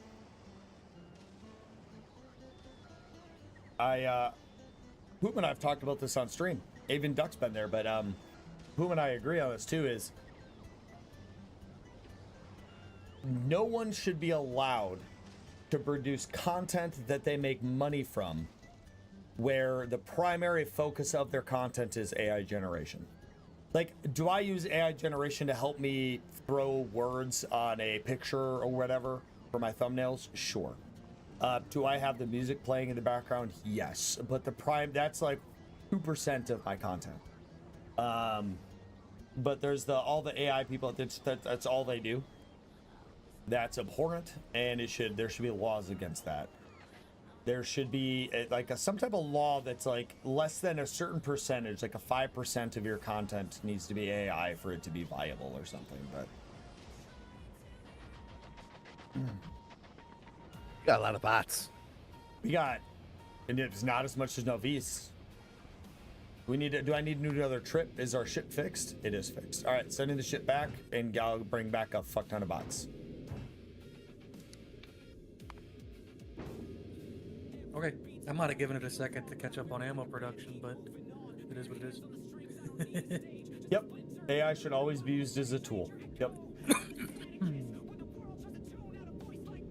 Nope, my AI stuff is more, on stream is more comedic than anything.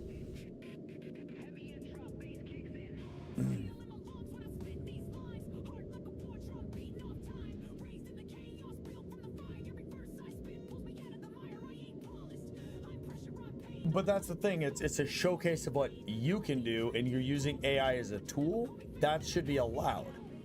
But if you're showcasing what you can do because AI did it all, that's fraud. I don't think it is.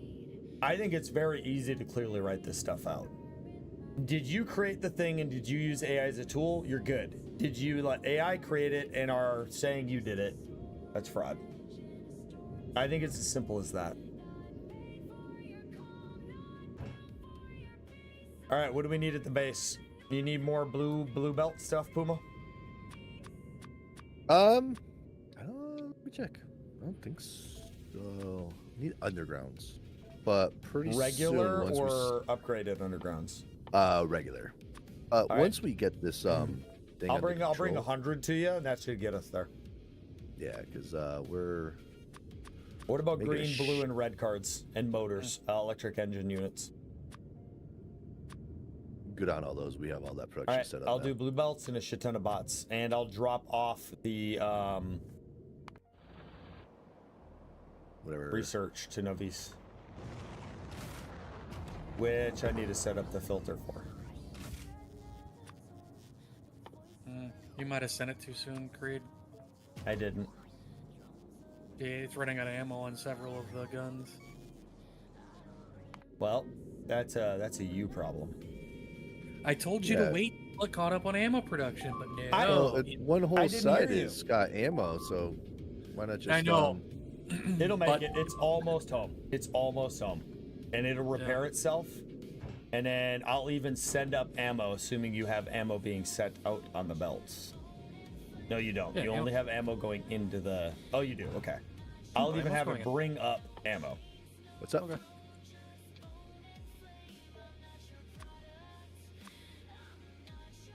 Was that duck? What? What does the duck say? What'd you ask, Puma?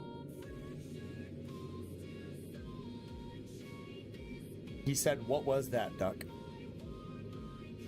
What was what? Oh, it's because that's they don't circulate to either side because I kind of jammed it in at the last moment. So one side's running out of ammo because it splits it. I love how Duck asked, and Puma just did not fucking respond. Yeah, no, he said one side splits it. Well, Hey, as basically, a- it's weighted to give the. The funny thing is it's weighted because of how the splitters are going to give the guns that are out of ammo the most ammo. As a reminder, chat, 5 subs gets us the real pickle brine, extra spicy, sour pickle flavored vodka shot. All right, where do we got yellow ammo coming? Right here. And it is available. Doing And turbo belts and then cliff explosives first.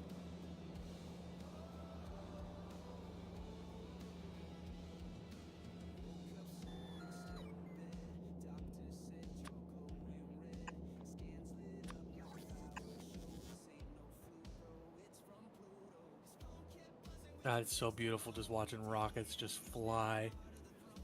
you're about to at everyone in my server to make that happen right now, as I want to see what?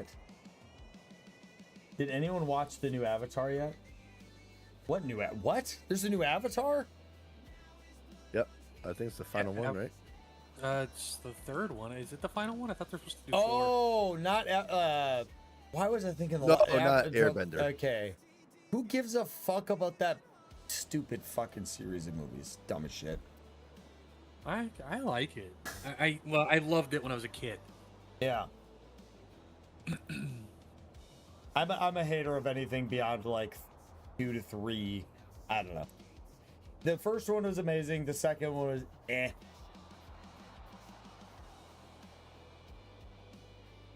And they said it was really good. If it gets really good reviews, I'll watch it.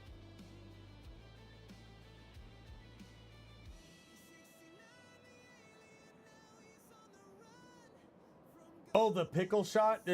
Listen, man. Now, okay, sorry.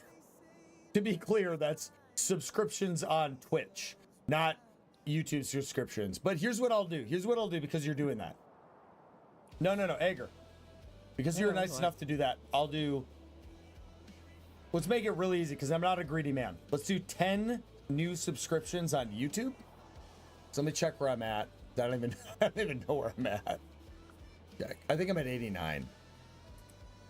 Okay, I'm at 91. I'm assuming the mightiest Kaz did that. So 9 more YouTube subscriptions or 5 subs on Twitch. And I'll do that. I'll do it. That's fair enough.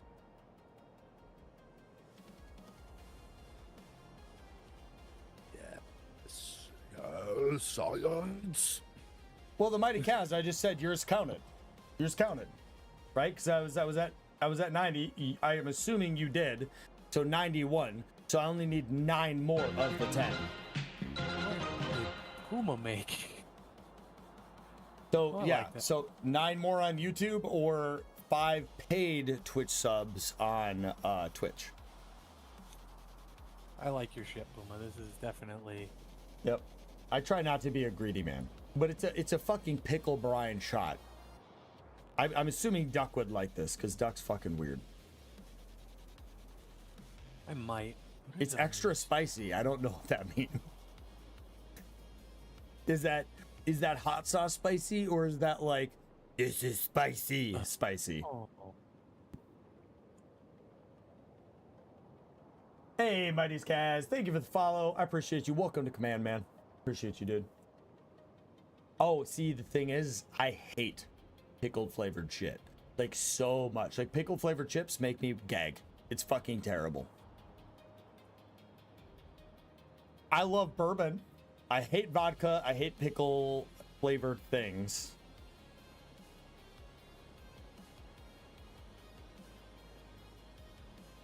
I'm gonna hate it. Yeah. Ammo production on board, Puma? What? On your ship, do you have ammo production on board? Yeah, I'm just I have a constant combinator that sends a signal, and then if 80 or more of those things, so if you see, I just gotta get the constant combinator here. If you're looking at my ship, Yeah. right here, so it has the 3 things. And it goes into this decider. If each of them, whatever's less than 80, send that thing out to the collectors to grab just that thing. Oh. So this, I have a belt up top that goes around, and it does just asteroid collection, and then you'll see here at the bottom, process that metallic, ice, carbon to make, iron plates. Puma, you're make never ammo, gonna get blue which goes around. undergrounds Why? because they're being used up instantaneously in the production of the other types of undergrounds.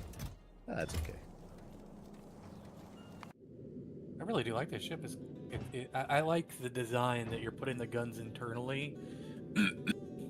Yeah, the whole point is to not have them just waste ammo and shoot stuff that's not like a direct threat to the ship. And also, most of the stuff's going to be at the front because you're flying forward, so all the guns are at the front. Yeah. Not all of them, but... Well, now that I know, knowing now. Oh yeah, if- my first yeah, ships what I put failed that. spectacularly, just like yours did. So it's not like this. I spent hours. Yeah, this is intense. intense. Oh, I no like it. wonder it's taking forever to get stuff. Puma's been building this. Okay, nice. This took you hours? To design it in the way I liked it. Yeah. Man, Did I need to paste in my ship. lot. Mine is a mine dwarfs ducks and yours put together. I like his. Is a nice. His. It's looks nice like a because dark his is ship. super compact. Mine is monolithic and has a lot of space, but has a vast sum of everything. It's actually, mine is designed to provide the correct amount of fuel per thruster. So it has like 40 or 50 fucking fuel producers, and it's like Mine huge. just has a clock down here. So it every 12 ticks turns on the pump. So it gets, I think it goes like 150 kilometers per second. Yeah, these I forgot. Boop. Boop. Boop. Maybe I One should have thing done I'm that. seeing though is that you're not collecting anything to produce fuel, but Yeah, the constant combinators aren't getting sent up. I Yeah, think it's aren't because the sent up. other ship is using all the rockets right now.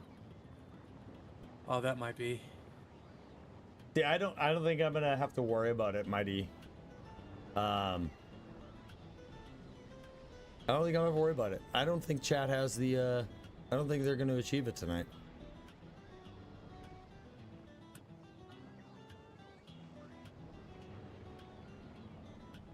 There was a day where I was super cheap about stuff, but I learned my lesson. I still try to be really cheap when I do challenges because I don't like to be greedy, but there was a time where even Puma was like, you need to stop being so cheap, because I would do 1 bit.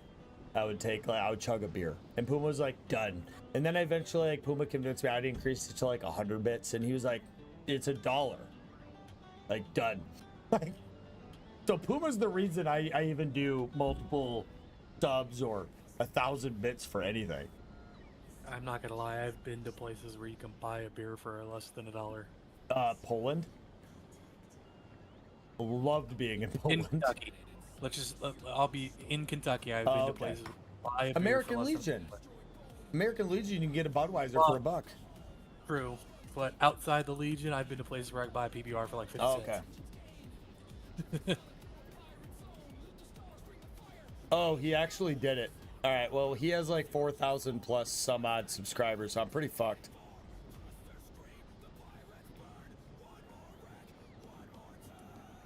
Okay, I might actually be fucked. You know what? The worst part about this, Edgar, is if your community doesn't come through on this.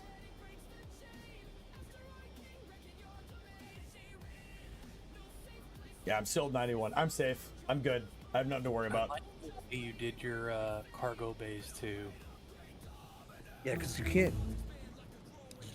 go in and out of cargo bays, so you have to like go around them. And I Yeah, did you have to- a- yellow belts so things wouldn't go too fast and get missed. I did my first one I did with blue belts, and then I had to put like down by the bottom where the ammo comes out. I had to use yellow belts just to make sure they're things would starting to go stop. now. Yeah, but you did. Yeah, now the Combinators got up there. You did your announcement ping, which is smart. I used to do that a lot. No, he's got to go out. I used to have specific roles for pings, but I have such a small community that I kind of got rid of that methodology. But food was cheap in Poland. Yeah, dude. So when I was there, I used to buy every weekend. I would buy my soldiers that I had over there. Well, my squad. I bought them basically a whole dinner on Saturday. So I'd buy them like a pizza. We'd get some beers or whatever. We'd get this like massive extra large pizza with wings, like 20 wings on the side. And I would get a 24 pack of Polish beer. And it came out to like, I don't remember exactly, but it was something around like $15 US for all of that. And in America, that would be probably $40 to $50.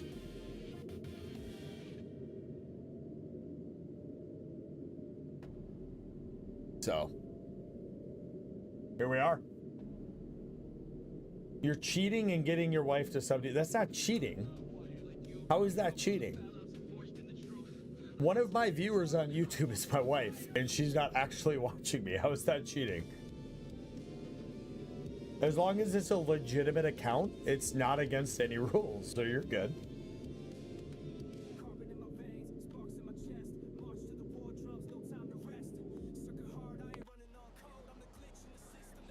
Oh God, you know what though? I have to be careful because I've done a lot of spice challenges on my streams.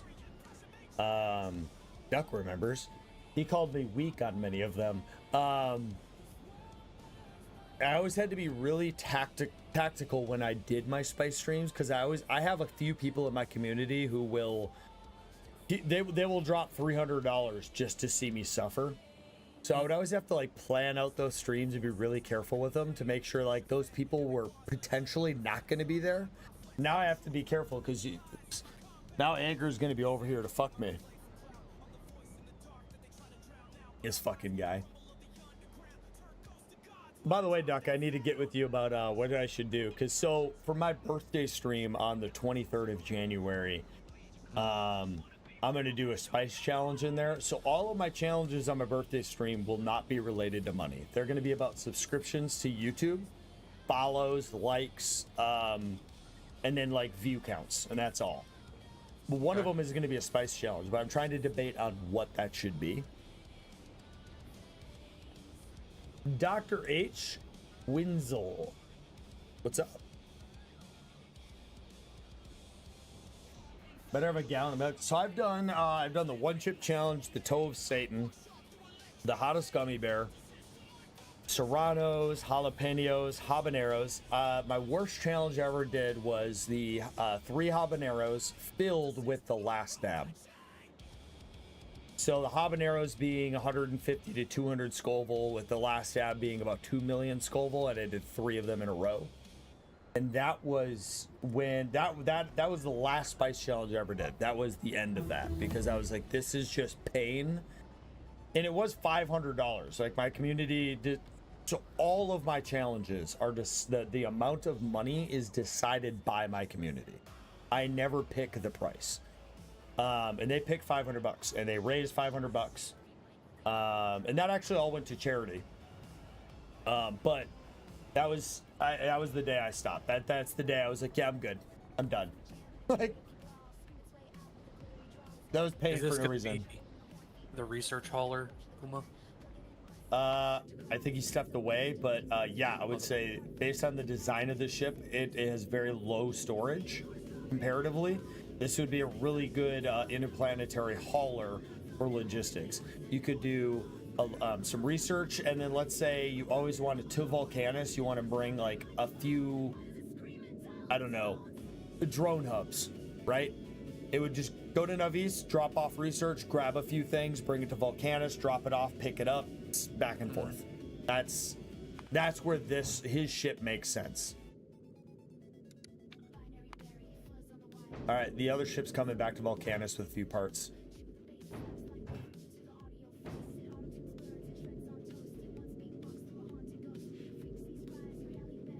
Yeah, I don't do it much anymore. I actually don't do much challenges anymore. Kind of want to bring some of them back because I know my community had a lot of fun doing it. So.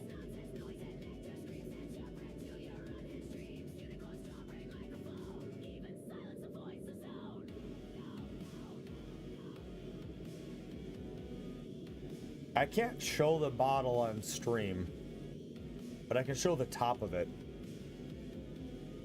You know it's green because my green screen is taking control. But I can't show the label. So. I gotta pee real quick. Be right back.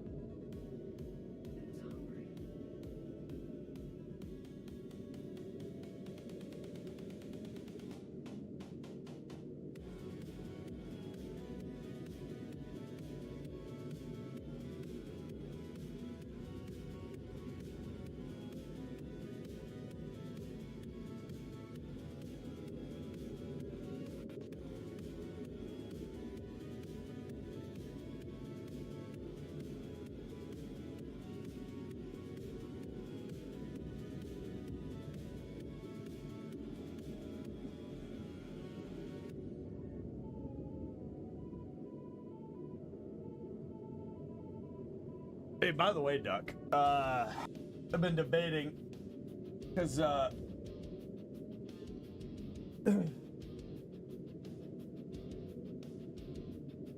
is that a copyright? Why you can't show it? Yeah, you can't show alcohol on stream. So you're allowed to consume alcohol, but it has to be in moderation. So substance abuse is where the line is drawn for both YouTube and Twitch. And I think the way it's written is more or less like you can't fall into what the common person would consider substance abuse. You have to be coherent. You cannot become drunk or belligerent.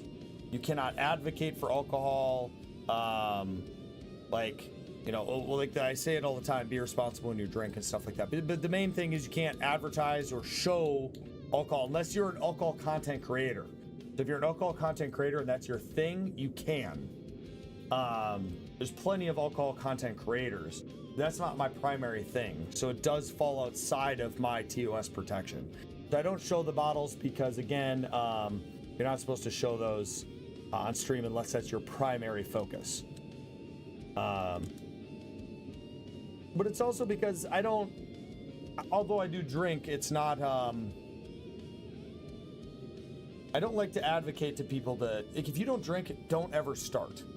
And if you do, always drink responsibly. And it is pointless to become drunk. Getting buzzed and having a good time over a length of period is always better than being drunk, because you'll remember the entirety of the night. You won't wake up in the morning feeling like shit. Just be responsible. Yep. No, Doc, I was bidding on messaging Kana.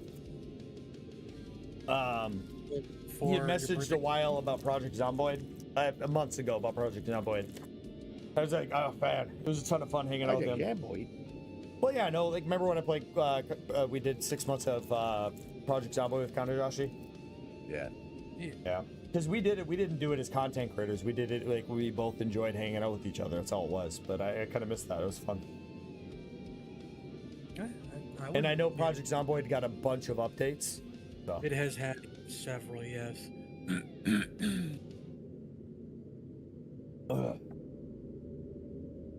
Oh, man. Let's see, where are we at? Oh, yeah, I'm safe. I'm safe. I was pretty scared about the 4,000 subscriber situation going on there. But I think I'm going to be okay. I think it's late. Most of your viewers are asleep. Let me see, how many you got? Oh, you got 131 online? That might be fine. All right. Your community is asleep. I mean, if you're in America, right? So yeah, I mean, I think like 30% of my community is from Europe.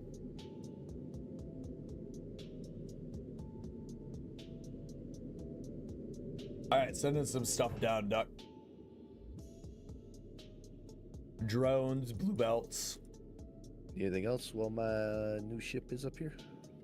Well, I think that one is going to be set up for logistics, like the science. Yeah. I think that would be a smart bet. Yeah, I didn't realize you'd left. I was just too busy. I was preoccupied, not too busy, with looking over your ship and trying to understand it. And I asked you if that was the goal, was for this to run research back and forth, so you had research. Yeah, I could do that too. I mean, since it's a blueprint, I could just copy and could be a runner for whatever. You know, we could build these as the runners. And I blueprinted it because I wanted to take a look at it in a free world. Well, that's what I think you should do, Duck. I think you should go in during the week and go to a free world and play around with your own concept. And that way, like, Puma can have his ship, I can have one of mine, you can have one of yours, and be a whole thing. Instead of your flying square with a pyramid on top. You know? I mean, yeah. Well, now that I know what I'm looking for, because that was a lot of figuring out what's going on. Well, here's the thing. This wouldn't be a waste. If you're really smart about the way you disassemble it, you could know where your tanks are going to be on your new ship. You could then move tanks to that location, funneling all of the fuel and water you've already made into those. and then let the blueprint be built on top of those tanks and not lose any of the fuel, which is the hardest part to get. So, sorry, I did miss the comment from Mighty. Kind of first time watching Factorio. All I'll say about that is I always hated the concept of Factorio, and then played it, got highly addicted to it. The graphics can be an offset to some people. If you're into factory-based games, I'm not a factory game player. I have very limited experience in anything else. I played a few dozen hours of Satisfactory and generally did not enjoy my time. However, Puma might be a better person to talk on this, but if you're into factory games, this is probably I don't want to say creme de la creme, but it's like exclamation point asterisk factory game. So This game, yeah. I mean, this is probably the factory game that everybody else chases. You know.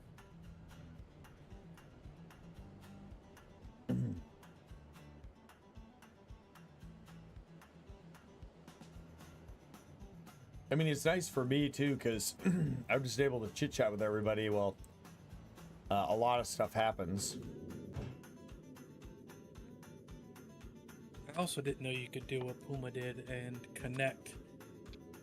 I didn't realize that logo. I didn't see or pay enough attention to the fact that the the oxidizer and fuel was an ingoing and outgoing port on the engines. Oh yeah, you can daisy chain them.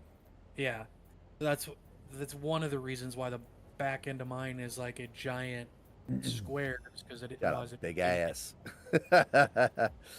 Yeah, machines that have two like ports, like liquid ports, you can daisy chain them. So there'll be other machines that will have that you'll see. And you can definitely daisy chain those.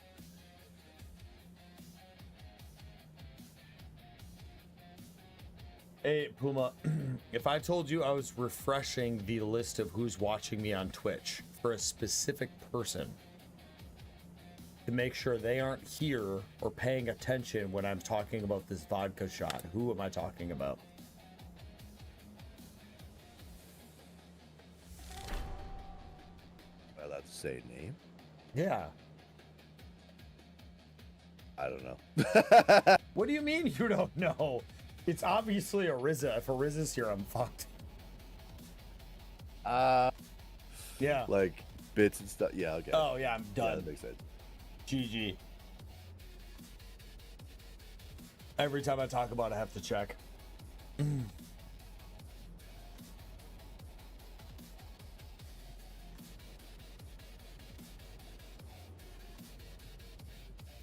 Man, we've processed 20,000 uranium. I'm curious, do you have a way to, like, I don't see any limits on your magazine's capacity. Like how many What do you you're mean? creating. Yeah, no limit. So you, okay. Or no, it's on the sorry, it's on the inserter. Yeah. So it'll hold okay, 800 inside. Just the inserter. Okay, that makes sense. So what I do, oh yeah, Kanajashi's already subbed. Yeah. No, he and I played together a lot. Yeah. No.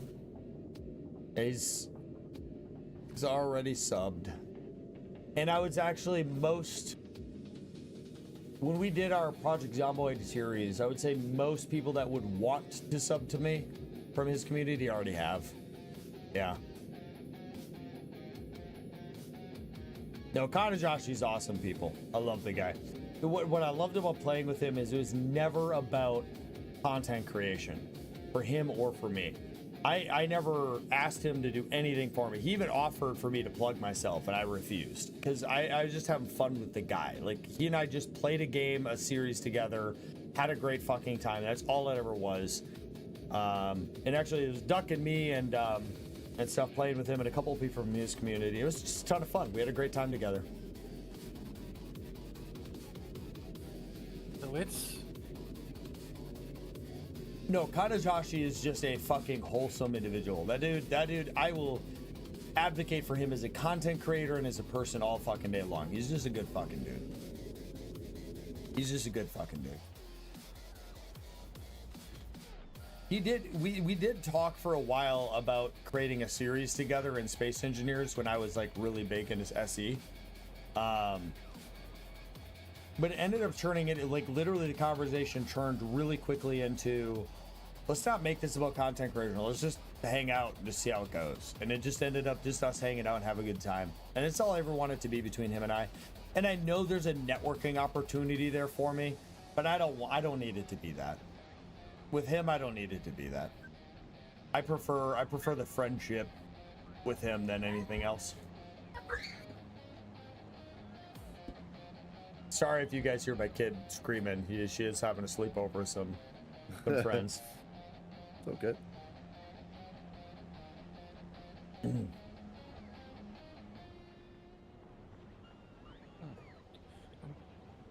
I should check the oxidizer before I. yeah. I was curious about that. Why did it go through so much oxidizer so quickly if it can only burn so much of the fuel? So when it's stationary, it will load all the pipes past the thruster fuel tank. So it'll start off real high, which will use whatever oxidizer's there, but then it'll only use as much oxidizer as fuel goes through. So once it's like hits that equilibrium, it'll be fine. Yeah. But like part of it too is like got to get moving to get more asteroids because just sitting there will take forever. So Yeah. Yeah, Ager, if you now ever... it's- Sorry. Yeah, 1200. I see what you're doing too. You're using all these fancy combinators and stuff instead of the greater than or less than to fill it. Yeah, and he's also doing it in such a fashion that he doesn't need to expel it. Yeah, because I just don't put it on the ship if I don't need it. It doesn't come on the ship if he doesn't need it, which is kind of what I wanted to do, but I didn't do. Mine wasn't anywhere near as elegant. The first ship, or the what is it? The just F and send it. Yeah. Which for some reason has an overwhelming amount of ice at the moment. And Yup. I mean, we kept telling you, right? You're gonna run into these tons of different bottlenecks if you don't set up stuff correctly. And you encountered that both on the ship and on the station because of a simple mistake. It's full of research. Yep. One thing you don't filter will cause a issue down the road. Yeah, Ager, if you ever get the opportunity, I would absolutely do something with Kana because it's just a good fucking time with him, man. He's just like I said, he's a wholesome dude. And it doesn't you don't even have to make it about content. Just hanging out with him is just a ton of fun. And he's an absolute professional. He never does this thing where he's like, hey, I'm at 100,000 plus subscribers and you're at 10. So I'm better than you. It's always 50-50.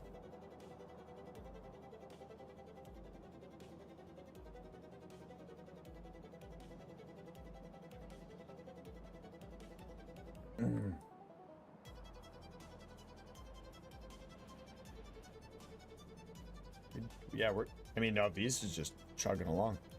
Good stuff. We're backed up on red and blue and perfect.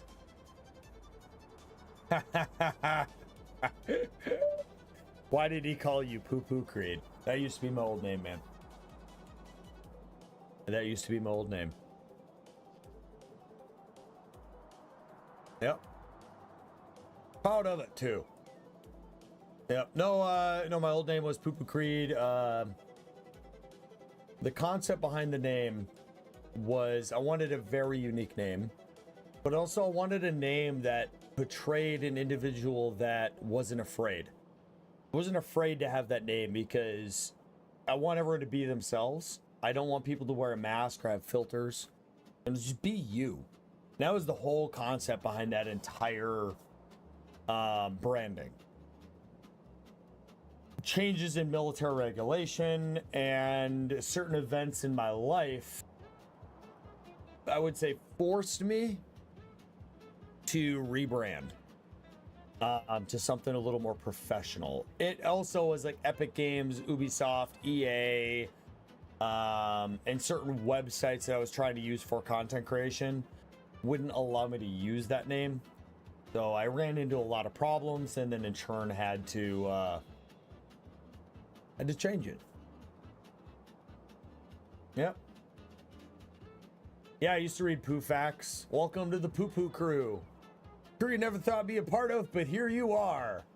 Yeah, no, it was good times. Think about in like 3 years, Duck. We're gonna be talking about that, and I'm gonna be like, oh man, we're reminiscing into the great histories of Creed, you know?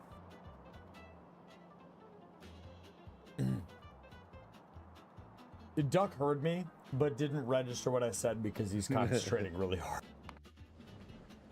No, I heard you, and I you're right. We're gonna reminisce about those good old days where you were still the Poop Crew, but mostly because I found it entertaining. So if you look at my intermission screen, no, is that no? That's wrong. Yeah, right here. Where my chat is on the left-hand side, where it says "Sound Alert: The Mighty Cast followed your channel." There's like a little bit of a poop kind of shadowed emote back there. Remnants. I leave that there as like a reminder. Yep.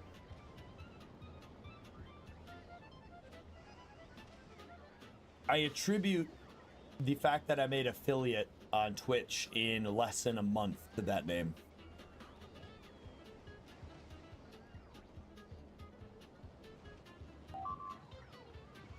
Nope, something's dying. What do we got? Yeah, it's that little. Oh, wall. yeah. It'll be fine. Oh, there's a hive underneath pollution. Yeah, it'll be fine. That was a really shitty defense I set up. It doesn't matter.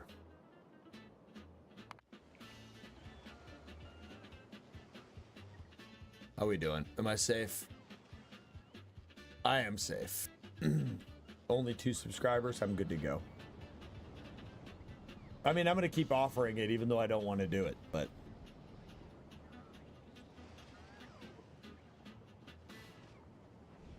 I will say this though, Ager, because you were nice about it in your community. I will retain that deal over the course of the next 24 hours. Yeah, we're just not producing enough blue chips because we're not producing enough of the other chips. Yeah, so I'm working on the iron plates to get the green chips going. Basically, what I'm saying is your community. I think got it's shit. our robots are able to keep up, so we're making enough. You want me to bring more robots? Sure. Yeah. Well, is it the amount of robots or the capacity of the amount? Oh, Doc, don't worry about it. I'm gonna bring more bots.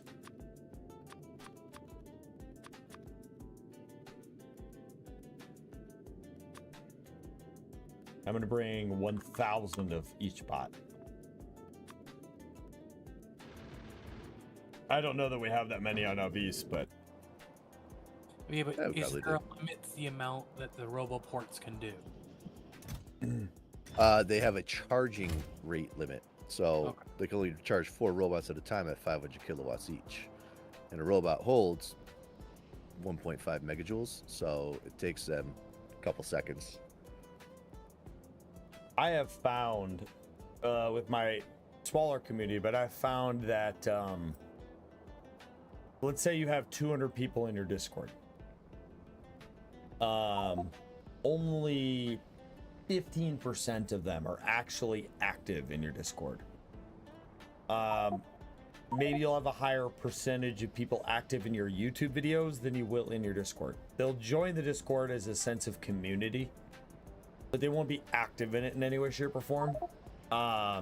They might be active in videos. So like the amount of people I'll see chatting in my Discord and reacting to stuff in my Discord will be 5, 6, 7, 8. And then I'll do a video and I'll have you know, like tonight, not very many viewers, but then other nights I'll be sitting at 50, 60 viewers or whatever. So I always find it's a very small number of people in the Discord that are actually truly active individuals versus somewhat active versus inactive.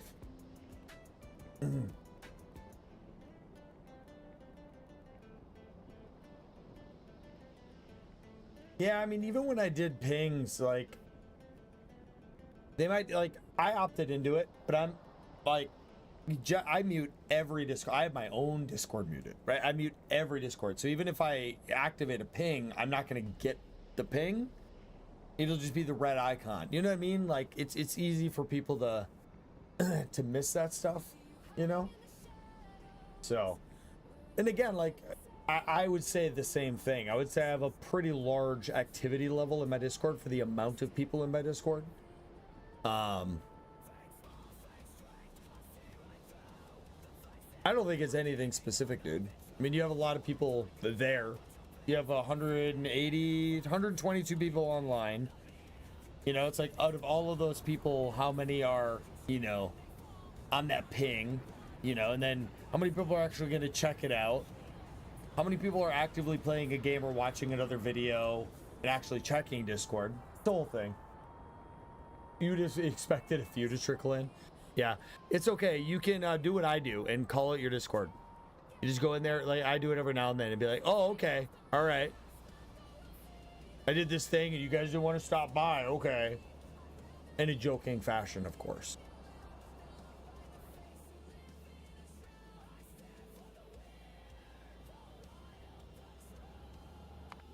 Okay, we're here, we're requesting, okay, and yep, all right, we're good, yep, we'll get a bunch of that. How is the factory going? The co-op factory is going well enough. These two chuckle fucks have been, over the course of 4 hours, have managed to make a Vulcanus factory. Now, I want to be clear, in 7 hours, is 7 or 8 hours, my Vulcanus factory was triple this size. I don't understand how they have managed to do so little in the amount of time that we've had. It's a little shocking to me. I mean, you could have done stuff too. I have been doing stuff. I've been entertaining the masses.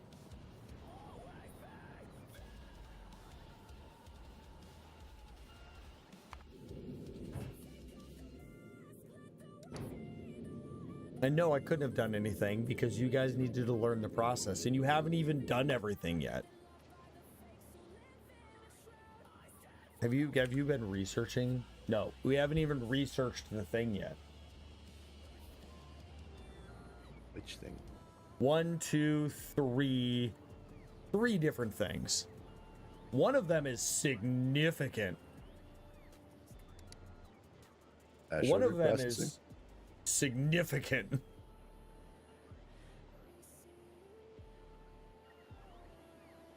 Kaz follows you everywhere. Who is my everywhere person? Probably Fireflash. Fireflash is my everywhere person.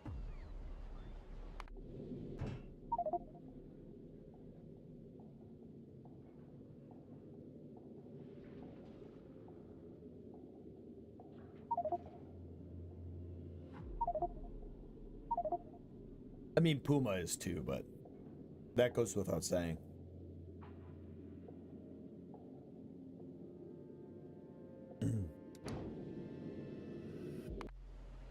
So what I heard is Puma wants me to do things. Okay, what do we got?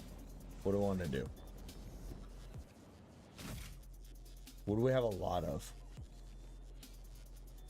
Perfect.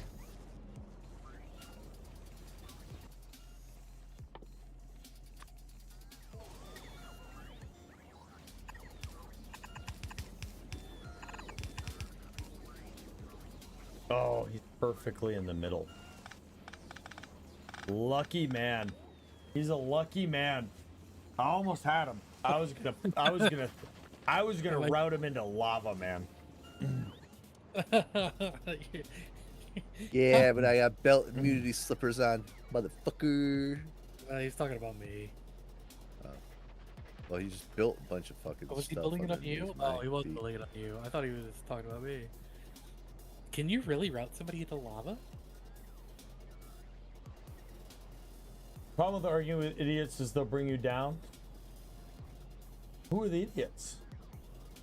Was that talking about idiots? I'm confused. Taking off to Cape, whatever Cape is. Self signals lost. Cape Town? Cape Town. I don't. Well, I appreciate you hanging out until you get to wherever the fuck Cape Town is. Do they sell lots South of Africa. capes? Oh, that's South Africa? Okay. Yeah.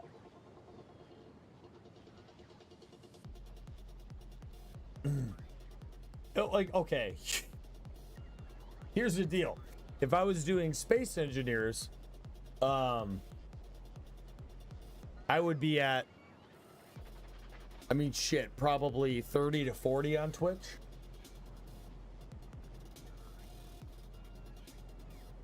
I call out my chat all the time.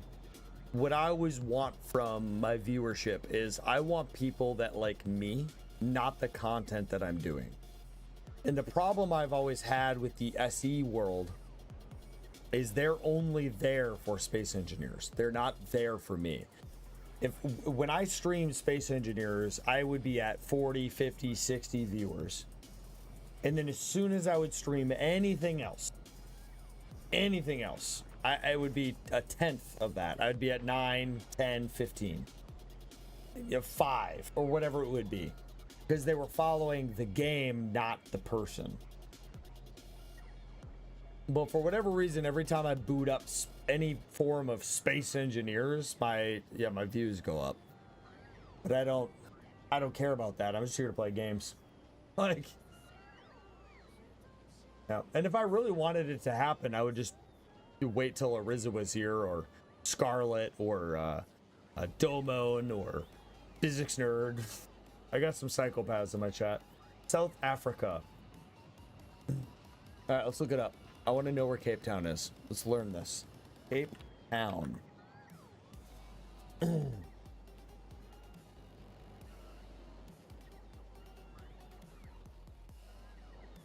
Well, that looks stunning. The first picture I see is like, I can just pull this on stream. Let's show everyone what Cape Town is. I'm probably the only person here that doesn't know this, so.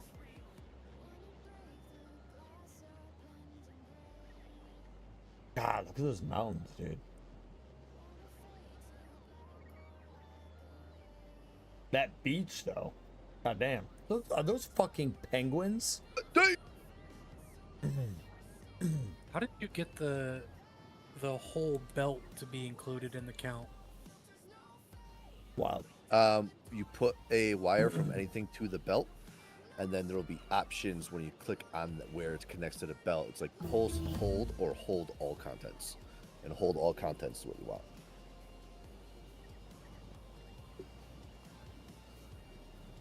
Okay, so Egger is saying I'm awesome. No big deal. I'm awesome, guys. Yeah, no, I get you, man. Although Oh, that's cool. it's easier Okay. for me because I'm a variety streamer now, so I can very easily follow along with many different things. That is a good lesson to learn. And it makes the belt look a little bit cooler. I don't know. It's kind of one of the things, one of the reasons why I kind of stopped SE2. Small reasons. Is the SE community is normally just about space engineers and nothing else, which bothered me a little bit. It does stop at the splitters, though. Where you looking? In Where am space? I looking? the I'm planet? on. Find out. Yeah, so if there's a splitter, then you got to add another wire to the other side of the splitter. Does it still maintain the same count? Yeah, because so the way the circuit network works is any signal it gets from wherever it's attached to is additive. So anything on the same color wire will all add together. So if you have one on one belt and one on the other belt and wire them on the same wire, they'll make 2. 1 plus 1 is 2. So it's all additive. That's not fucking true, Puma. 1 plus 1 is 11. You're wrong. It's still additive, so there's your answer. That I will agree with.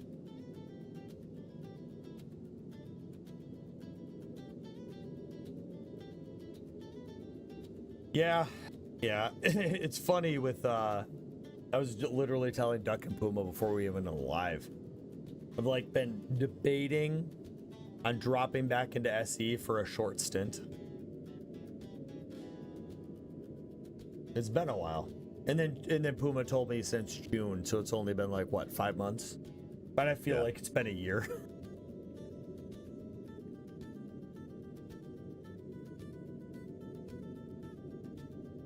I don't even know what I would do though. Like what if I did?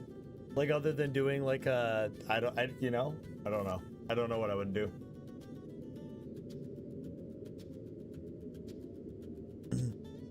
No, SE is, I put it in my top 3 games ever made. What about you, Puma? Yeah. Top 3? Yeah. Like Command and Conquer for me is number 1.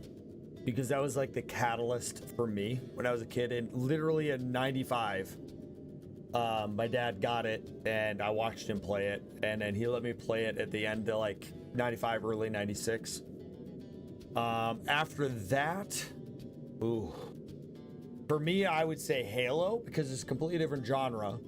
And that was like the catalyst to modern day kind of like sci-fi shooter alien type deal. I don't know. I think Halo is a revolutionary game for its time. I know there's so many options to pick from, but those are my fondest memories. StarCraft is in there too. Age of Empires. There's so many games in there, guys. But Command & Conquer, Halo, and then Space Engineers. RimWorld is in there too. RimWorld is such a phenomenal game. It really is. I mean, it's just surprisingly is so. Yeah. Mass Effect is in the top. Mass Effect would probably be my top 10. Mass Effect was stunning. Yeah. Yeah, Command & Conquer is coded as fuck. Yeah. Tiberian Sun has one of the best storylines in sci-fi kind of storylines. Like, I'm Nod all the way too. I love Nod. Mass Effect is the best series you've ever played? Interesting. I mean, best series I've ever played is Command & Conquer. Like, Mass Effect is top 10. You know what else? Duck will be surprised by this. You know what's in my top 10? Baldur's Gate 3. I don't doubt that.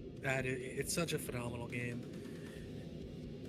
Like, there is replay value for those who enjoy that type of game. I understand why you don't have a whole lot of interest in replaying it, but it really is such a good game with so much variation.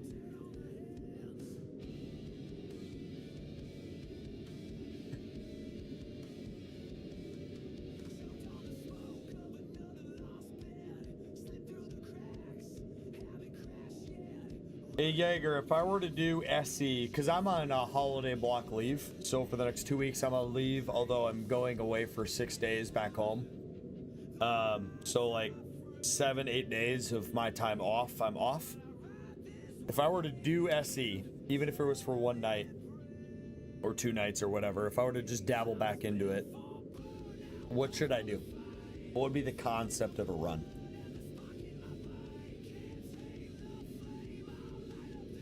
Because I have been debating on, just for a couple streams, digging back into it. Just see what the new DLC looks like, how the new content is. But I don't know what I should do for a playthrough to make it, give myself an objective.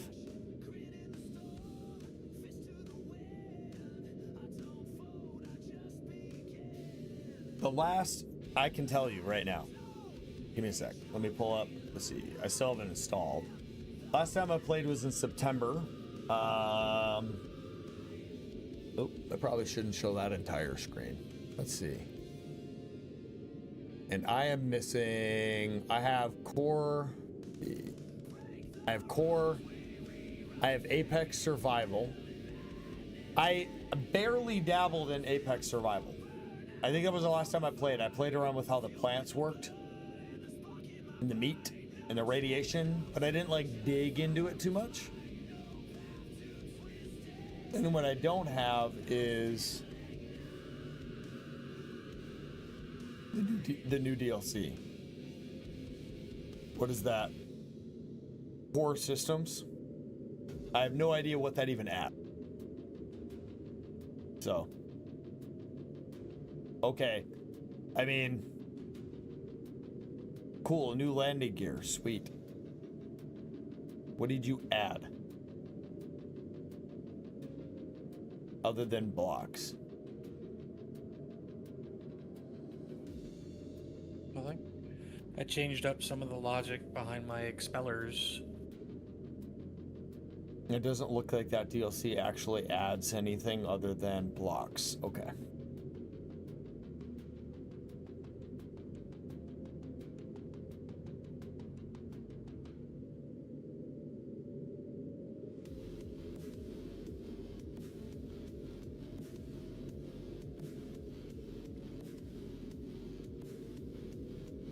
Okay.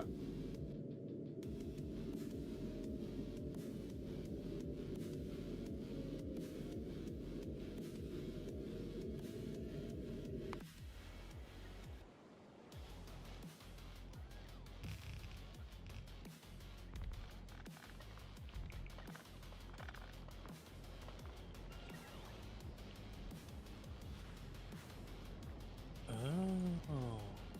So you need the constant combinator so it can read multiple variables.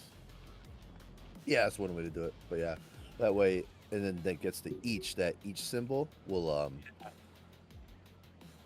take all the everything from the constant combinator, and then says, hey, if each of these that's less than 80, send it as a filter item to set the filter, and then it'll grab those items. We got one more, Egger. One more from your community. That definitely makes it a little bit more interesting on how to do your whatchamacallit, the crushers. Yeah, that way you're not crushing too much. Well, you can't crush too much, because if they can't take them, then they'll build up how many there are in the belt, and then it'll stop grabbing them. That is efficient, though. Alright, I'm bringing drones to Vulcanus. Oh yeah, I think you can, you can start in space, you have radiation to worry about and stuff like that.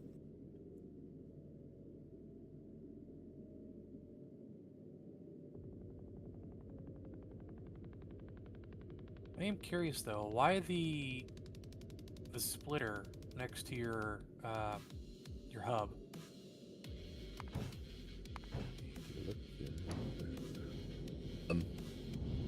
To balance things line side to side. Yeah, left and right side lane of a belt. So what it's doing, because these inserters put things to the far side, the inside of the belt, the side closest to the hub will fill up. So this puts them on the outside, and then all the new stuff gets put on the inside. Oh, interesting. That's all Puma and I used to do, Egger, was ultra hardcore runs. We once did, when Chipsticks first released No Suit, like he had messaged me about it, and I had asked him a few questions about it. And then Puma and I were talking, and we're just like, what if we start a series on Agaris, and like we go into space and we do like No Suit as like a progression? So we're like, fuck it, we did that, right?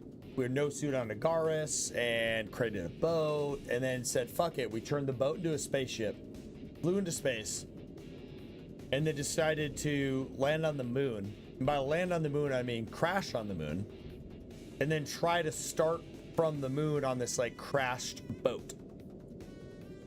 And Puma and I still to this day count that as the single most dumb decision we've ever made, because how many times did we die, Puma?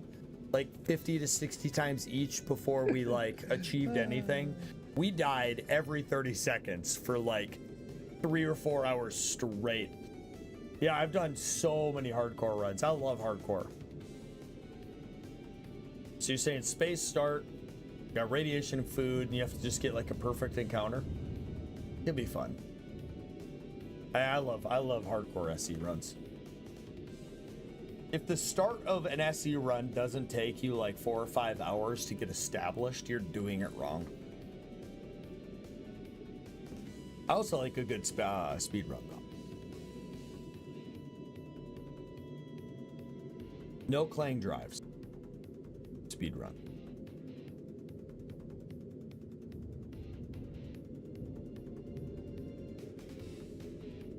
You know, Puma, I never thought about putting the Gatling guns inside of the ship. I saw someone do it somewhere. I'm like, Yeah. that's a good fucking idea. So I'm like, that way you don't fucking The problem waste all with your that ammo and shit you can't fire at. is the radius is shortened because it's into the ship. That's the point, is that, When it's so slow, when it's orbiting and they're coming at the sides, it's not going to matter. right, when That's- you're moving forward, then you're not wasting ammo and shit. Oh, you're not, you've only been to using- Falgora and Vulcanus. Okay. I'll right, shut for up the now. inner planets, it'll be fine. When I have to go to the outer planets, it'll be a different story. Yeah, well, when you Well, go I'm to not gonna use that Gleba, ship it'll be design. a different story. He gets spicy.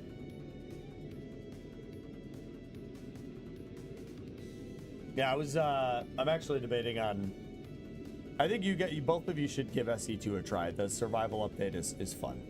I played it the once and I was like, okay, I'm not gonna play it again, but it's been like eating away at me. I was just kind of like, oh, that was actually a lot of fun.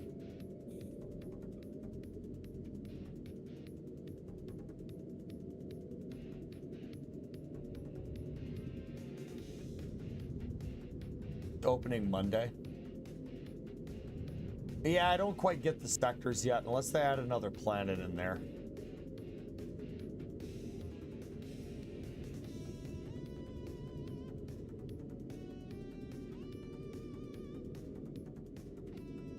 Yeah, I'm not going to do a lot of SE2 content until multiplayer.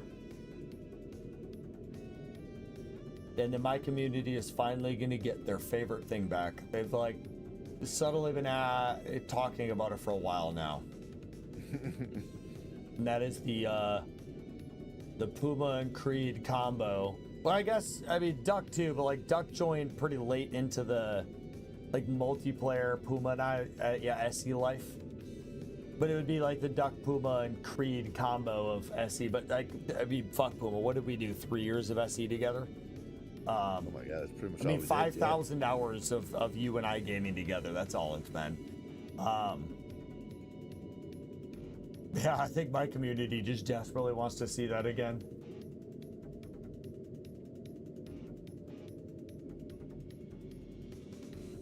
You just want to build. I mean, I was deeply invested. I 7,000 hours, if that's not deeply invested, I don't know what is. You know what I mean? It's just, I don't know. I guess I get bored easier than you. I mean, Space Engineers. I have 2,827 hours in it, and I, you know, like, oh man. You mean content-wise? Yeah. Well, when I rebranded, I had to delete all of my content. It was a very sad moment.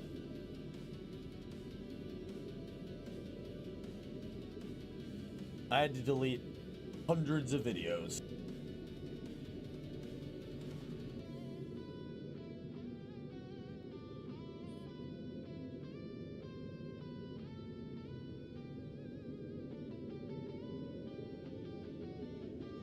You weren't kidding. It's a steady 150 kilometers a second. You've been summoned by Ager. Oh shit, I mean we have another. I still think I'm safe. Yeah, we're at You 90. can turn off the circuit connection on the pump, make it go fast real quick. It has enough fuel to do it, so. But how you doing, Dig Rock? Well, I mean, if it hadn't already gotten to Vulcanus. Yeah, sometimes I'll do it like if I'm on a long trip, but you know, I got here and it used about 40,000 fuel. So now as it waits, it'll refuel and fill everything up. So I have not digged into SC2 like at all. I haven't looked at the workshop. I haven't looked at anything SC2 related.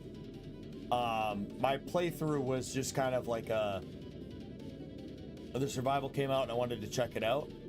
I'm purposely trying to avoid too much SC2. Like I might go into it a little bit more. Trying to avoid some of it because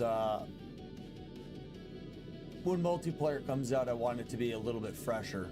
But that's why I was like, Duck and Puma should dig into it a little bit, so they're a little familiar like I am. But he holds most of the top spots. Vinny Leader holds quite a few too. Wonder if Vinny Leader's still top on some of the SC2 stuff. Vinny is my boy. What do we got? Oh, they don't have the names directly next to them. I have to like click on things, huh? Dried Rhino.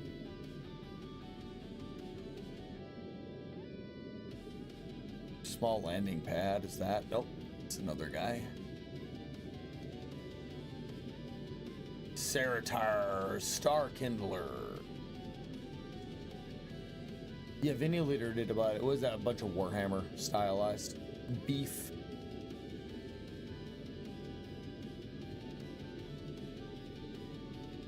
Jason.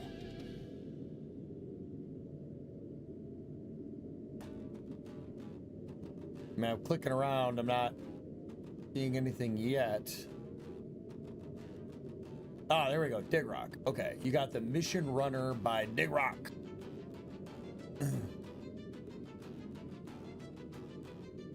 That's a dope build. Click on you. Workshop. Curious, did you put a speed mod on one of your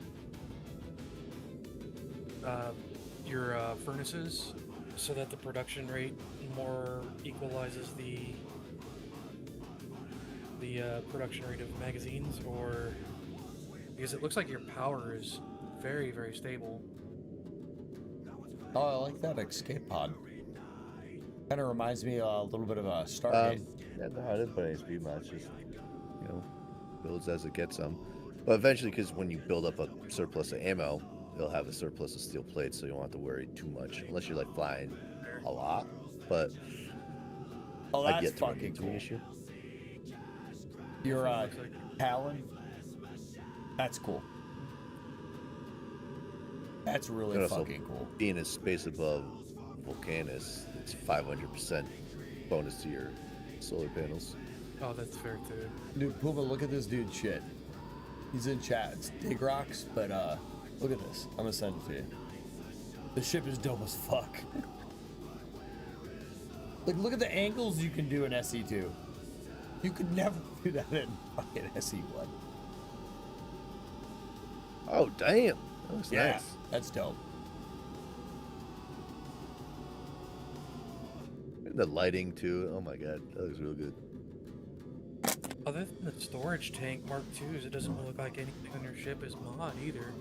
Oh yeah, Duck and I both are, I think, equally excited for the new Stargate series. But I am personally very worried too. I'm cautiously optimistic because of after what they did with Stargate Universe. Yeah. Well, Stargate Universe was outstanding, but the way they ended it was horrific. No. The problem with it was they didn't get the viewership they wanted, so they ended it that season and decided to wrap up stories with a comic book. And the problem with it is, I think it was just too much fatigue with Atlantis and SG1. I'm walking away, but I can still hear you. Yeah. But I think there's just too much fatigue after Atlantis rolling into the universe, and like if it had got a chance to stretch its legs, because season 1 and 2 of Atlantis and SG1 were both slow because they're lore building, you know, they're world building, creating the world in which you're going to explore and be in, you know. I think if SG Universe had gotten to get to seasons 3 and 4, it only got 2 seasons, right? If I'm not mistaken. Whatever. Moral story is, I think if it had gone a season or 2 longer, it would have picked up enough where there would have been a lot of extra interest. Yes, and they could have 2 seasons actually- sounds correct. So if it had gone to like 5 seasons, like I think if they had planned on 5 seasons, not like Atlantis getting the rushed ending after the end of their final season. Like their final season was so rushed. Yeah, Universe had the potential to really expand. It'll be really interesting to see. Well, my worry is the woke concept. My worry is the current social constructs that exist in the world being an interference in what it's supposed to be. My other concern is I would like to see, Teal'c and Carter and all them kind of come back into the series, but as like not main characters, absolutely like generals that just kind of like come by every now and then, or like they go to a planet and Teal'c's like, yeah, I'm running this whole area now, and that's kind of it. Like, as long as like they bring in new characters and build them up as the main people and kind of have this new generation of the Stargate, but if they bring in these old characters and really implement them, I don't know. It's going to be really interesting to see what they do, but because I think it'd be very easy for them to fuck it up. Cautiously optimistic is an apt statement.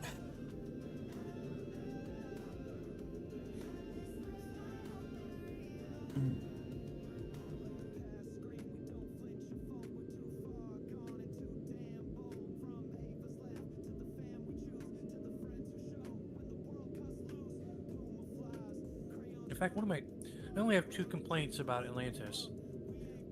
Is their CGI was horrendous several times. Well, think about the time that it was being done. It was horrendous even at the time. For TV?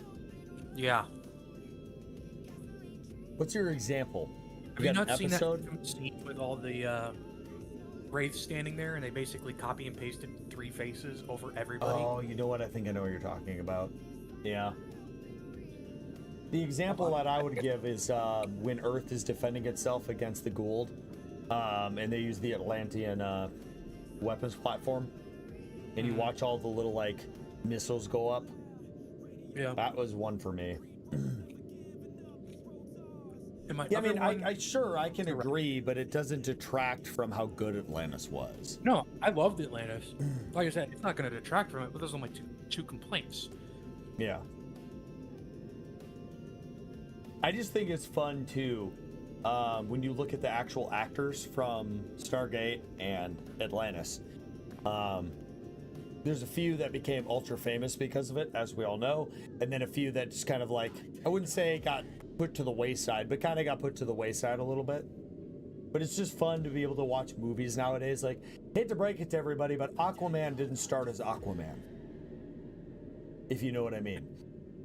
Like, you know, I think that first show, to be honest, I don't think Atlantis was his first show.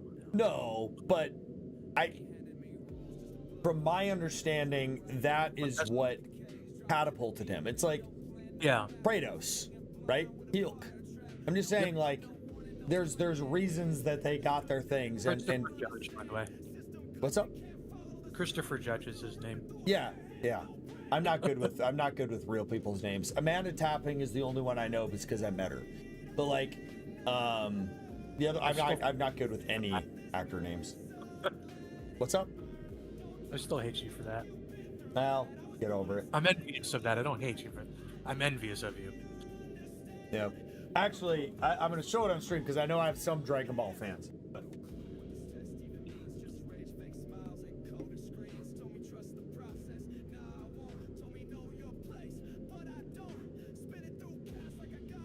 this is actually my crowning peep. Crowning achievement. It's hard to see on stream, I get it. But this is a chrome or silver Kid Goku. But it's Stephanie Nataloni. I have her signature. Met her at a Comic-Con. This is one of like 10,000 of these that exist. This was a dope moment. This was a stellar fucking moment in my life right here.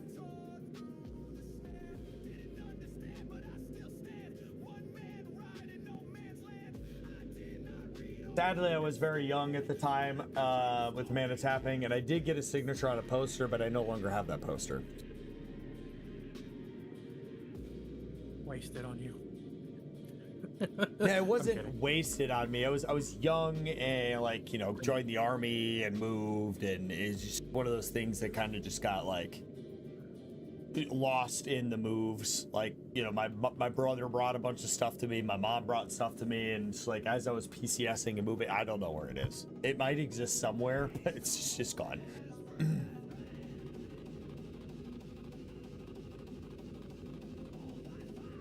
I think the most famous person I've ever met is Arnold Schwarzenegger.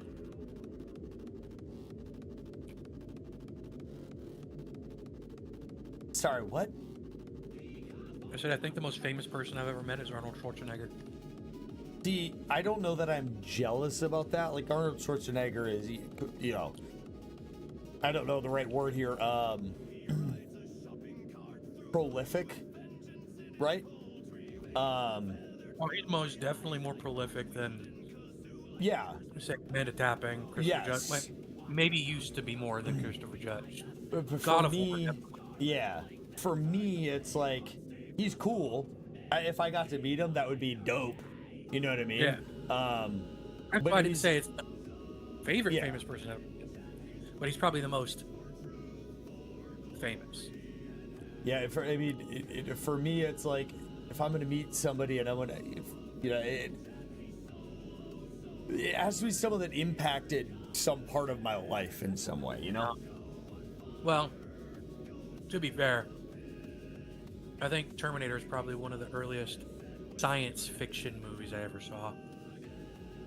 The most famous person I've ever met and have a signature on a towel, yeah, of all things.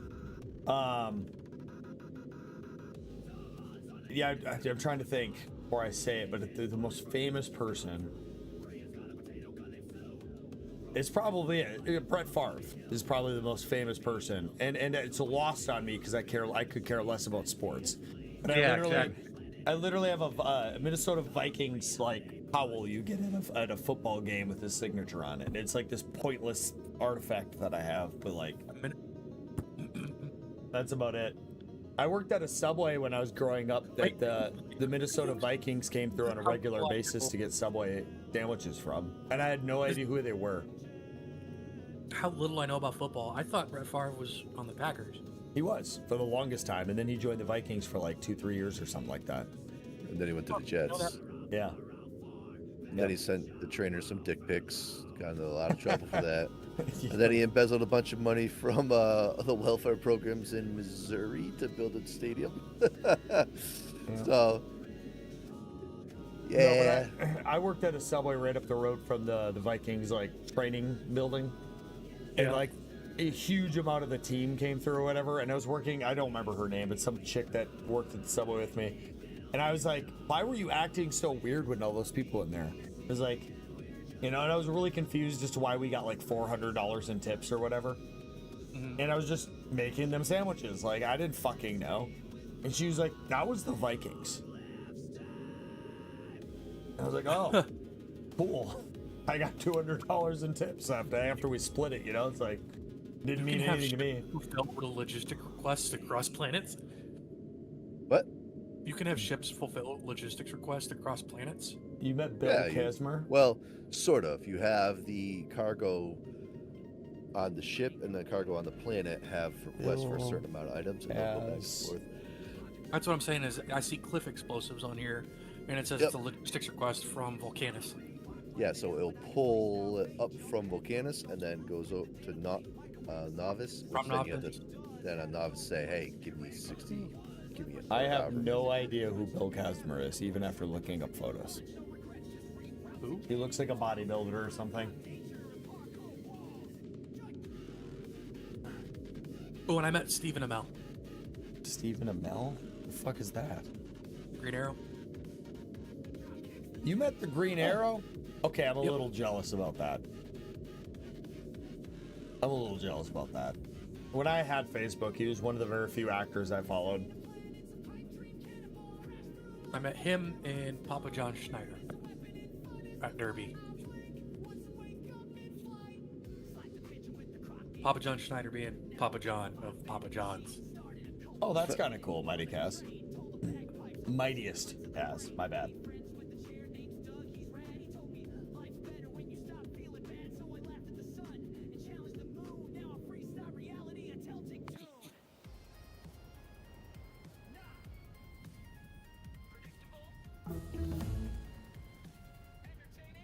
Beat 150-pound module 3, dumbbells to get alright. 38 reps in a row. The I don't think we can heaviest even actually dumbbell build I've that. ever bicep curled. Oh, we can't. Oh. Makes I want to sense. say is 80, maybe 80 pounds. And that was like a max one time, you know, like PR. So that's fucking wild. And I'm not a small guy. Like I have skinny arms or whatever, but I'm you know, like when I was at the peak of my physical fitness, I was like 245 at 6'1". I have big legs. I'm better at squatting. 150 pounds is fucking wild. 38 reps. I don't even know if I could lift a 150-pound dumbbell with my hand. Like, I don't know if I have enough forearm and wrist strength. You know what I mean?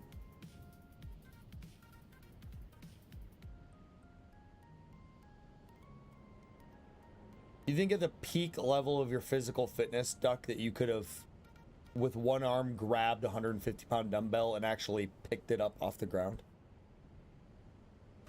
I don't With know if one I could arm? have done that with one arm. I've Oh, done probably 100 not. pounds before, and it was a struggle to like, just the like grip strength alone to hold on to that with one arm. The problem I think I would have is if I tried, I would probably hurt myself because my. Well, no, my I'm elbows talking are- about peak physical condition when you were No, no, no. young in the army. Even peak physical condition, my elbows are double jointed. Yeah. So, So I think yeah, I think Yeah. I would have overextended trying if I really wanted to try, but I don't think I would really want to try, to be honest. Yeah, Even 'cause peak. Afghanistan is where I tore both the ligaments in my wrists. So like I can't lift heavy weights anymore. But before I did that, yeah, I was super fucking. I wasn't like a strong man or anything. I was really fucking strong. Yeah, 150 pounds. That's wild. That's wild. That is pretty wild. I Yeah, no, like- I don't think I could have. Yeah, like I've lifted a 100-pound dumbbell before, and I've done shoulder shrugs with them. You know what I mean? Like I could hold on to them for a little bit, but like I understand if I would have upped that at all, you know what I mean? Like 80 pounds is what I did shoulder shrugs with, and PR'd on like bicep curls. Like that's wild. I mean, strongmans are crazy. I follow the Beast. I think he's awesome. He's a little bit out there since he's been on YouTube, but is when he was young on YouTube, he's fairly humble about being a strong man. Shit.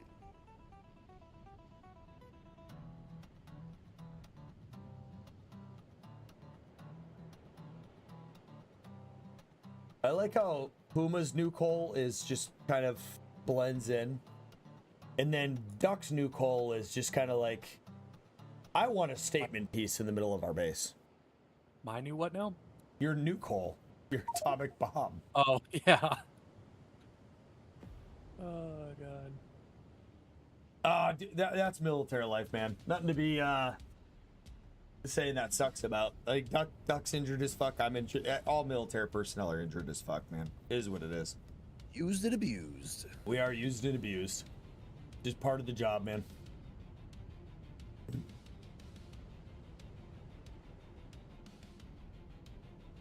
Yeah, I might be military, but I'm not the human being that's you don't need to thank me, and you don't need to fucking feel sorry for me. Yeah, be the yeah. No, I feel you, dude. Yeah, like airborne parachuting, all that stuff. Like, fuck that. I've been offered airborne a couple times in my career, and I've said no every time because I have so many buddies whose knees are just blown the fuck out.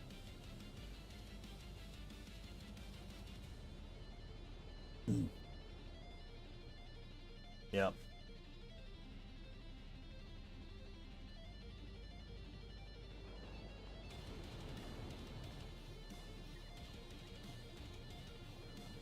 You know what? I think I might have found a new type of content that I should do. I've actually just been having fun, just hanging out, watching you guys do stuff and talking. I should just do. I should just do presentation type content.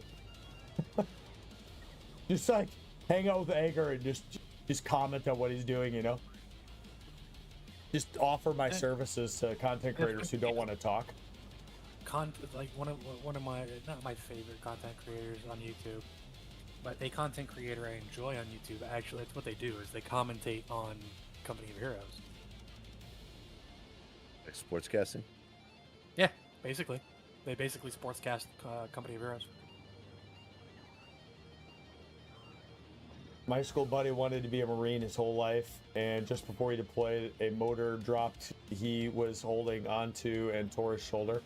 Sure enough, he didn't deploy. He was bummed. Oh, dude, you know what though? It's like the best way, and Duck can comment on this, but the best way I have to explain military life is if you're 20, you're 25. If you're 25, you're 30. If you're 30, you're 35. Add years. You know, add 5 to 10 years to your life. You do 1 year, we call it military age. It's like I'm 37, right? My military age is probably 42 to 45.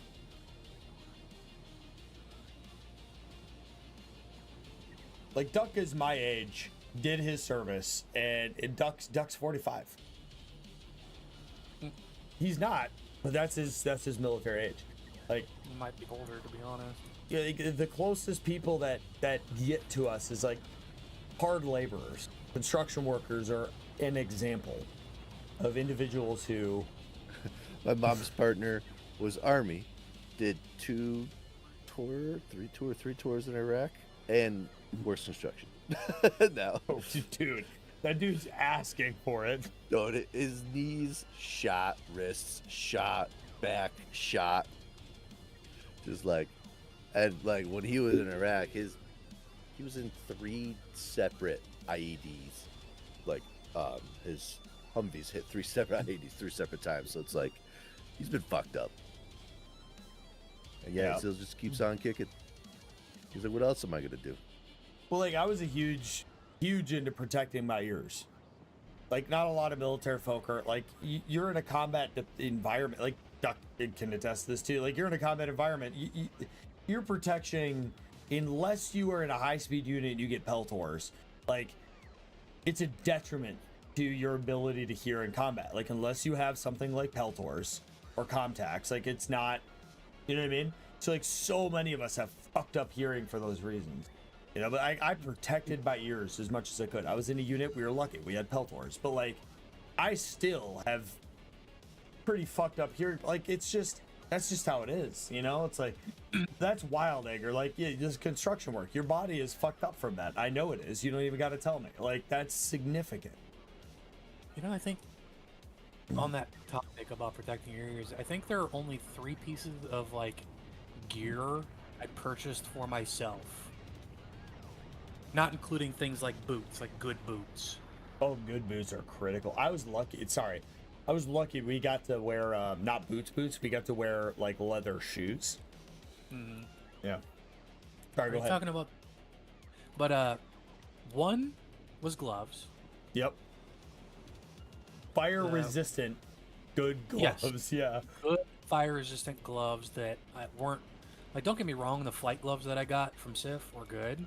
Yeah. I liked them, but they always fit so weird. Like if they were long enough, they were too tight, and if they were if they weren't tight, they were too long. It was a weird way to size them. Like they sized weird. And a pistol retention device and holster. So, okay. So for me, I see chat. Give me a sec. So for me, we were really lucky, and what we did for our mission set, we got good money and we got good gear. We had EUTech, we had Cry Precision, we had Peltor, we had really good shit. What I bought for myself was magazine pouches for the 249. Was one of my favorite pieces of kit, because carrying that shit in your backpack, in your assault pack, was fucking terrible. And then I actually had 349 pouches. Well, yes, but I bought like straight up multicam, or at the time not OCP, multicam, but I bought multicam, like had good retention straps. It could carry 2 in each, because the army issue ones were kind of shitty in my opinion. I just like what I had better. The other one was a dump pouch. For me, the dump pouch was insane, because well, I did buy a dump pouch, but I don't think that was critical. I enjoyed having it, but so for my mission sets, we flew everywhere and were like just dropped off. We didn't have like vehicles filled with shit. So what you had on you is what you had. So for me, my dump pouch wasn't even for magazines. It held my 2 rippets and like 6 bottles of water. So like it was my, like, I don't know. For me, for what I did, that was a critical piece of equipment for me. And then lastly, was a weird one. It was a wrist-mounted whiteboard. It was just an elastic band that went around my wrist and a flip over top, and I was able to write down, like when we were getting our like 10-minute, like the alarm would go off, we'd have like 15 minutes to be on the flight line. Like I was able to write down our intel brief on there in my like shorthand. So like even if the enemy were to get it, they wouldn't know what the fuck it said. But like for me, that was critical, because you can watch me on stream, like I'm so bad at memorizing certain things, so I was able to just write down my shorthand version of shit on there. And my list is different from yours only because we had good money and we were issued really good gear. So like I had a suppressor, I had Contact or Peltors. I think it was Peltor brand. We had Peltors, we had phenomenal slings, and we had issued to us like phenomenal boots. We had Cry Precision uniforms, like top-notch uniforms. You know what I mean? Like we had really good shit. So for me, it was like those things that I bought that like enhanced my ability to operate. Socks are socks are fucking critical. I bought back when I was in Afghanistan. This was 2012. They were called Copperfit. It was a big brand. They were like a woolish material, but they had like copper inlaid to like transfer the heat. Loved those things.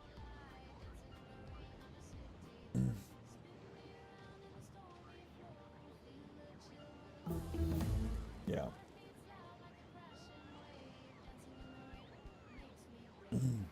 Well, Dig Rock has nothing to do with MOS. If you get injured in the military in any branch and it's in the line of service, you're going to get the disability. So, yeah, so it's like he could have been any MOS in the military.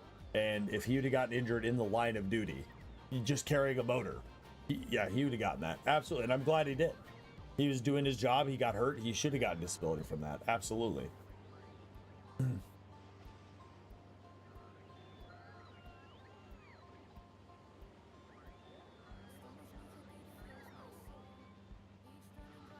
No, I know. I understand what you're saying, Day Rock. I completely understand what you're saying. Yep.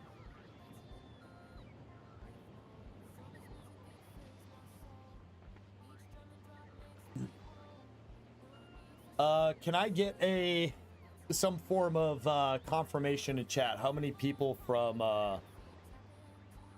Eggers community are here?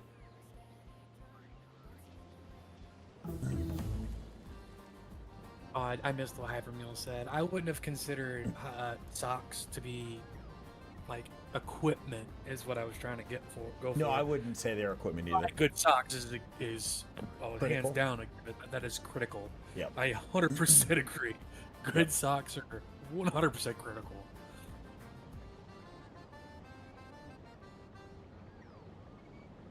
One of my favorites was like those smart wool socks that had the interwoven like silver, the antimicrobial silver. Yep. I know what you're talking about. Yeah. Yep. Yeah, I know exactly what you're talking about. Actually, this is so random. We're talking about socks.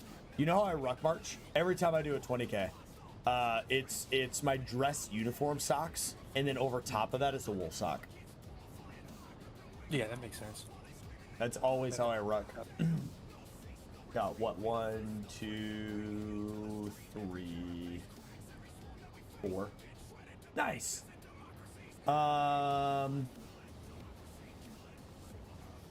Okay. All right. Here's what's gonna happen. We're gonna do a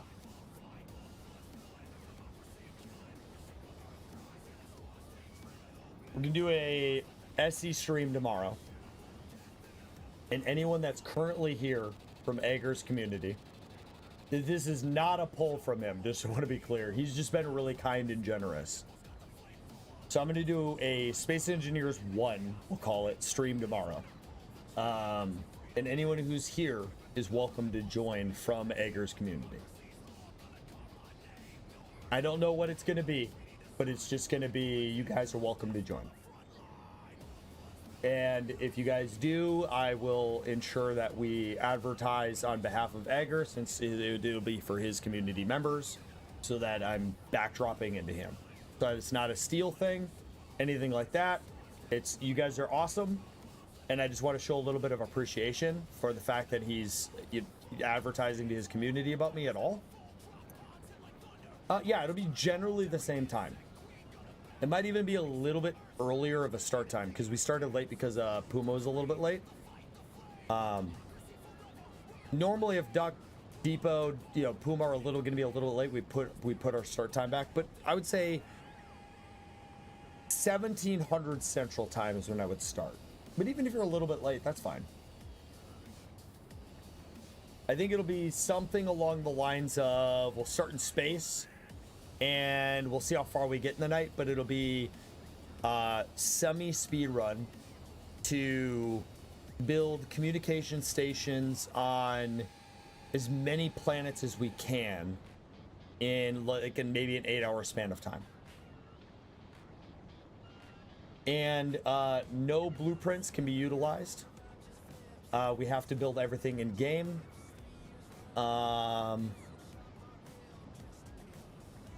And no using any form of glitching, and I'll just put in quality of life mods like build vision, build info, some of the basics, maybe like 20 mods, just quality of life.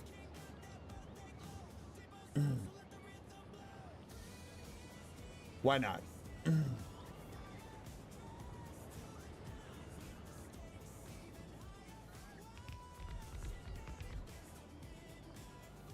There we go. Fuck yeah, Puma's building the tungsten plate in mass now.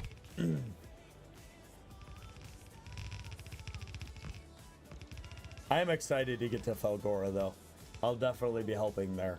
I wanna figure out how to do the recycling. I don't mind helping on Felgora, even though I know a little bit about it, because I didn't really figure out Felgora. Now, that'll suck a little bit for Puma. I think what we should probably do for Felgora is we should think about heading there before we're completely done with Vulcanus, so that Puma has a little bit of backdrop work to do, so he doesn't feel like he's in my position when we go to Felgora. Might be in your position to go to Felgora. A little bit, but if we can leave a little bit of work on Vulcanus, it won't be as bad. Like, I understand the lightning stuff. Puma knows what I'm talking about. I understand the island part of it. I understand the basic concept of recycling, but I don't understand the long-term production chain of the recycling.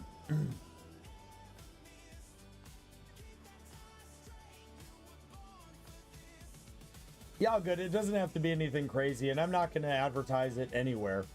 It's only if you're here, you'll know about it. And I know that Ager is probably not here now, but if he's around, he's welcome to join as well. All good. You have a good one, Mighty Kaz. Sleep good. We're probably not too far off from being done. You are? Well, you're welcome tomorrow. I just randomly decided, since you're being awesome, to do SE tomorrow and see what you're all about. Anyone from your community is welcome. I'll do SE tomorrow and see what all this new content is about. And then I can show you guys that I know a few things about SE, you know, that I'm not just blowing smoke up my own butthole.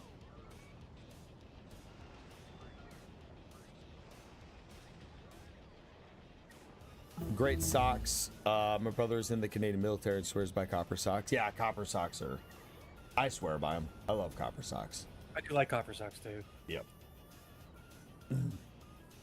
No, you have a good one, Ager. Sleep good, dude. Thanks for hanging out. It is much appreciated. I hope that I can find a time you're live next that I actually have the ability to hang out in your chat.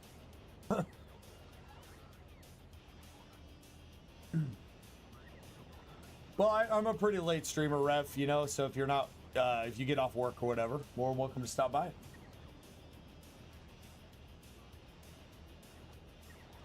I was running. You were running with your super fast exoskeleton bootsy boots. Boots and pants and boots and pants and boots and pants.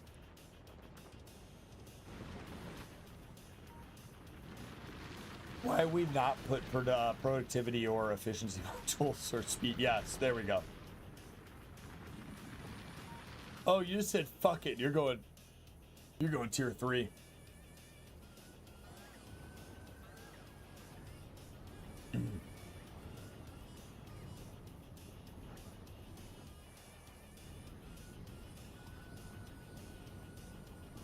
Yeah, I have a gut feeling, Puma.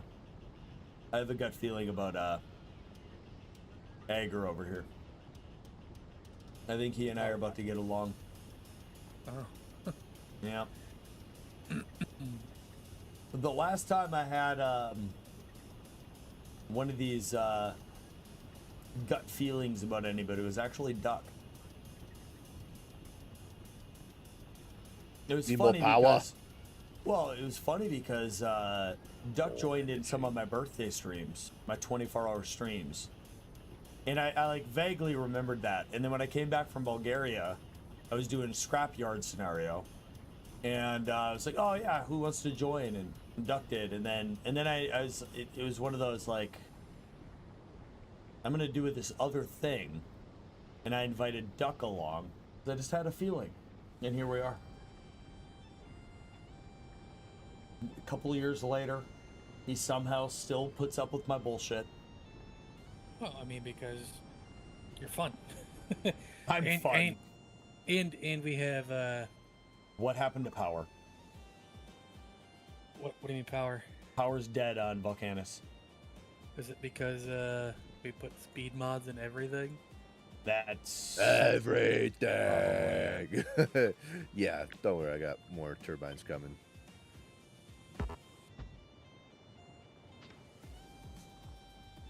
Oh, and now you're blowing up the cliffs so you can place them wherever.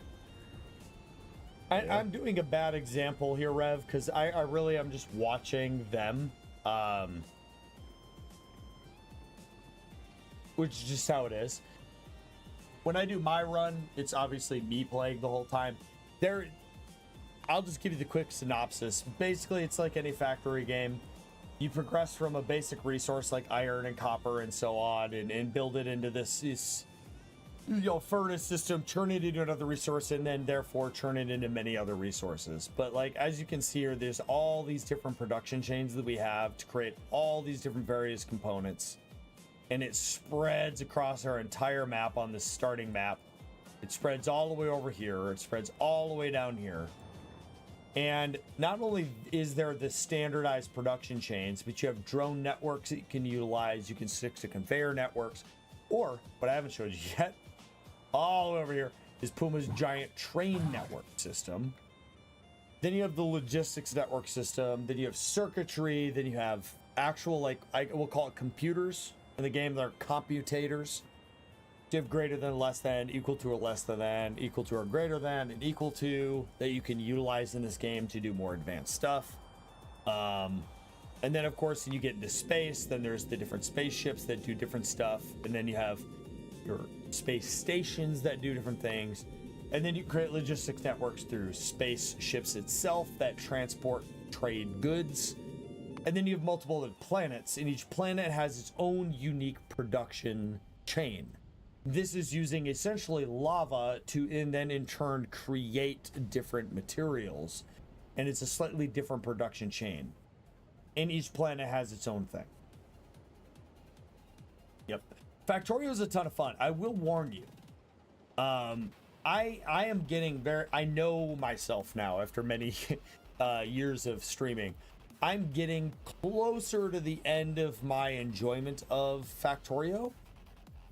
Which is why Puma and I are talking about doing a modded playthrough, which will kind of, I know will reinvigorate myself, because the mod that we're talking about, it's called Space Exploration, and it drastically changes the game. And Puma and I are only going to play it together. You know, Duck Depot, all them are obviously welcome, but only on stream. So we won't have our own runs that we do. So it'll be just unique to that run, and that will definitely help. And we'll keep doing Factorio. It'll be a ton of fun.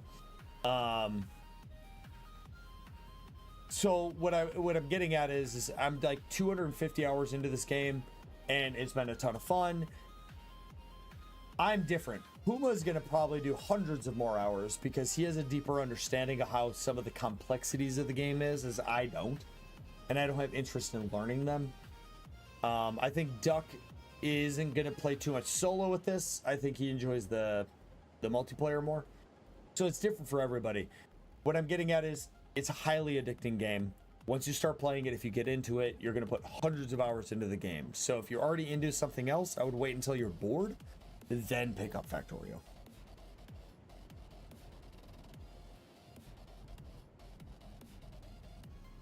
Satisfactory over Factorio. You know what? I'm going to pass that off to Puma. If you had to give a comparison between Satisfactory and Factorio, Puma.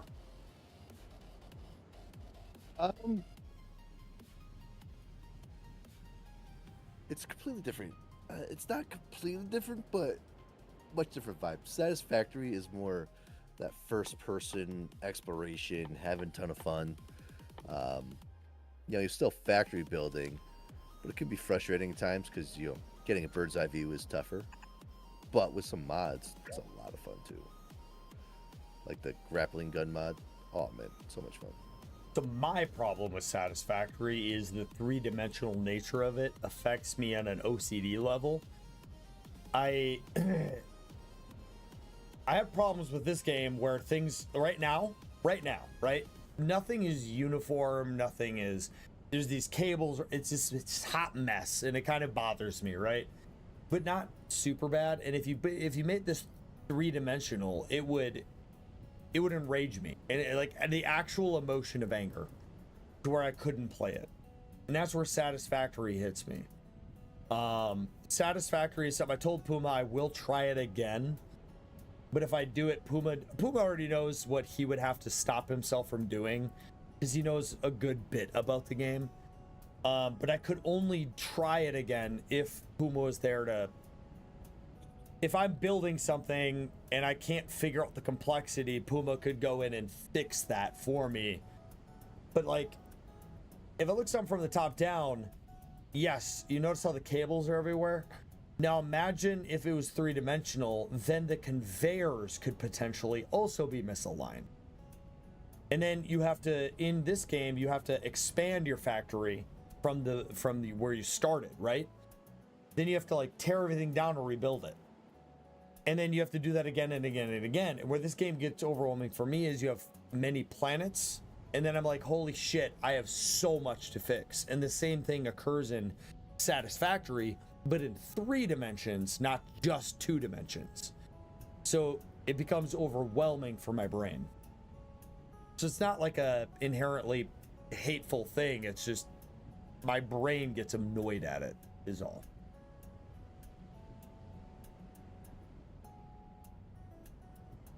Game total.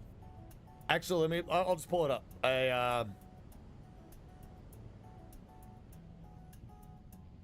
246 hours in this save file. We are 42 hours deep. In my solo run, I'm 50 hours deep, and in my other series I did 127 hours in.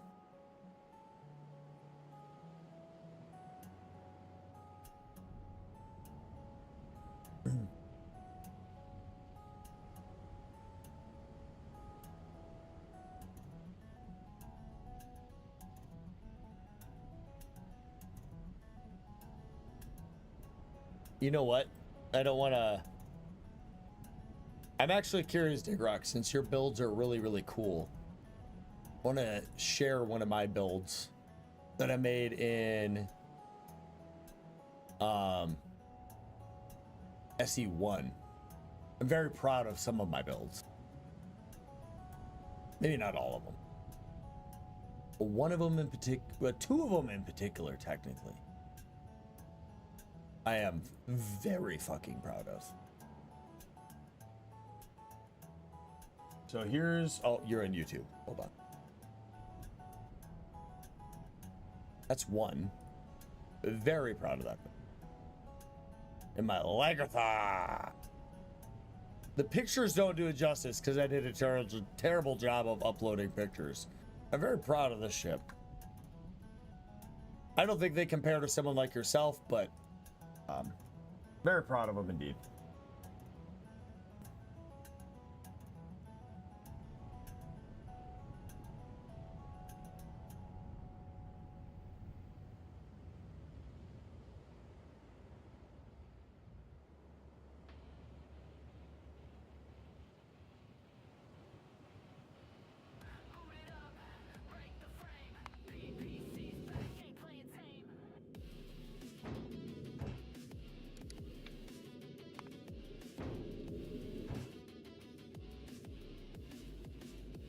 What do I need from Navis? I'm sending Duck ship back.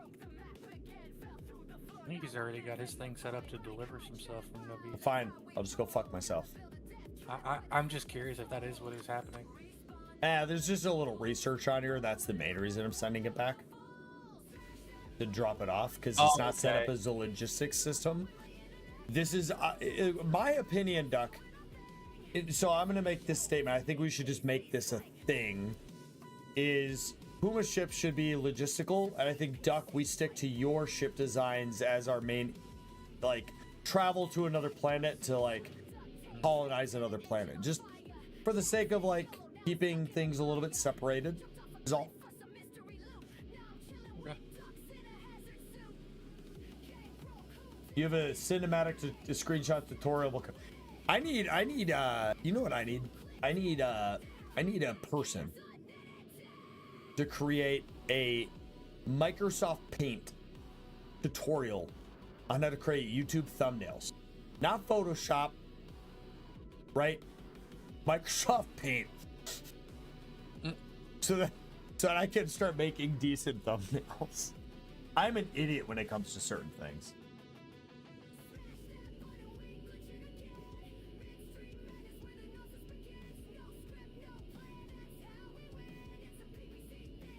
Yeah, no, I the first one I sent is the one I'm the proudest of. So, yeah. Yeah, it'll be. I don't know. I'm not gonna get back into SE. I think it'll be fun to try it out tomorrow, though. I think it'll be fun.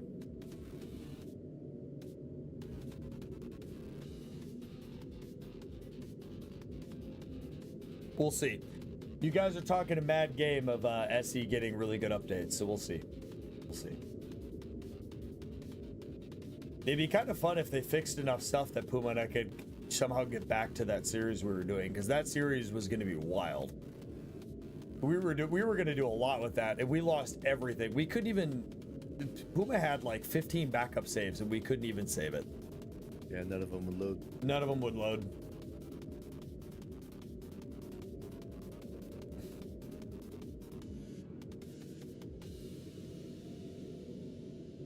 So, a lot of my builds were they're labeled as the Purge. So in the Captain Arthur created the Ares at War, and I helped create the Purge. If you play Ares at War enough, you'll gain a threat level high enough that the Purge will start to attack you. And myself and Vinny Leader created a bunch of ships that the Purge attack you with. So a lot of my stuff on there is labeled the Purge, and that was what it was for. The final Lagatha build is a little bit different. I don't think I ever uploaded it, which is sad because I don't think I even have the blueprint anymore, but maybe I'll rebuild it at some point.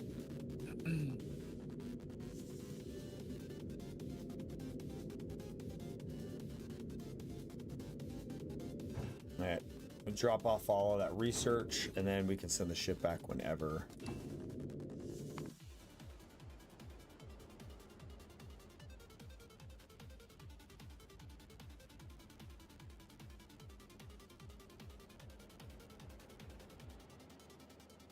So, not to go on a weird tangent, but I'm sure Ager can attest to this.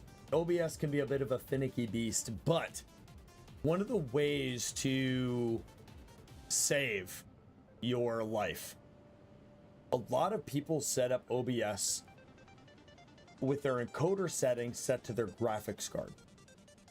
Now, depending on your CPU, if you have a good CPU, setting it up to CPU encoding when doing recordings. Here's why. Many games that exist now will utilize all of your GPU or large sums of your GPU regardless, because games are just not optimized correctly anymore. So they'll use a ton of it. And then OBS is like, I need processing power. So the reason I set it up for my CPU is because then in Windows and in OBS, I can set it up to high priority to OBS, both in Windows and in OBS. What that does is it sets OBS as the highest priority, and I don't lose anything anymore. As soon as I did that, I stopped losing anything. Now I do have a 32 core, so I definitely have the bandwidth, if you will, to do that. Examples of this is, for me, the most prevalent example is Escape from Tarkov. We'll just use all of my GPU for no fucking reason. It'll use all of the VRAM. It'll just cap everything out for no fucking reason, even though it's absolutely not actually using it all. Because it's just an unoptimized shithole of a game. I love Escape from Tarkov, but that's just how it is. And so I would run into a lot of OBS crashing and issues. And then I would, run CPU, and I don't have any of those issues. Something to try if you're not trying it.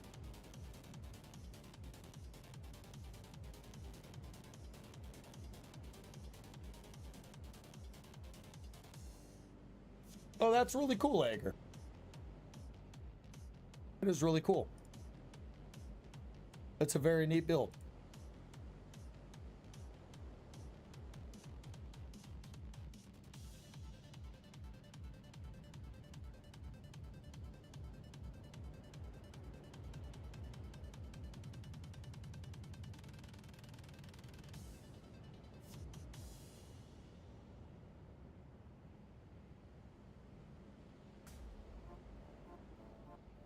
$4K and SE2.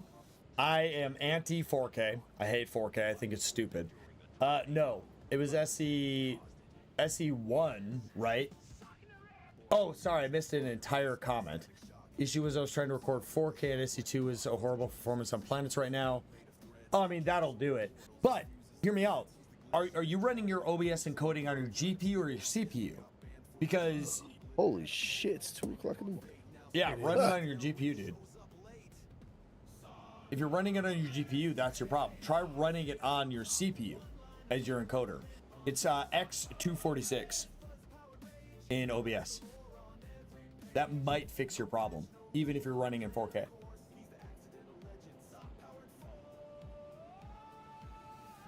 Yeah, we can end whenever you guys want. I'm on leave now, so I have absolutely zero responsibilities. So I know, but I have I'm now just- been up No, for I know. 22 years. yeah, I mean, I'm still here. It is what it is.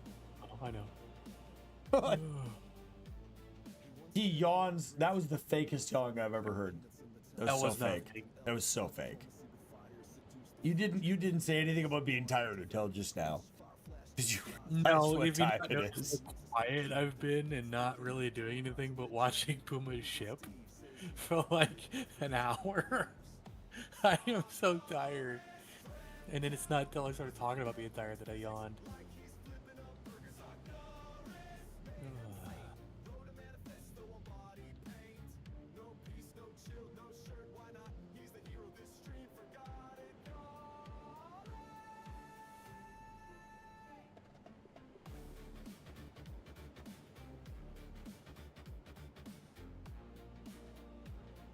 I really do love how the interplanetary. Basically, what we're doing is just, oh, here comes your intercontinental ballistic Amazon package. Yeah, I mean that's so. What's kind of cool is like imagine adding 2 more planets to this, so you have 4 planets total, and you're sending these ships all in between, and you're gonna see how you're gonna have to send a ship from one planet to another, and then you have to have another ship to send from one planet to another, and another ship to send one planet to another, and then another ship to send one planet to another. So 4 planets, right? And then you could also set it up to one ship goes to each planet, or multiple ships goes to each planet and does various different things. So what I ended up having was about 5 ships doing all 4 planets to make sure science was being done, with another ship transporting different materials back and forth. Yeah. That makes sense.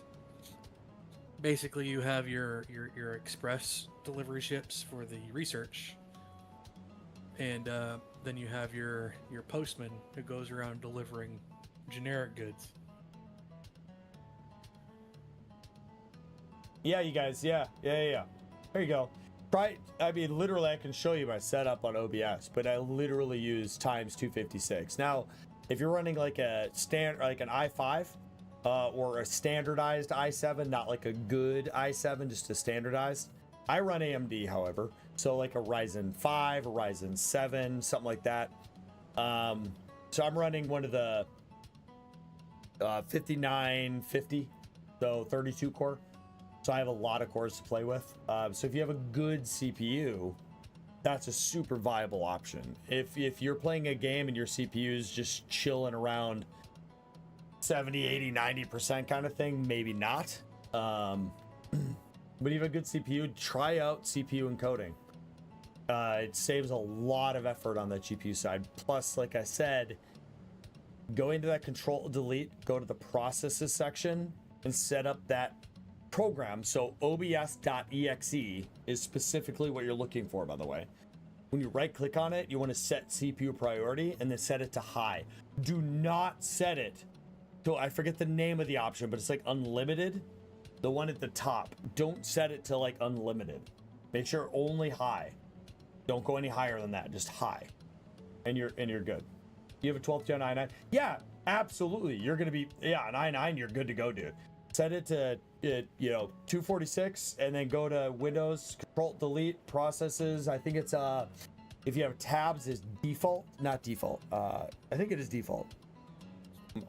Let me just check. Crazy, my keyboard has Control, Alt, and Delete on it. Wild. Who would have thought, right? It's details. Once you go to details, you scroll down to the O's, go to OBS, you right click. You're gonna set priority to high. The setting you don't want to select is real time. And that'll do it for you. CPU is a i7 14700, and you have 5070 Ti. Yeah. So your i7, you're good. Yeah, that's a good CPU. You're good. Yeah, you can do it too, man.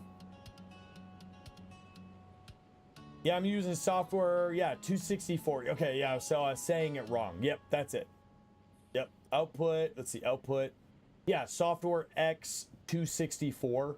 Encoder preset is set to fast with, yep. And recording is set to the same. Yep. That's how I do it. Test it out, see if it works for you. If it doesn't, then switch back. I forget what my GPU is already. Whom I might remember. I think it's 7800. It's a good GPU, but some games just eat it all up. So CPU encoding has saved me from all of those problems.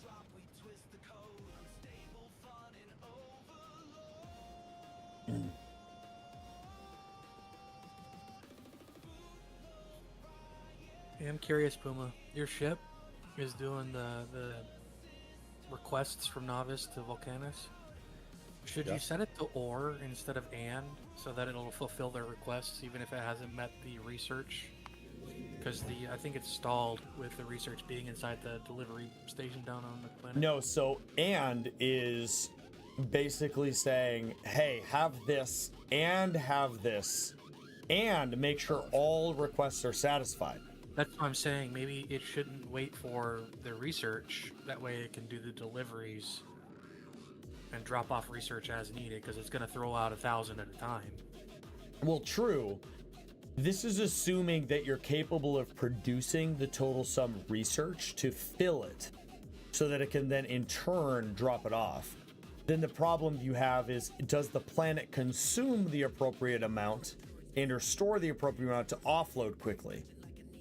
If those aren't met, then yes, you might want to change that so that it does kind of what you're saying, where I can't upload or offload at the rate I want, so that, hey, meet these requirements, and if this can't be met, that's fine, move on. You could do either or, yes.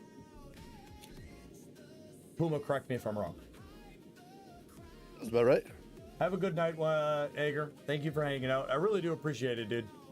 It means a little bit more than people might understand when another content creator just decides to hang out and chill in the chat and stuff like that. I really do appreciate it. You're a chill dude.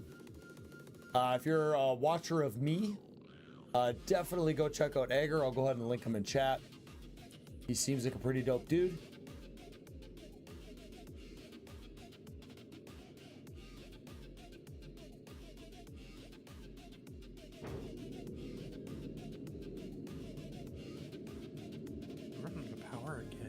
Yeah, I know Rev does it. You do, Yeah, you we're do not as well? producing enough sulfur.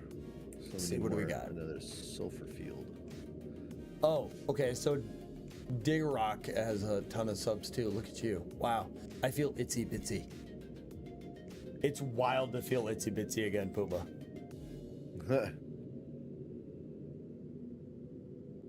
You know, Diggerock, I used to, a couple of years back, I was the top space engineer streamer.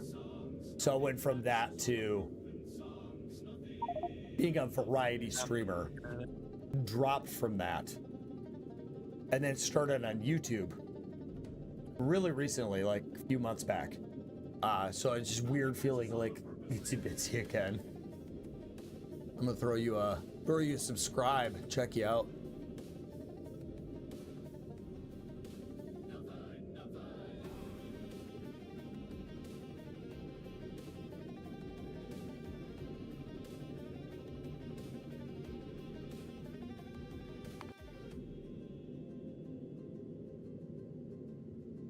Oh God, Puma, you said June, right?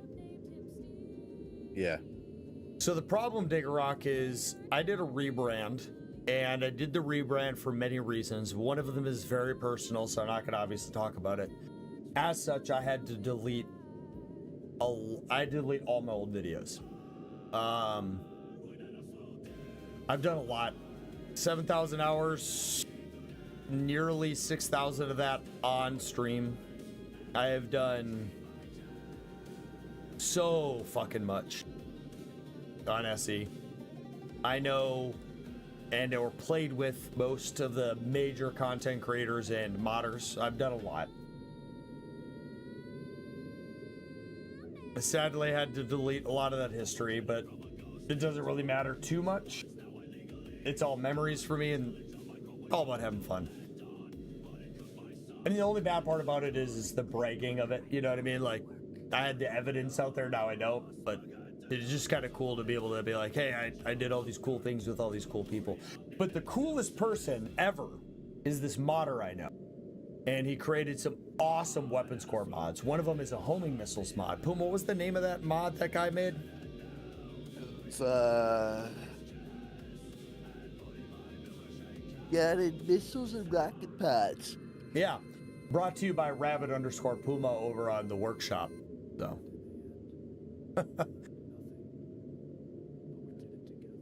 Oh, sure. But like, it's funny, right? You're at 4,000 something subscribers, so to me, you're big. And then to you, Katajashi and Splitsy and so on are big, right?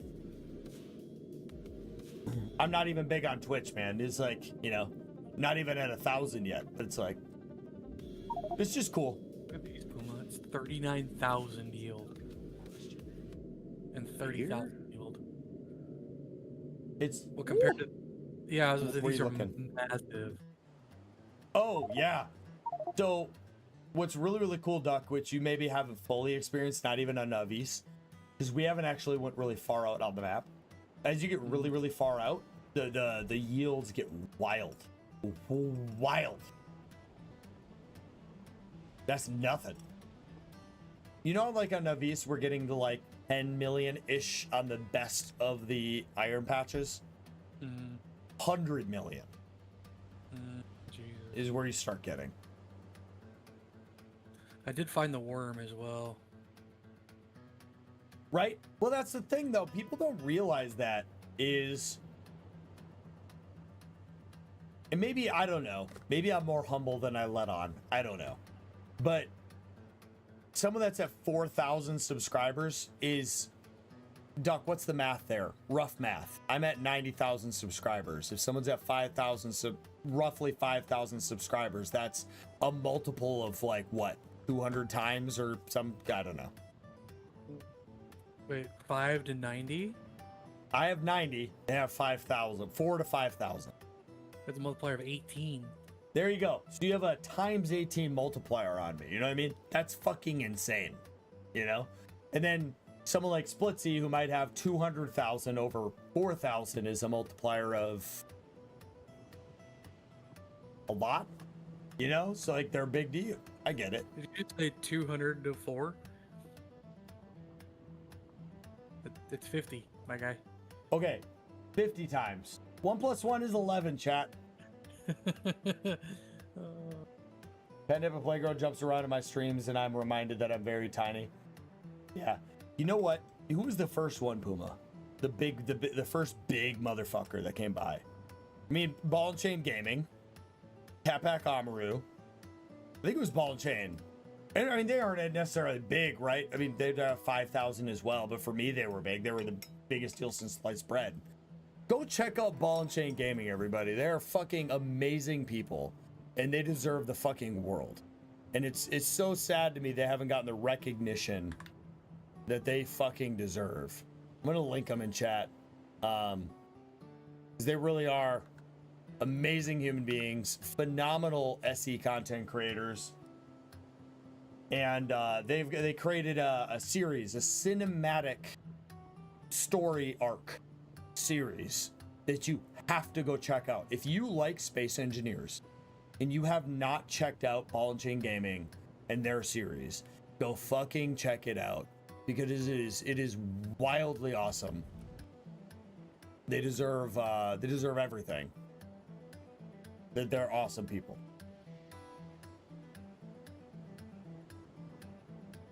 The series is called Deadly Salvage, by the way. It's phenomenal. It's like a movie. It actually made me cry in sections. I'm not even lying. And by crying, man tears, right? Like a single tear almost came out and I sucked it back in, kind of thing, but it happened.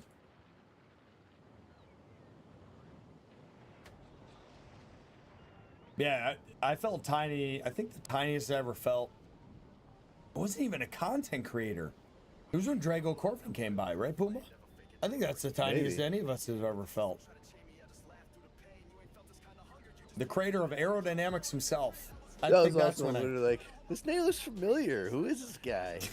No, that wasn't it. It was we were playing. I don't remember what we were playing, but he knew too much about aerodynamics, and I was like, how do you know so much about this? Like, how much have you played this?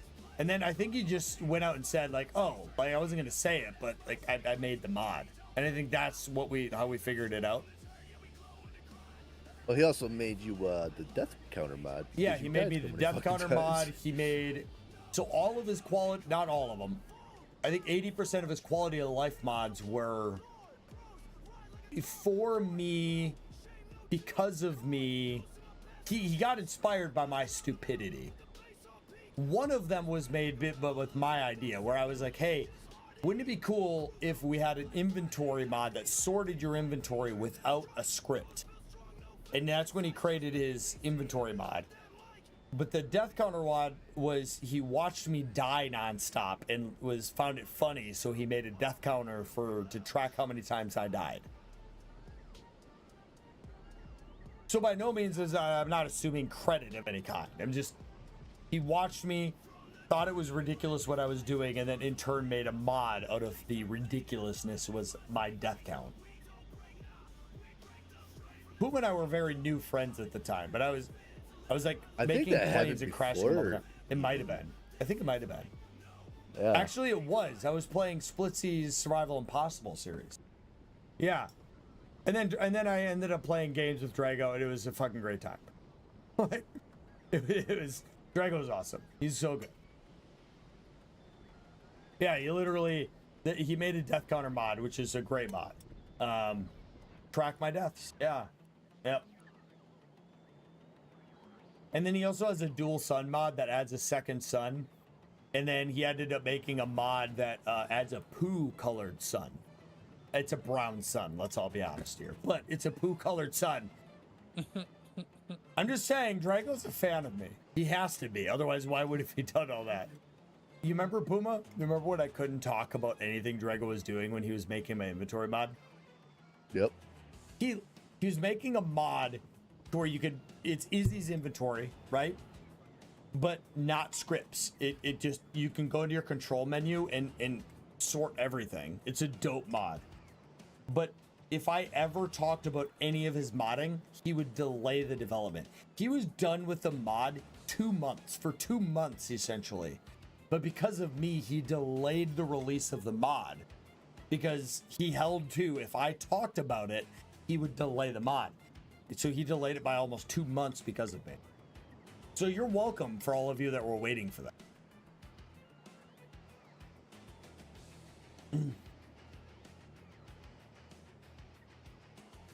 Yeah, it's funny shit.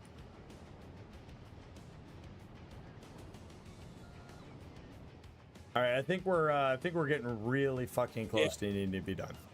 I think I need to get My off. body has just started to tell me it's shutdown time. I'm pretty sure I've You went nodded past off, it? Yeah.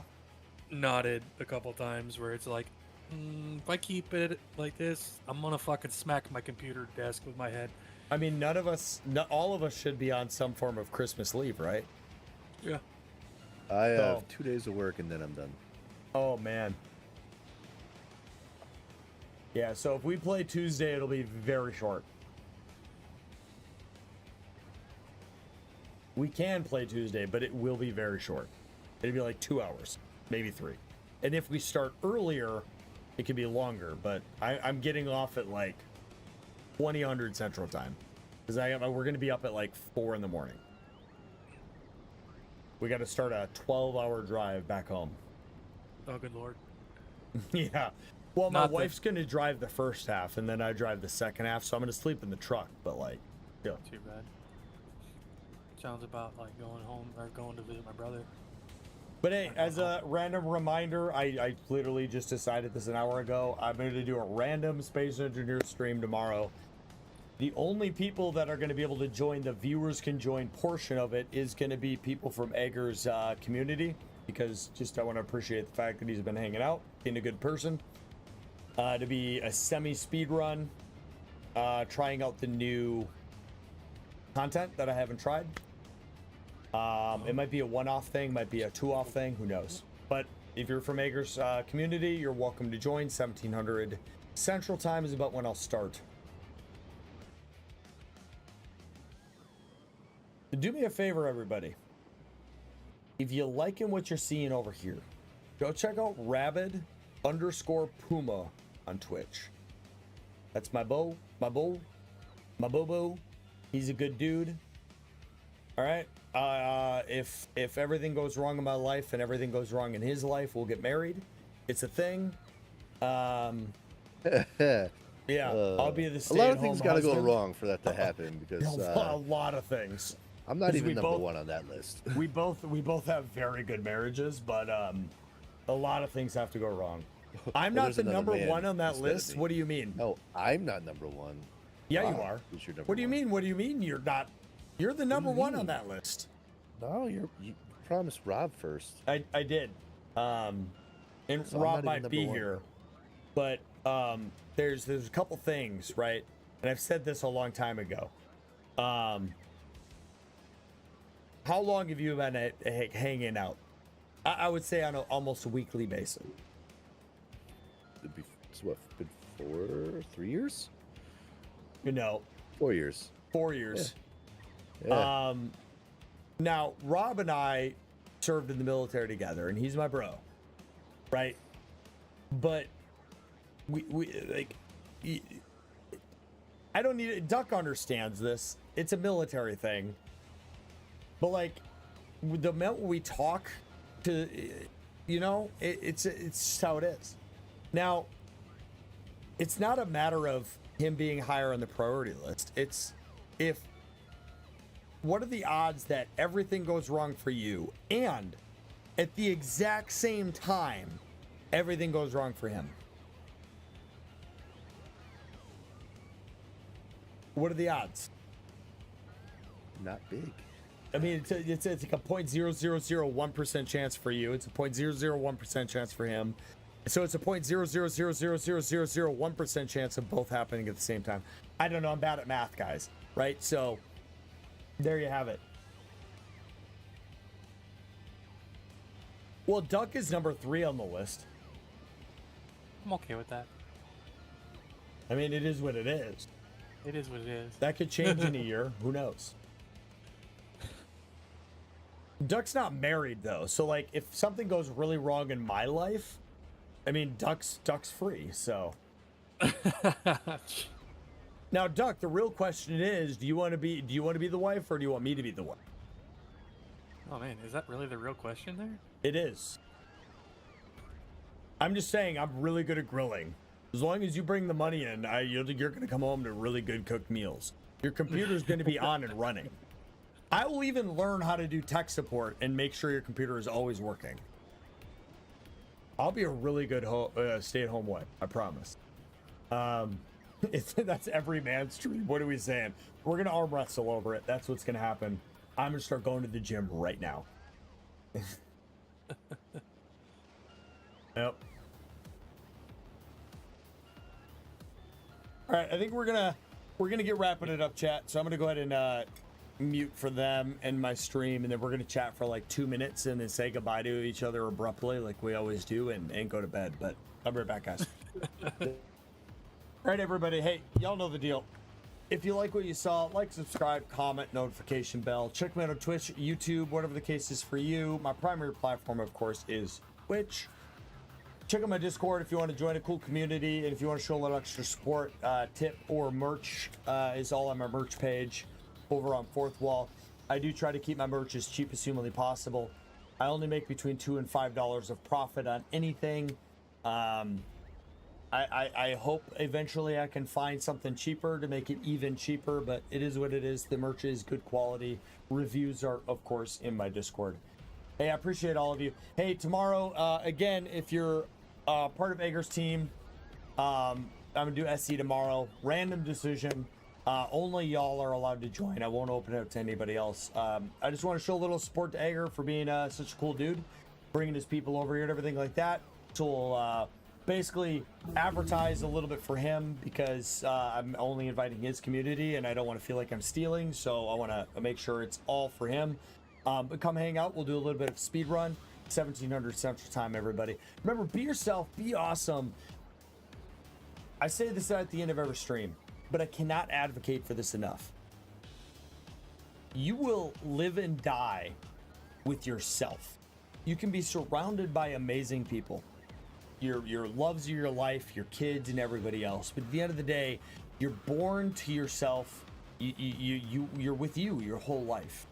So if you don't do small things to improve yourself, what are you gonna be when you get old? What regrets are you gonna have? Maybe you have a little extra weight. Maybe you're not dieting right. Maybe you need to brush your teeth more. Maybe you need to go to the gym. Maybe you need to study more for your college degree. Maybe you're just trying to get better at wood crafting. Regardless of what that thing is in your life, try to actively every single day make a tiny improvement. And it could be the smallest thing, but if you do a little thing every day, it compounds into a big thing over many months. It takes a long time to lose weight. It takes a long time to build muscle. It takes a long time to get your diet right. And it takes a long time to quit smoking. It takes a long time to get better at wood crafting. But just keep pushing, ladies and gentlemen. Better yourself every day. And I'm CreedHQ. I appreciate y'all for joining me in command. And we'll see you guys tomorrow night. I appreciate you and peace out.